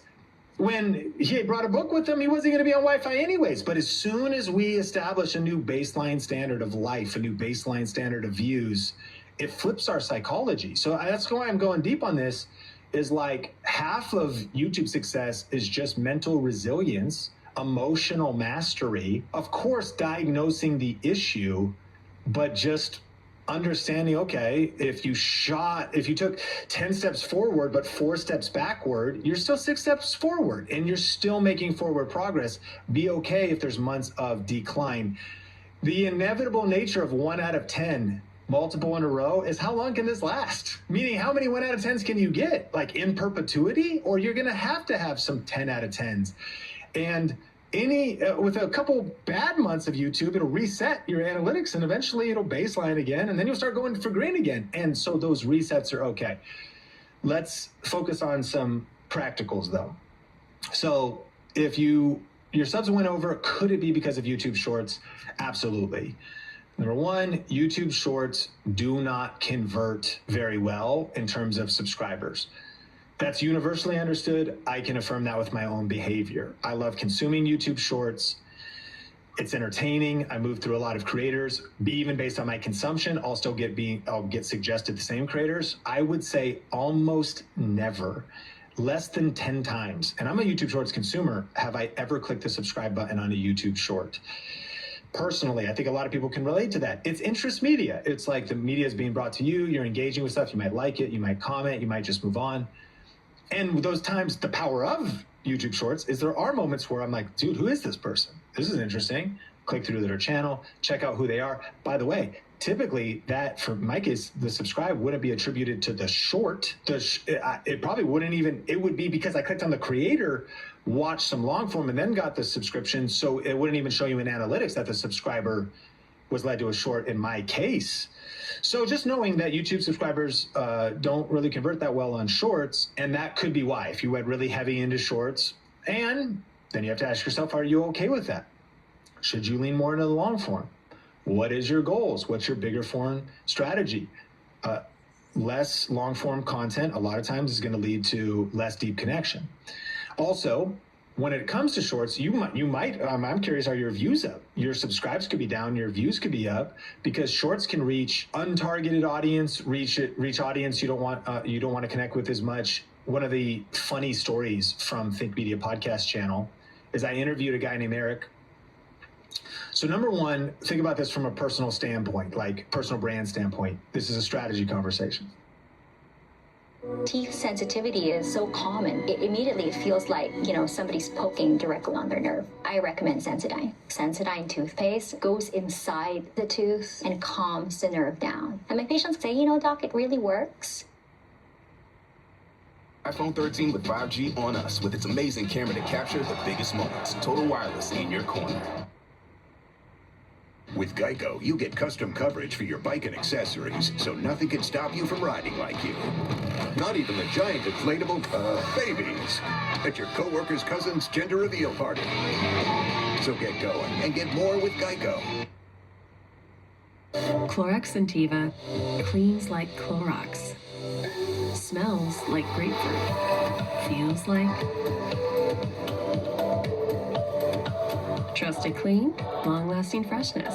Clorox Sentiva. Doritos Golden Sriracha. Spicy. But not too spicy.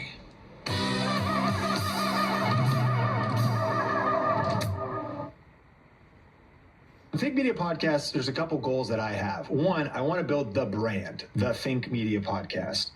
Secondly, I also do want to build my personal brand, Sean Cannell. And I'm clearly here a lot. I think a lot of people on the podcast recognize that. But thirdly, I want to build brands of individuals at Think Media, like Nathan, who's on here as well, and our coaches and different people at Think Media. On the other channel, we have Craig. We've got the other Nathan. We call him Nathan Mark 1 and Mark 2. By the way, there's two different Nathans at Think Media. And so I'm thinking about building a media company, not just an individual personal brand. Okay. And then I also want to build that around a particular type of expertise, YouTube advice, how to grow a YouTube channel, how to build an online business, online marketing best practices, unfiltered YouTube tips for building profitable content. That's why you should click subscribe on this video. So back to the story with Eric. So I interview somebody who's not me. We have lots of interviews, but he comes on the show. In the interview, we interact a lot, but I interview a guy named Eric. He's not me. He's on the show. Thing one. He tells a story about somebody else. In this case, it's Rob Dyrdek from Fantasy Factory and from Ridiculousness. So now you have somebody that I'm interviewing telling a story about a celebrity that is pretty well known, and he breaks down the story pretty well, but the entire subject matter of this clip is all about Rob Dyrdek. Okay, we clip that into a YouTube short. It goes crazy to the tune of over 20 million views.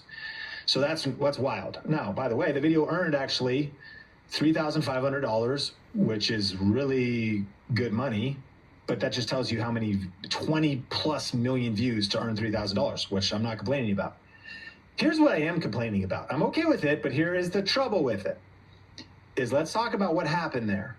In the video, Eric, who, let me say, like, he's known and people like him and stuff, but nobody cares about Eric. People definitely don't care about Sean. I think the only time I'm in this YouTube short is like, I like look at him halfway through the story and I'm like, like my whole contribution to it is like, like who's that guy? Like, so he's kind of like a non-playable character. I'm a totally non-playable character from like GTA 1, like just a brain dead NPC in the video. That's me telling a really interesting perspective. Clearly the video did well about Rob Dyrdek, who is known and thus got shared in the algorithm. So what's then hilarious is you get 20 million views on a short, you're going to get a lot of subscribers. We did. But here brings up the question. What are the quality of those subscribers? Not very good for a couple reasons. One, they're YouTube short subscribers. I don't want to put down anybody, but the quality of a YouTube short subscriber is nowhere near the quality of a long form subscriber. But even worse, what did they subscribe for? Definitely not Sean Cannell, the personal brand. Not really Think Media Podcast, the YouTube education brand. Not even if I was helping my friend Eric. Not even him. They don't know who he is, nor will they find him or look him up. Rob Dyrdek was already big, and he's just as big, and like the story was interesting. And to be fair, you get that kind of views, yeah, there is legit growth that'll come to your channel to the fraction of like 1% of 1% of 1% of 1%. 20 million views out of the 6,000 or 8,000 subs we got, maybe a few hundred or maybe 50 were like, whoa, I stumbled on a YouTube education channel that this is so cool, and I click subscribe and I keep watching today. But it's like the law of diminishing returns is so extreme. I think this is an important mindset, Aaron, that shorts can reach different and untargeted audiences. And to that point, they also just might not want to subscribe. Maybe they discover that the nature of the short or why it popped off or what it was, they don't want the ongoing content from your channel, or the mistakes people make. And you can almost call this a mistake. I still would stand on macro growth is generally fine. The YouTube algorithm is going to figure it out. It will inflate the numbers of our channel. That's a vanity metric for, wow, like your channel just grew 10K subs. And I'm like, yeah, I mean, kind of. Like not 10K deep committed, like it grew. So even understanding vanity metrics, I'll take it. That's my personal opinion. But that could lead to maybe why subscribers are down. And if there's dissonance between your shorts and the core message of your channel, that could be a big problem. And so that could be a reason, or algorithmic volatility, as well as just maybe your channel in general. We also could be wrong. We talked a lot about this, a lot of nuggets in those shorts, but you also might be attributing causality to something that also channels in general are experiencing. You just maybe need to reinvent in general. It might have just been summer. At the time of recording this, it was just July 4th weekend, and I had a video that now is popping off. I actually posted it on Saturday morning. It's popping off on Monday. I did some tweaks. I did a second and third batch of thumbnail split tests. I did some stuff. I'm out here doing our 7-step system. But then I noticed on Monday, when the holiday weekend was over, that there also was a more consistent climb. And so consider this. I can't say for sure, but here's my speculation. People checked out on the weekend. Hot dogs, they were on the boat. The true patriots were doing skeet shooting and shooting rifles. The people who don't believe in the Second Amendment weren't. There was, people were shooting fireworks and doing their thing, and their consumption patterns. So it's why'd you just talk for 45 minutes, Sean? Well, I mean, I think there's a lot of strategy that comes into this, but Aaron, it also could just be like, relax, take a deep breath. There'll be ups and downs, and challenge yourself to consider all of these data points, but also like 70% over the last 2 months, your rate of subscriptions being down sounds like just normal YouTube life. It could be a lot of different things. Look at the math of your channel overall. Look at different windows of time. Look at the last 90 days. Look at the last year. Sometimes you're like, man, I'm down the last 2 months. Yeah, you look at the last year though, and you're up 300% still. And so the rise and fall of the stock, the rise and fall of the income and the P&L, the emotional mastery for a business owner is huge. We had a couple of down months here at Think Media. I can lose my mind. I'm like, oh my gosh, what is happening? And then you look back in history and you're like, oh yeah, it's like the same slump as last year. It's summer. Or Oh yeah, there was an election. It was a holiday weekend. So there's just different things like that to allow yourself to always be vigilant and looking at the details and committing to conversations like this, because all these nuances really matter for the professional content creator. On the flip side, it's kind of like letting it go, being able to just get back to it and then say, okay, let me make my next best content based on the information and not stress too much. And sheesh, tap back into somewhat of the joy of creating and being like, I'm going to take the ups, I'm going to take the downs, and I'm going to commit to this over the long haul and not be as worried by these short-term metrics. So good. I mean, so many gems right there. I just wanted to point out a couple. The time frame, I think, was the thing that stuck out to me there. 70%, it's a big number. But again, we don't know the numbers of the channel, but 70% is a big number. Over the last 2 months, not that that's insignificant. Like, let's look at that. Like, if I was coaching Aaron, like, yeah, let's crack open the analytics. Let's see what we can see. But I'm not going to leave that session without zooming out. I love that you said that. I think so many creators, I see it, so many creators, myself included, man, we get so caught in the roller coaster, in the ups and the downs. We don't know how to exist in that middle ground. And that's where, like, a lot of peace is found. And so pay attention to the analytics. 70% is a good number. The time frame, I don't think that we need to worry too much about that if we can zoom out further and get a bigger picture. But I will say, Sean, and I'm sure this isn't news to you, but man, the number of times that I could say I've heard a question that starts something to the effect of fill in the blank. Is this because of shorts? Whatever's happening, is it shorts, right? Like, shorts are a real thing and it can be difficult to understand. So I actually appreciate that. We hunker down there for a bit, because as a lot of these things, right, these like interesting kind of questions that we're going through, it's attention. There's actually a lot of truth on both sides, and it's learning how to navigate that middle ground really based on the context to you, Aaron, specifically in that and his scenario. So, well, let's go to this next question here. We've got Daniel asking about the audience and his analytics. So some themes here going on. This is fascinating though. The audience in his analytics, so I'm assuming what YouTube's telling him, the demographics and stuff, isn't actually his target audience. So YouTube says, here's what I got. They're not actually who I'm trying to reach. What do I do? This is a great question. And I think, Daniel, I want to acknowledge you for having a target audience. You know, an action item for listeners is, if you try and reach everybody, you'll end up reaching nobody. So who are you trying to reach? Who is it for? Who is your channel for? What problem does it solve? And the more fierce clarity you can have on your who, it's for people of this age, this gender, this background, professionals, singles, couples, Christian couples, you know, all these different things. That's powerful. But then it brings up, okay, so you're studying that. You're growing your channel, you're reaching people, and then the demo's coming in. I've seen this a lot. Some people are like, my channel is for women. I'm trying to talk to women, and 40% of men are watching my channel every month. Like, what are these creepers doing? Like, what the heck? Or, you know, I thought my channel, I'm based in the US. I thought it's for people in the US, but my biggest audience is in India, or my biggest audience. So you might find that there's countries, locations, demographics, psychographics harder to measure, but you maybe find, like, I'm trying to reach business owners, but it's like I'm reaching gamer kids. Like, what's, you know, all kinds of different things. So I think it comes down to like two different questions. Do you adapt your content to the new audience, or do you double down on reaching the audience that you originally envisioned? There's a quote from an entrepreneur that says this: no business plan survives its first contact with the customer. No business plan survives its first contact with the customer. Here's what I've learned. A lot of times, A, it's good to have a target audience and something in your mindset that is who you're committed to reaching. B, you need to be open to pivoting, or at least open to considering it. Because you have to start making a choice as a content creator. And let's be clear, and this is how we feel, especially at Think Media, content creators are entrepreneurs.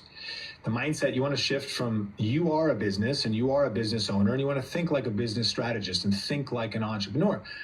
And so no business plan, an entrepreneur makes a business plan. Okay, here's my kind of thought of what my content will be, who the target audience will be. But no business plan survives first contact with the consumer or the customer.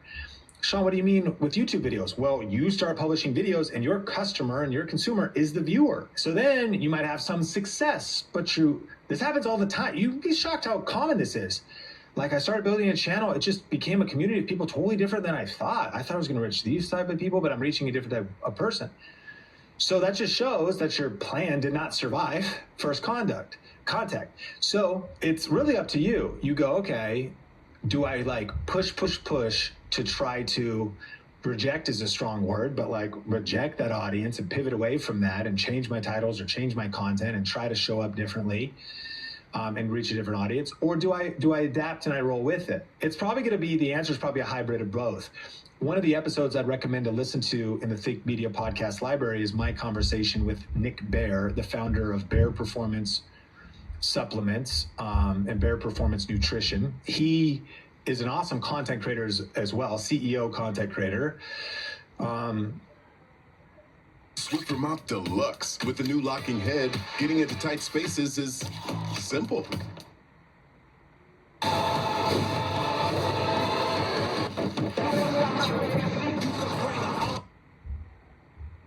Peacemaker killed my son. My priority is revenge. I know it's because my muscles are bigger than theirs, but geez, right? No one will break us apart.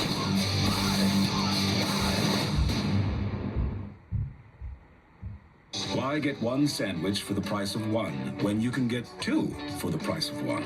Sounds like stealing. It's not. Order yours only through Potbelly.com or the Potbelly app. Potbelly. We bring the hot. Say less is more. The Mazda CX-70 begs to differ. Discover more at the Mazda Summer Sales Event. Current inventory remains unaffected by new tariffs. Take advantage of one of these exceptional offers during the More to Move You sales event.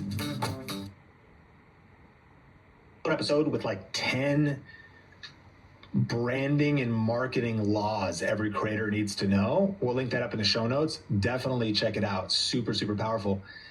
But one, his brand and his channel and who he wants to reach is really a reflection of him. A lot of personal brands will do that. If you're listening to this, usually the person you reach is you or you yesterday.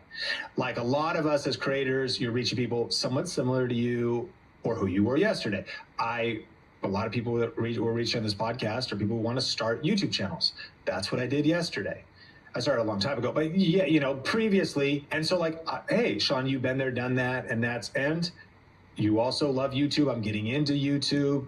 We are a community on this podcast of people who geek out about YouTube, talk about analytics, love the creator economy, love this platform. So we're reaching people like that, And so that's also pretty broad. There's also nuances as we get more specific. But here's what happened with Nick is he talked about from a product standpoint that they started realizing some of their products, and this will apply to content, were really for like these gym bro, super ripped, big guys that want to get huge gains in the gym. They had a product called Endo Pump, which is all about getting your best pump on for your muscles. They discontinued it.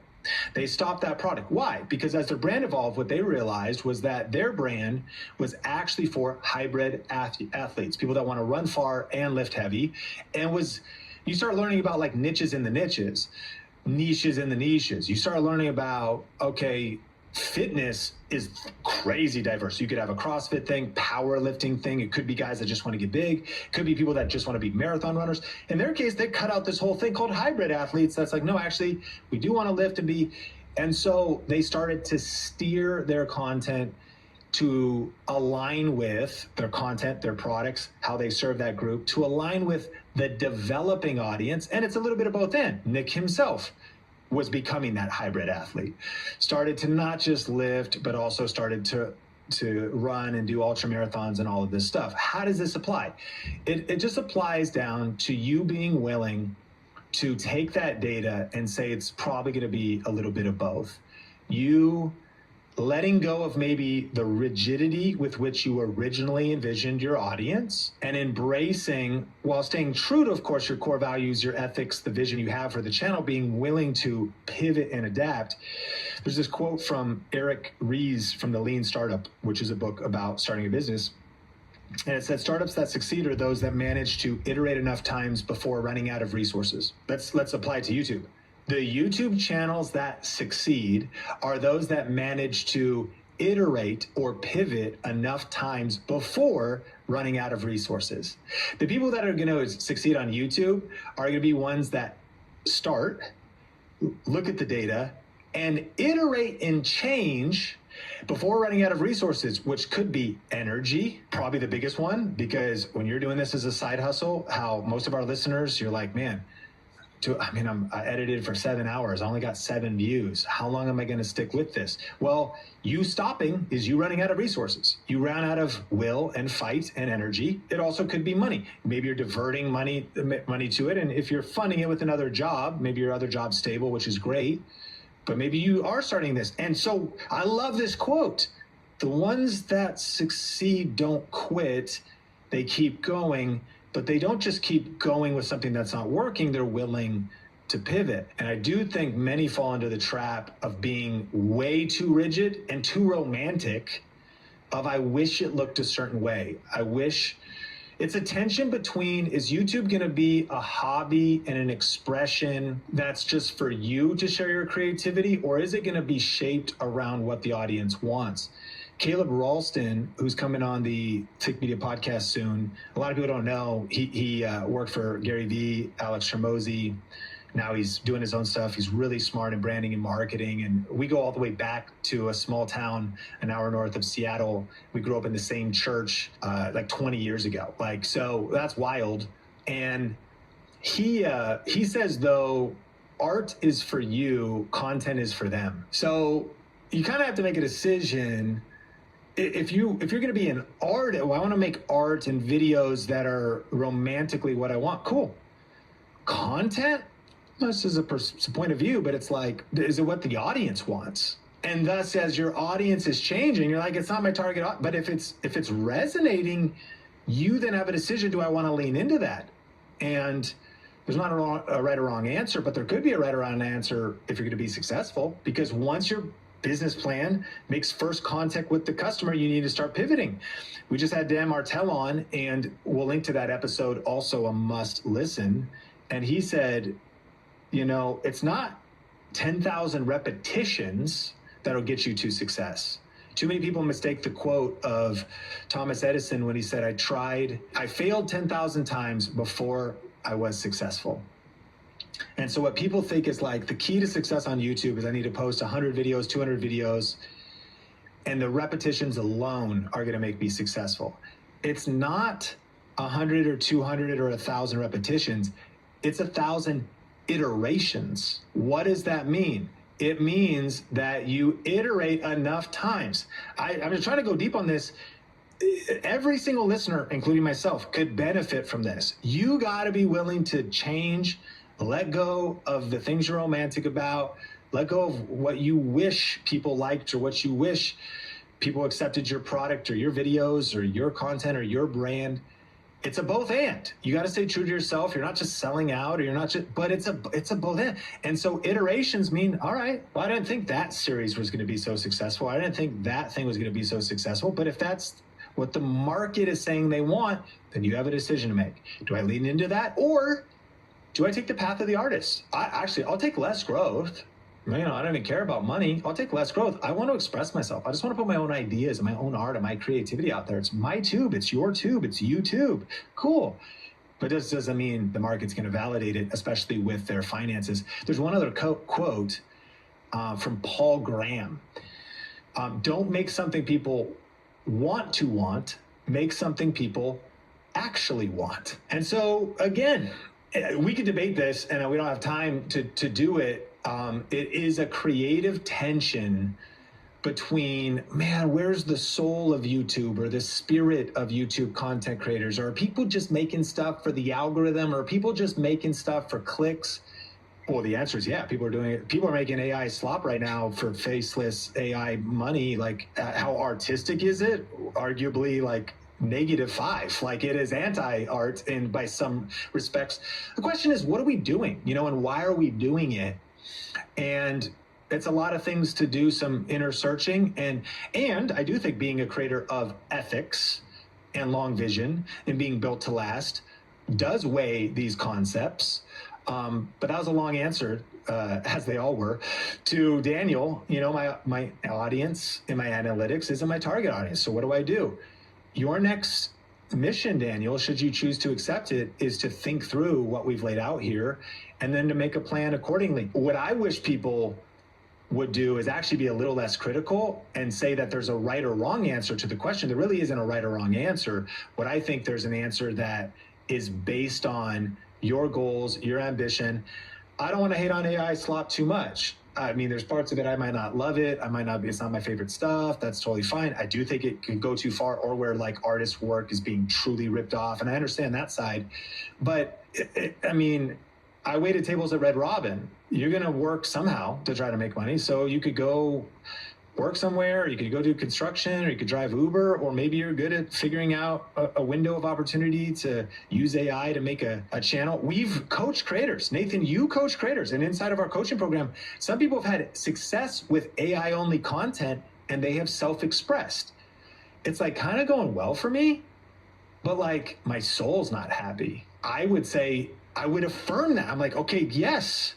But that's a self-awareness question. I wouldn't judge the person who's like, you know, I don't know. I mean, I don't love it, but I love the fact that my family, it's paying for dinners and I'm able to work from home.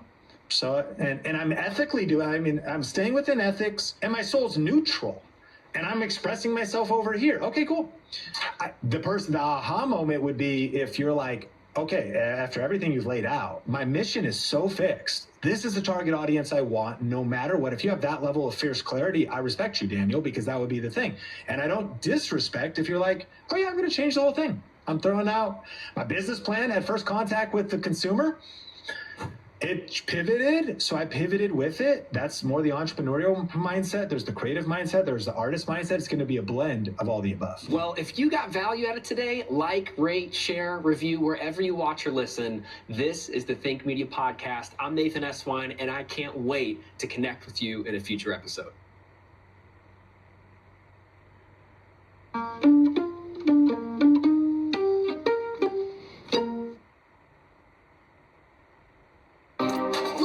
Oral-B Electric cleans 100% better than regular brushes.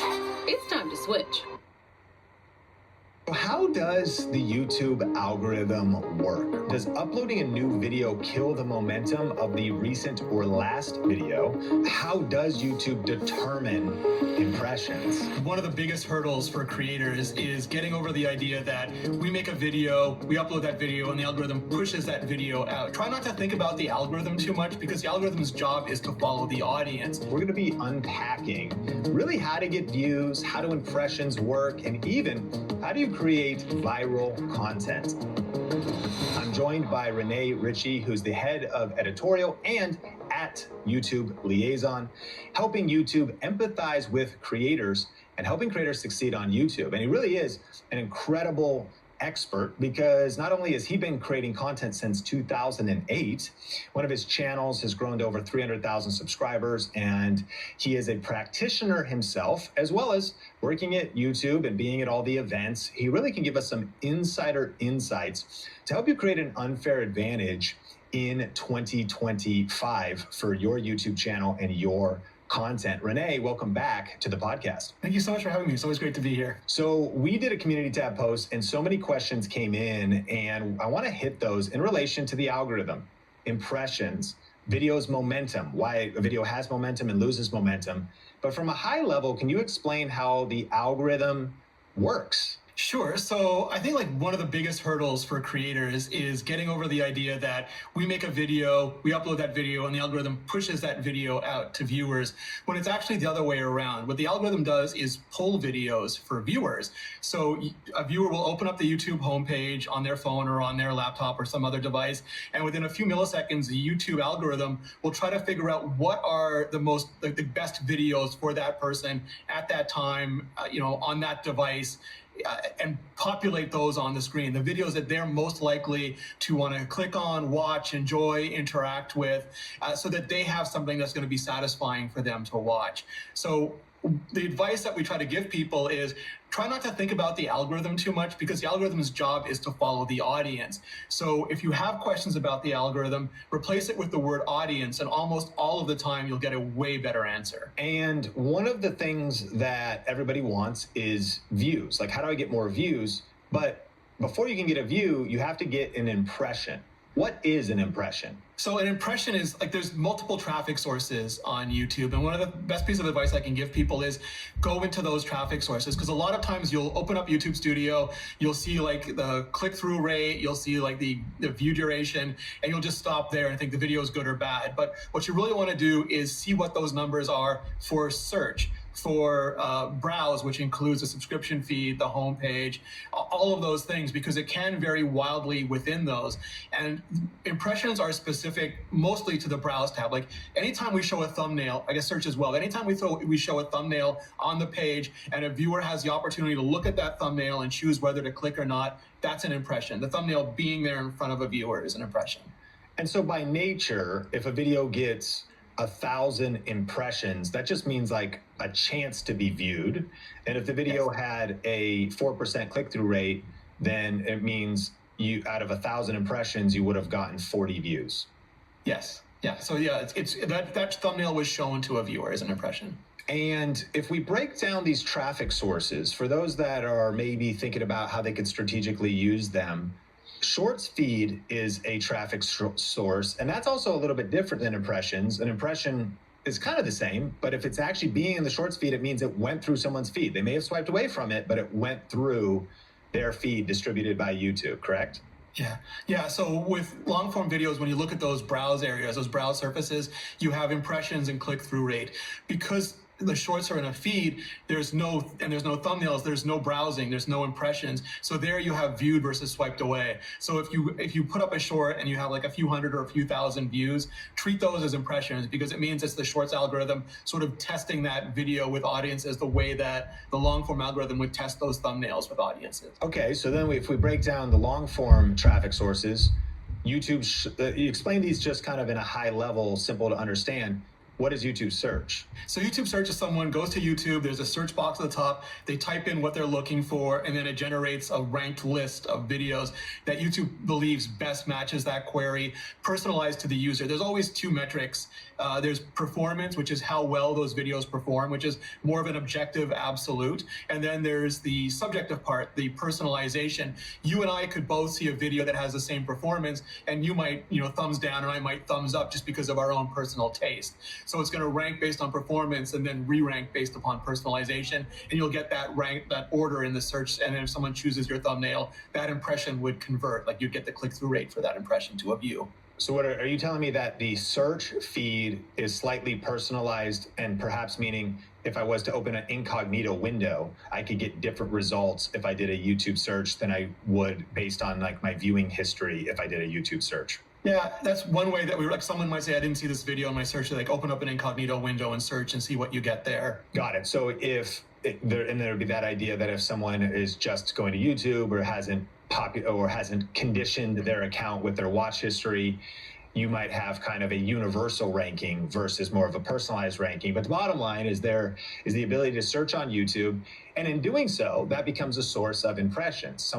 Doesn't mean they're going to watch your video, but if your video ranks anywhere on that first page or any page that a viewer clicks through, they could see your thumbnail, and that would be the equivalent of one impression. So then another traffic source is browse features. What does that mean? So browse features is where there's sort of like a bunch of thumbnails on the page, and you can browse through them and click on the one that you want. So for example, the subscription feed is one of those. Probably for most people, the home page is the biggest source of browse traffic.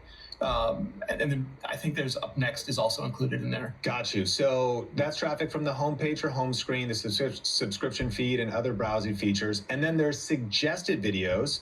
And these two are known as like the power traffic sources. Like if something's going really viral, It's typically not going to go viral from YouTube search because there's only a certain amount of search traffic in any given month, but it just continues to satisfy viewers, and it's showing up on people's home pages, and it continues to spread.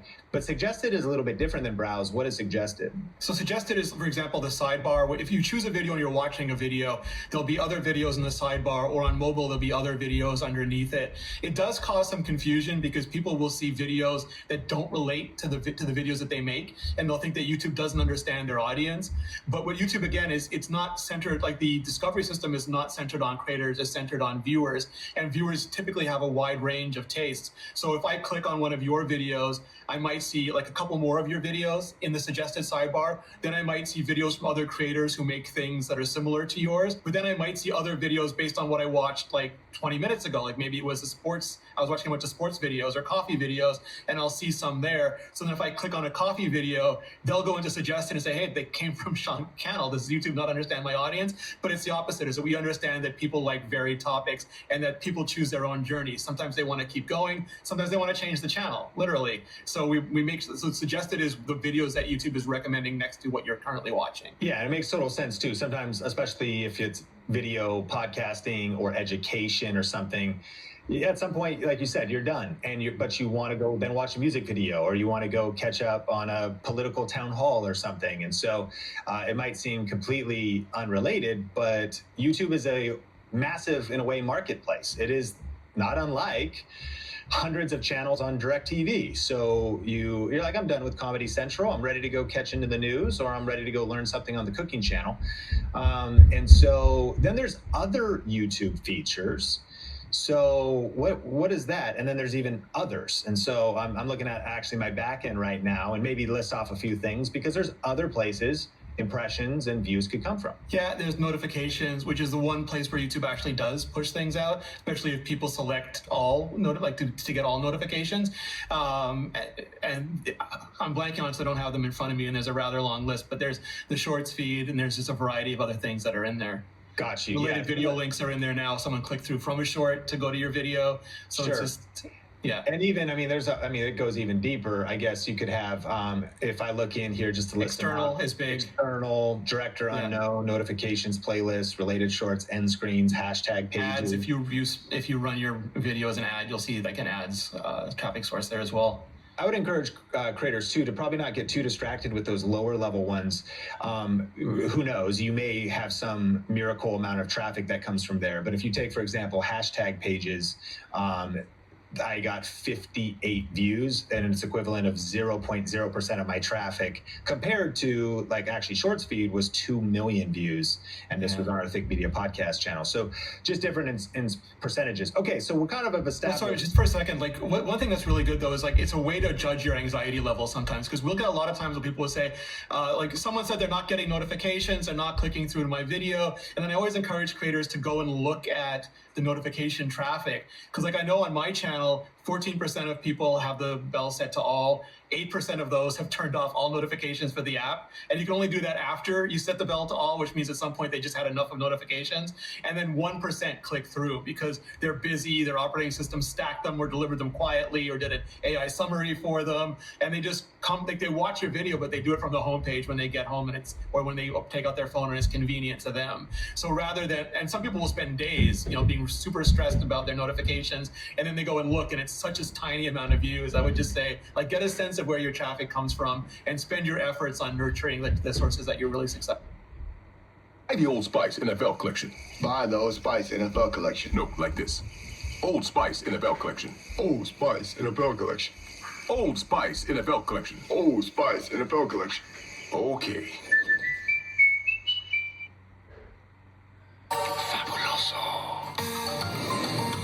Fabuloso. Dramatically clean. Join millions growing their career with Coursera. Start learning today. Life insurance that meets your needs now for when they need it most. With help from your State Farm agent. Like a good neighbor, State Farm is there. Get a quote today. Mommy, who is that? I don't know. How'd she get here? Today's the day, Rolanda. Today's the day. I would just say, like, get a sense of where your traffic comes from and spend your efforts on nurturing the sources that you're really successful with. That's a great point. Out of 2.5 million views on the Think Media podcast in the last 28 days, 5,000 views came from notifications for us. And then the big one, Shorts feed, YouTube search, browse features suggested is where a lot of our views are coming from. And it depends on the nature of the content. Well, let's dive into some nuances here. One of the questions that came in asked, does uploading a new video kill the momentum of the recent or last video, especially if it's uploaded almost a day after the previous one? So it's a nuanced answer. So like one of the things that it can depend upon is like, it depends, a lot of these answers I'm gonna give you depends a lot on the creator and their audience. So for example, if you're a news channel and you're doing breaking news, whether it's like finance or weather or something, and you're putting up 10 videos a day because your audience expects the latest news immediately, they're gonna pick and choose which ones they watch. So like those videos are all gonna be stepping over each other because very few people come to YouTube so often that they're going to come every 10 minutes to find every one of your new uploads. Other people, maybe like they do an engineering video and the project takes them 3 months. So they post 3 times a year or once a month or something.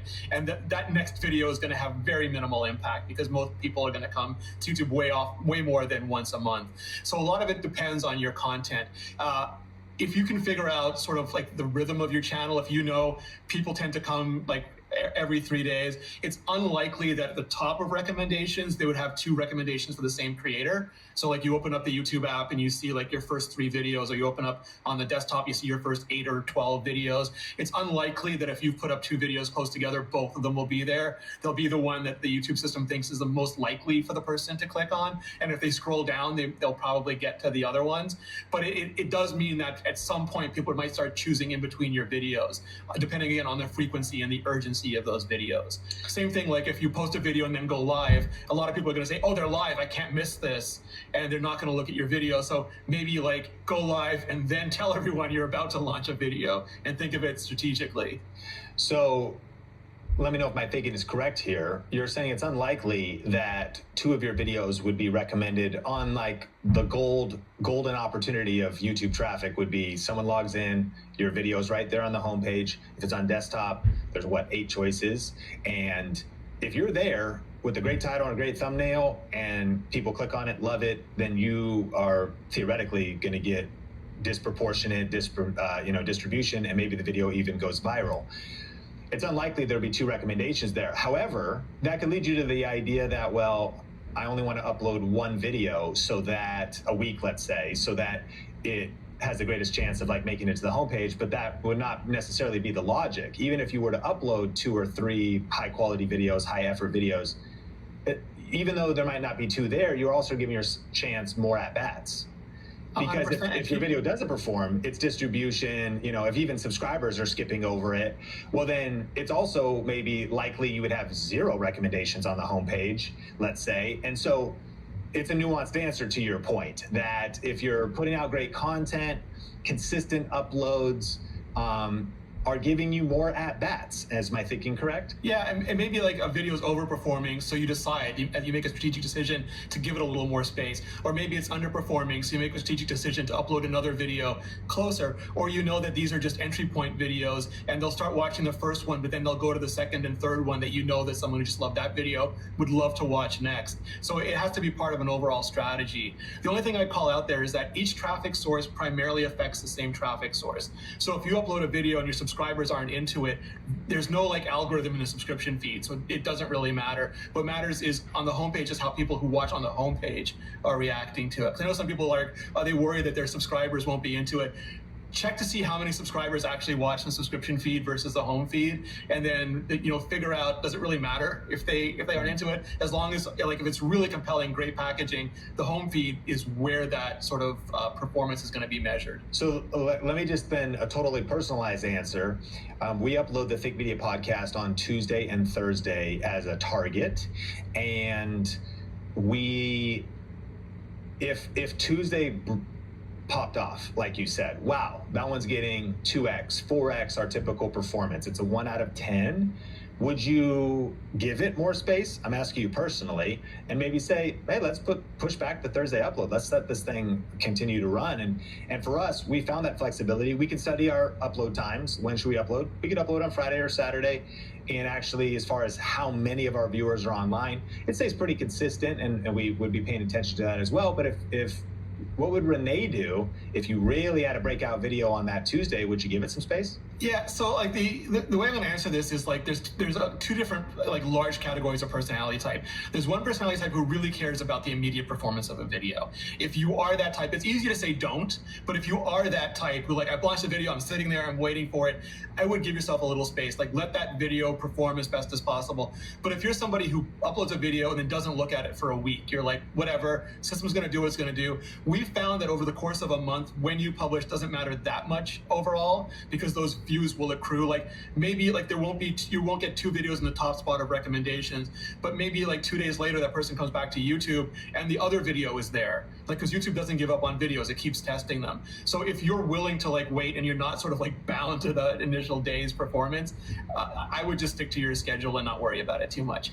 Old Renee tended to be very like stuck on the immediate performance. Like current Renee is like, just set it and like leave it.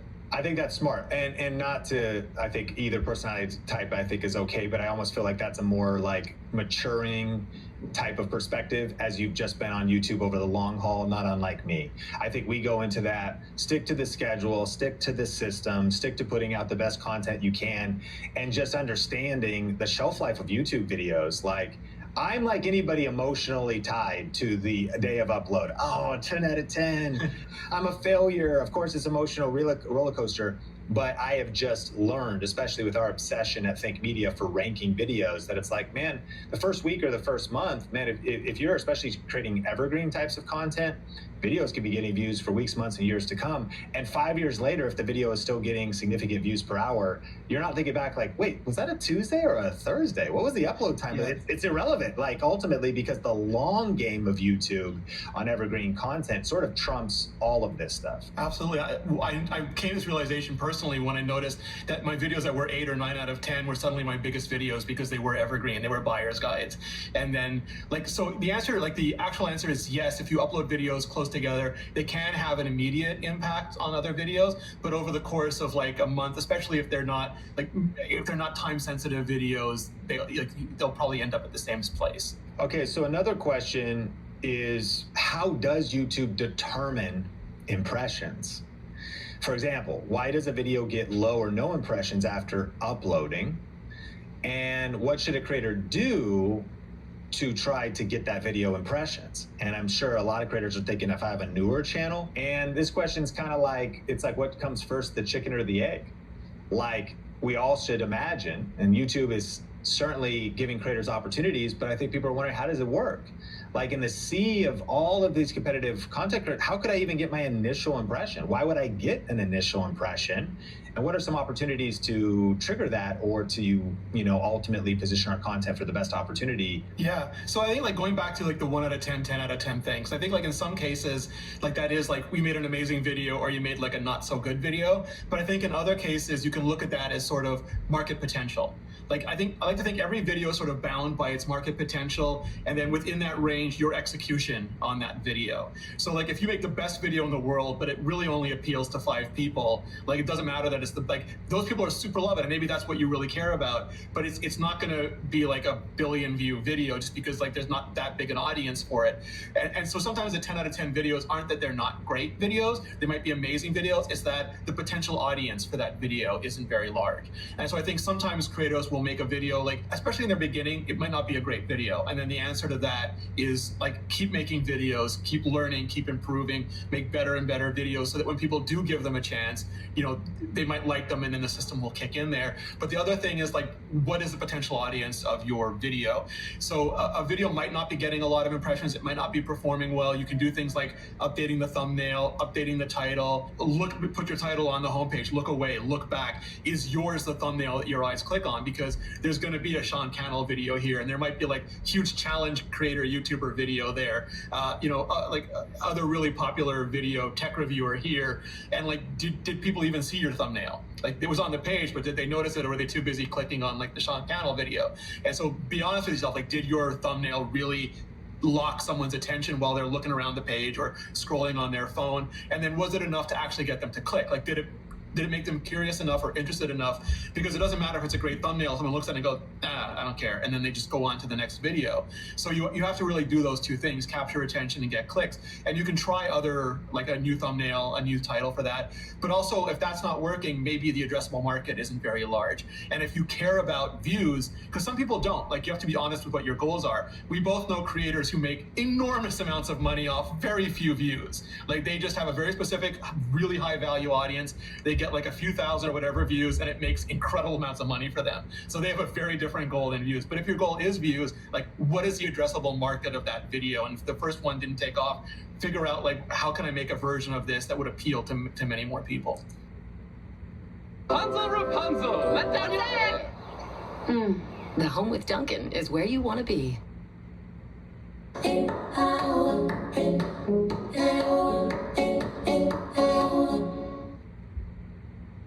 Not all oral care is created equal. The Colgate Total Active Prevention System is engineered to be 15 times more effective at fighting the root cause of oral health problems. It's our best science ever to prevent problems before they start. Be dentist ready with Colgate Total. Can the Nissan Frontier out-monster a monster truck?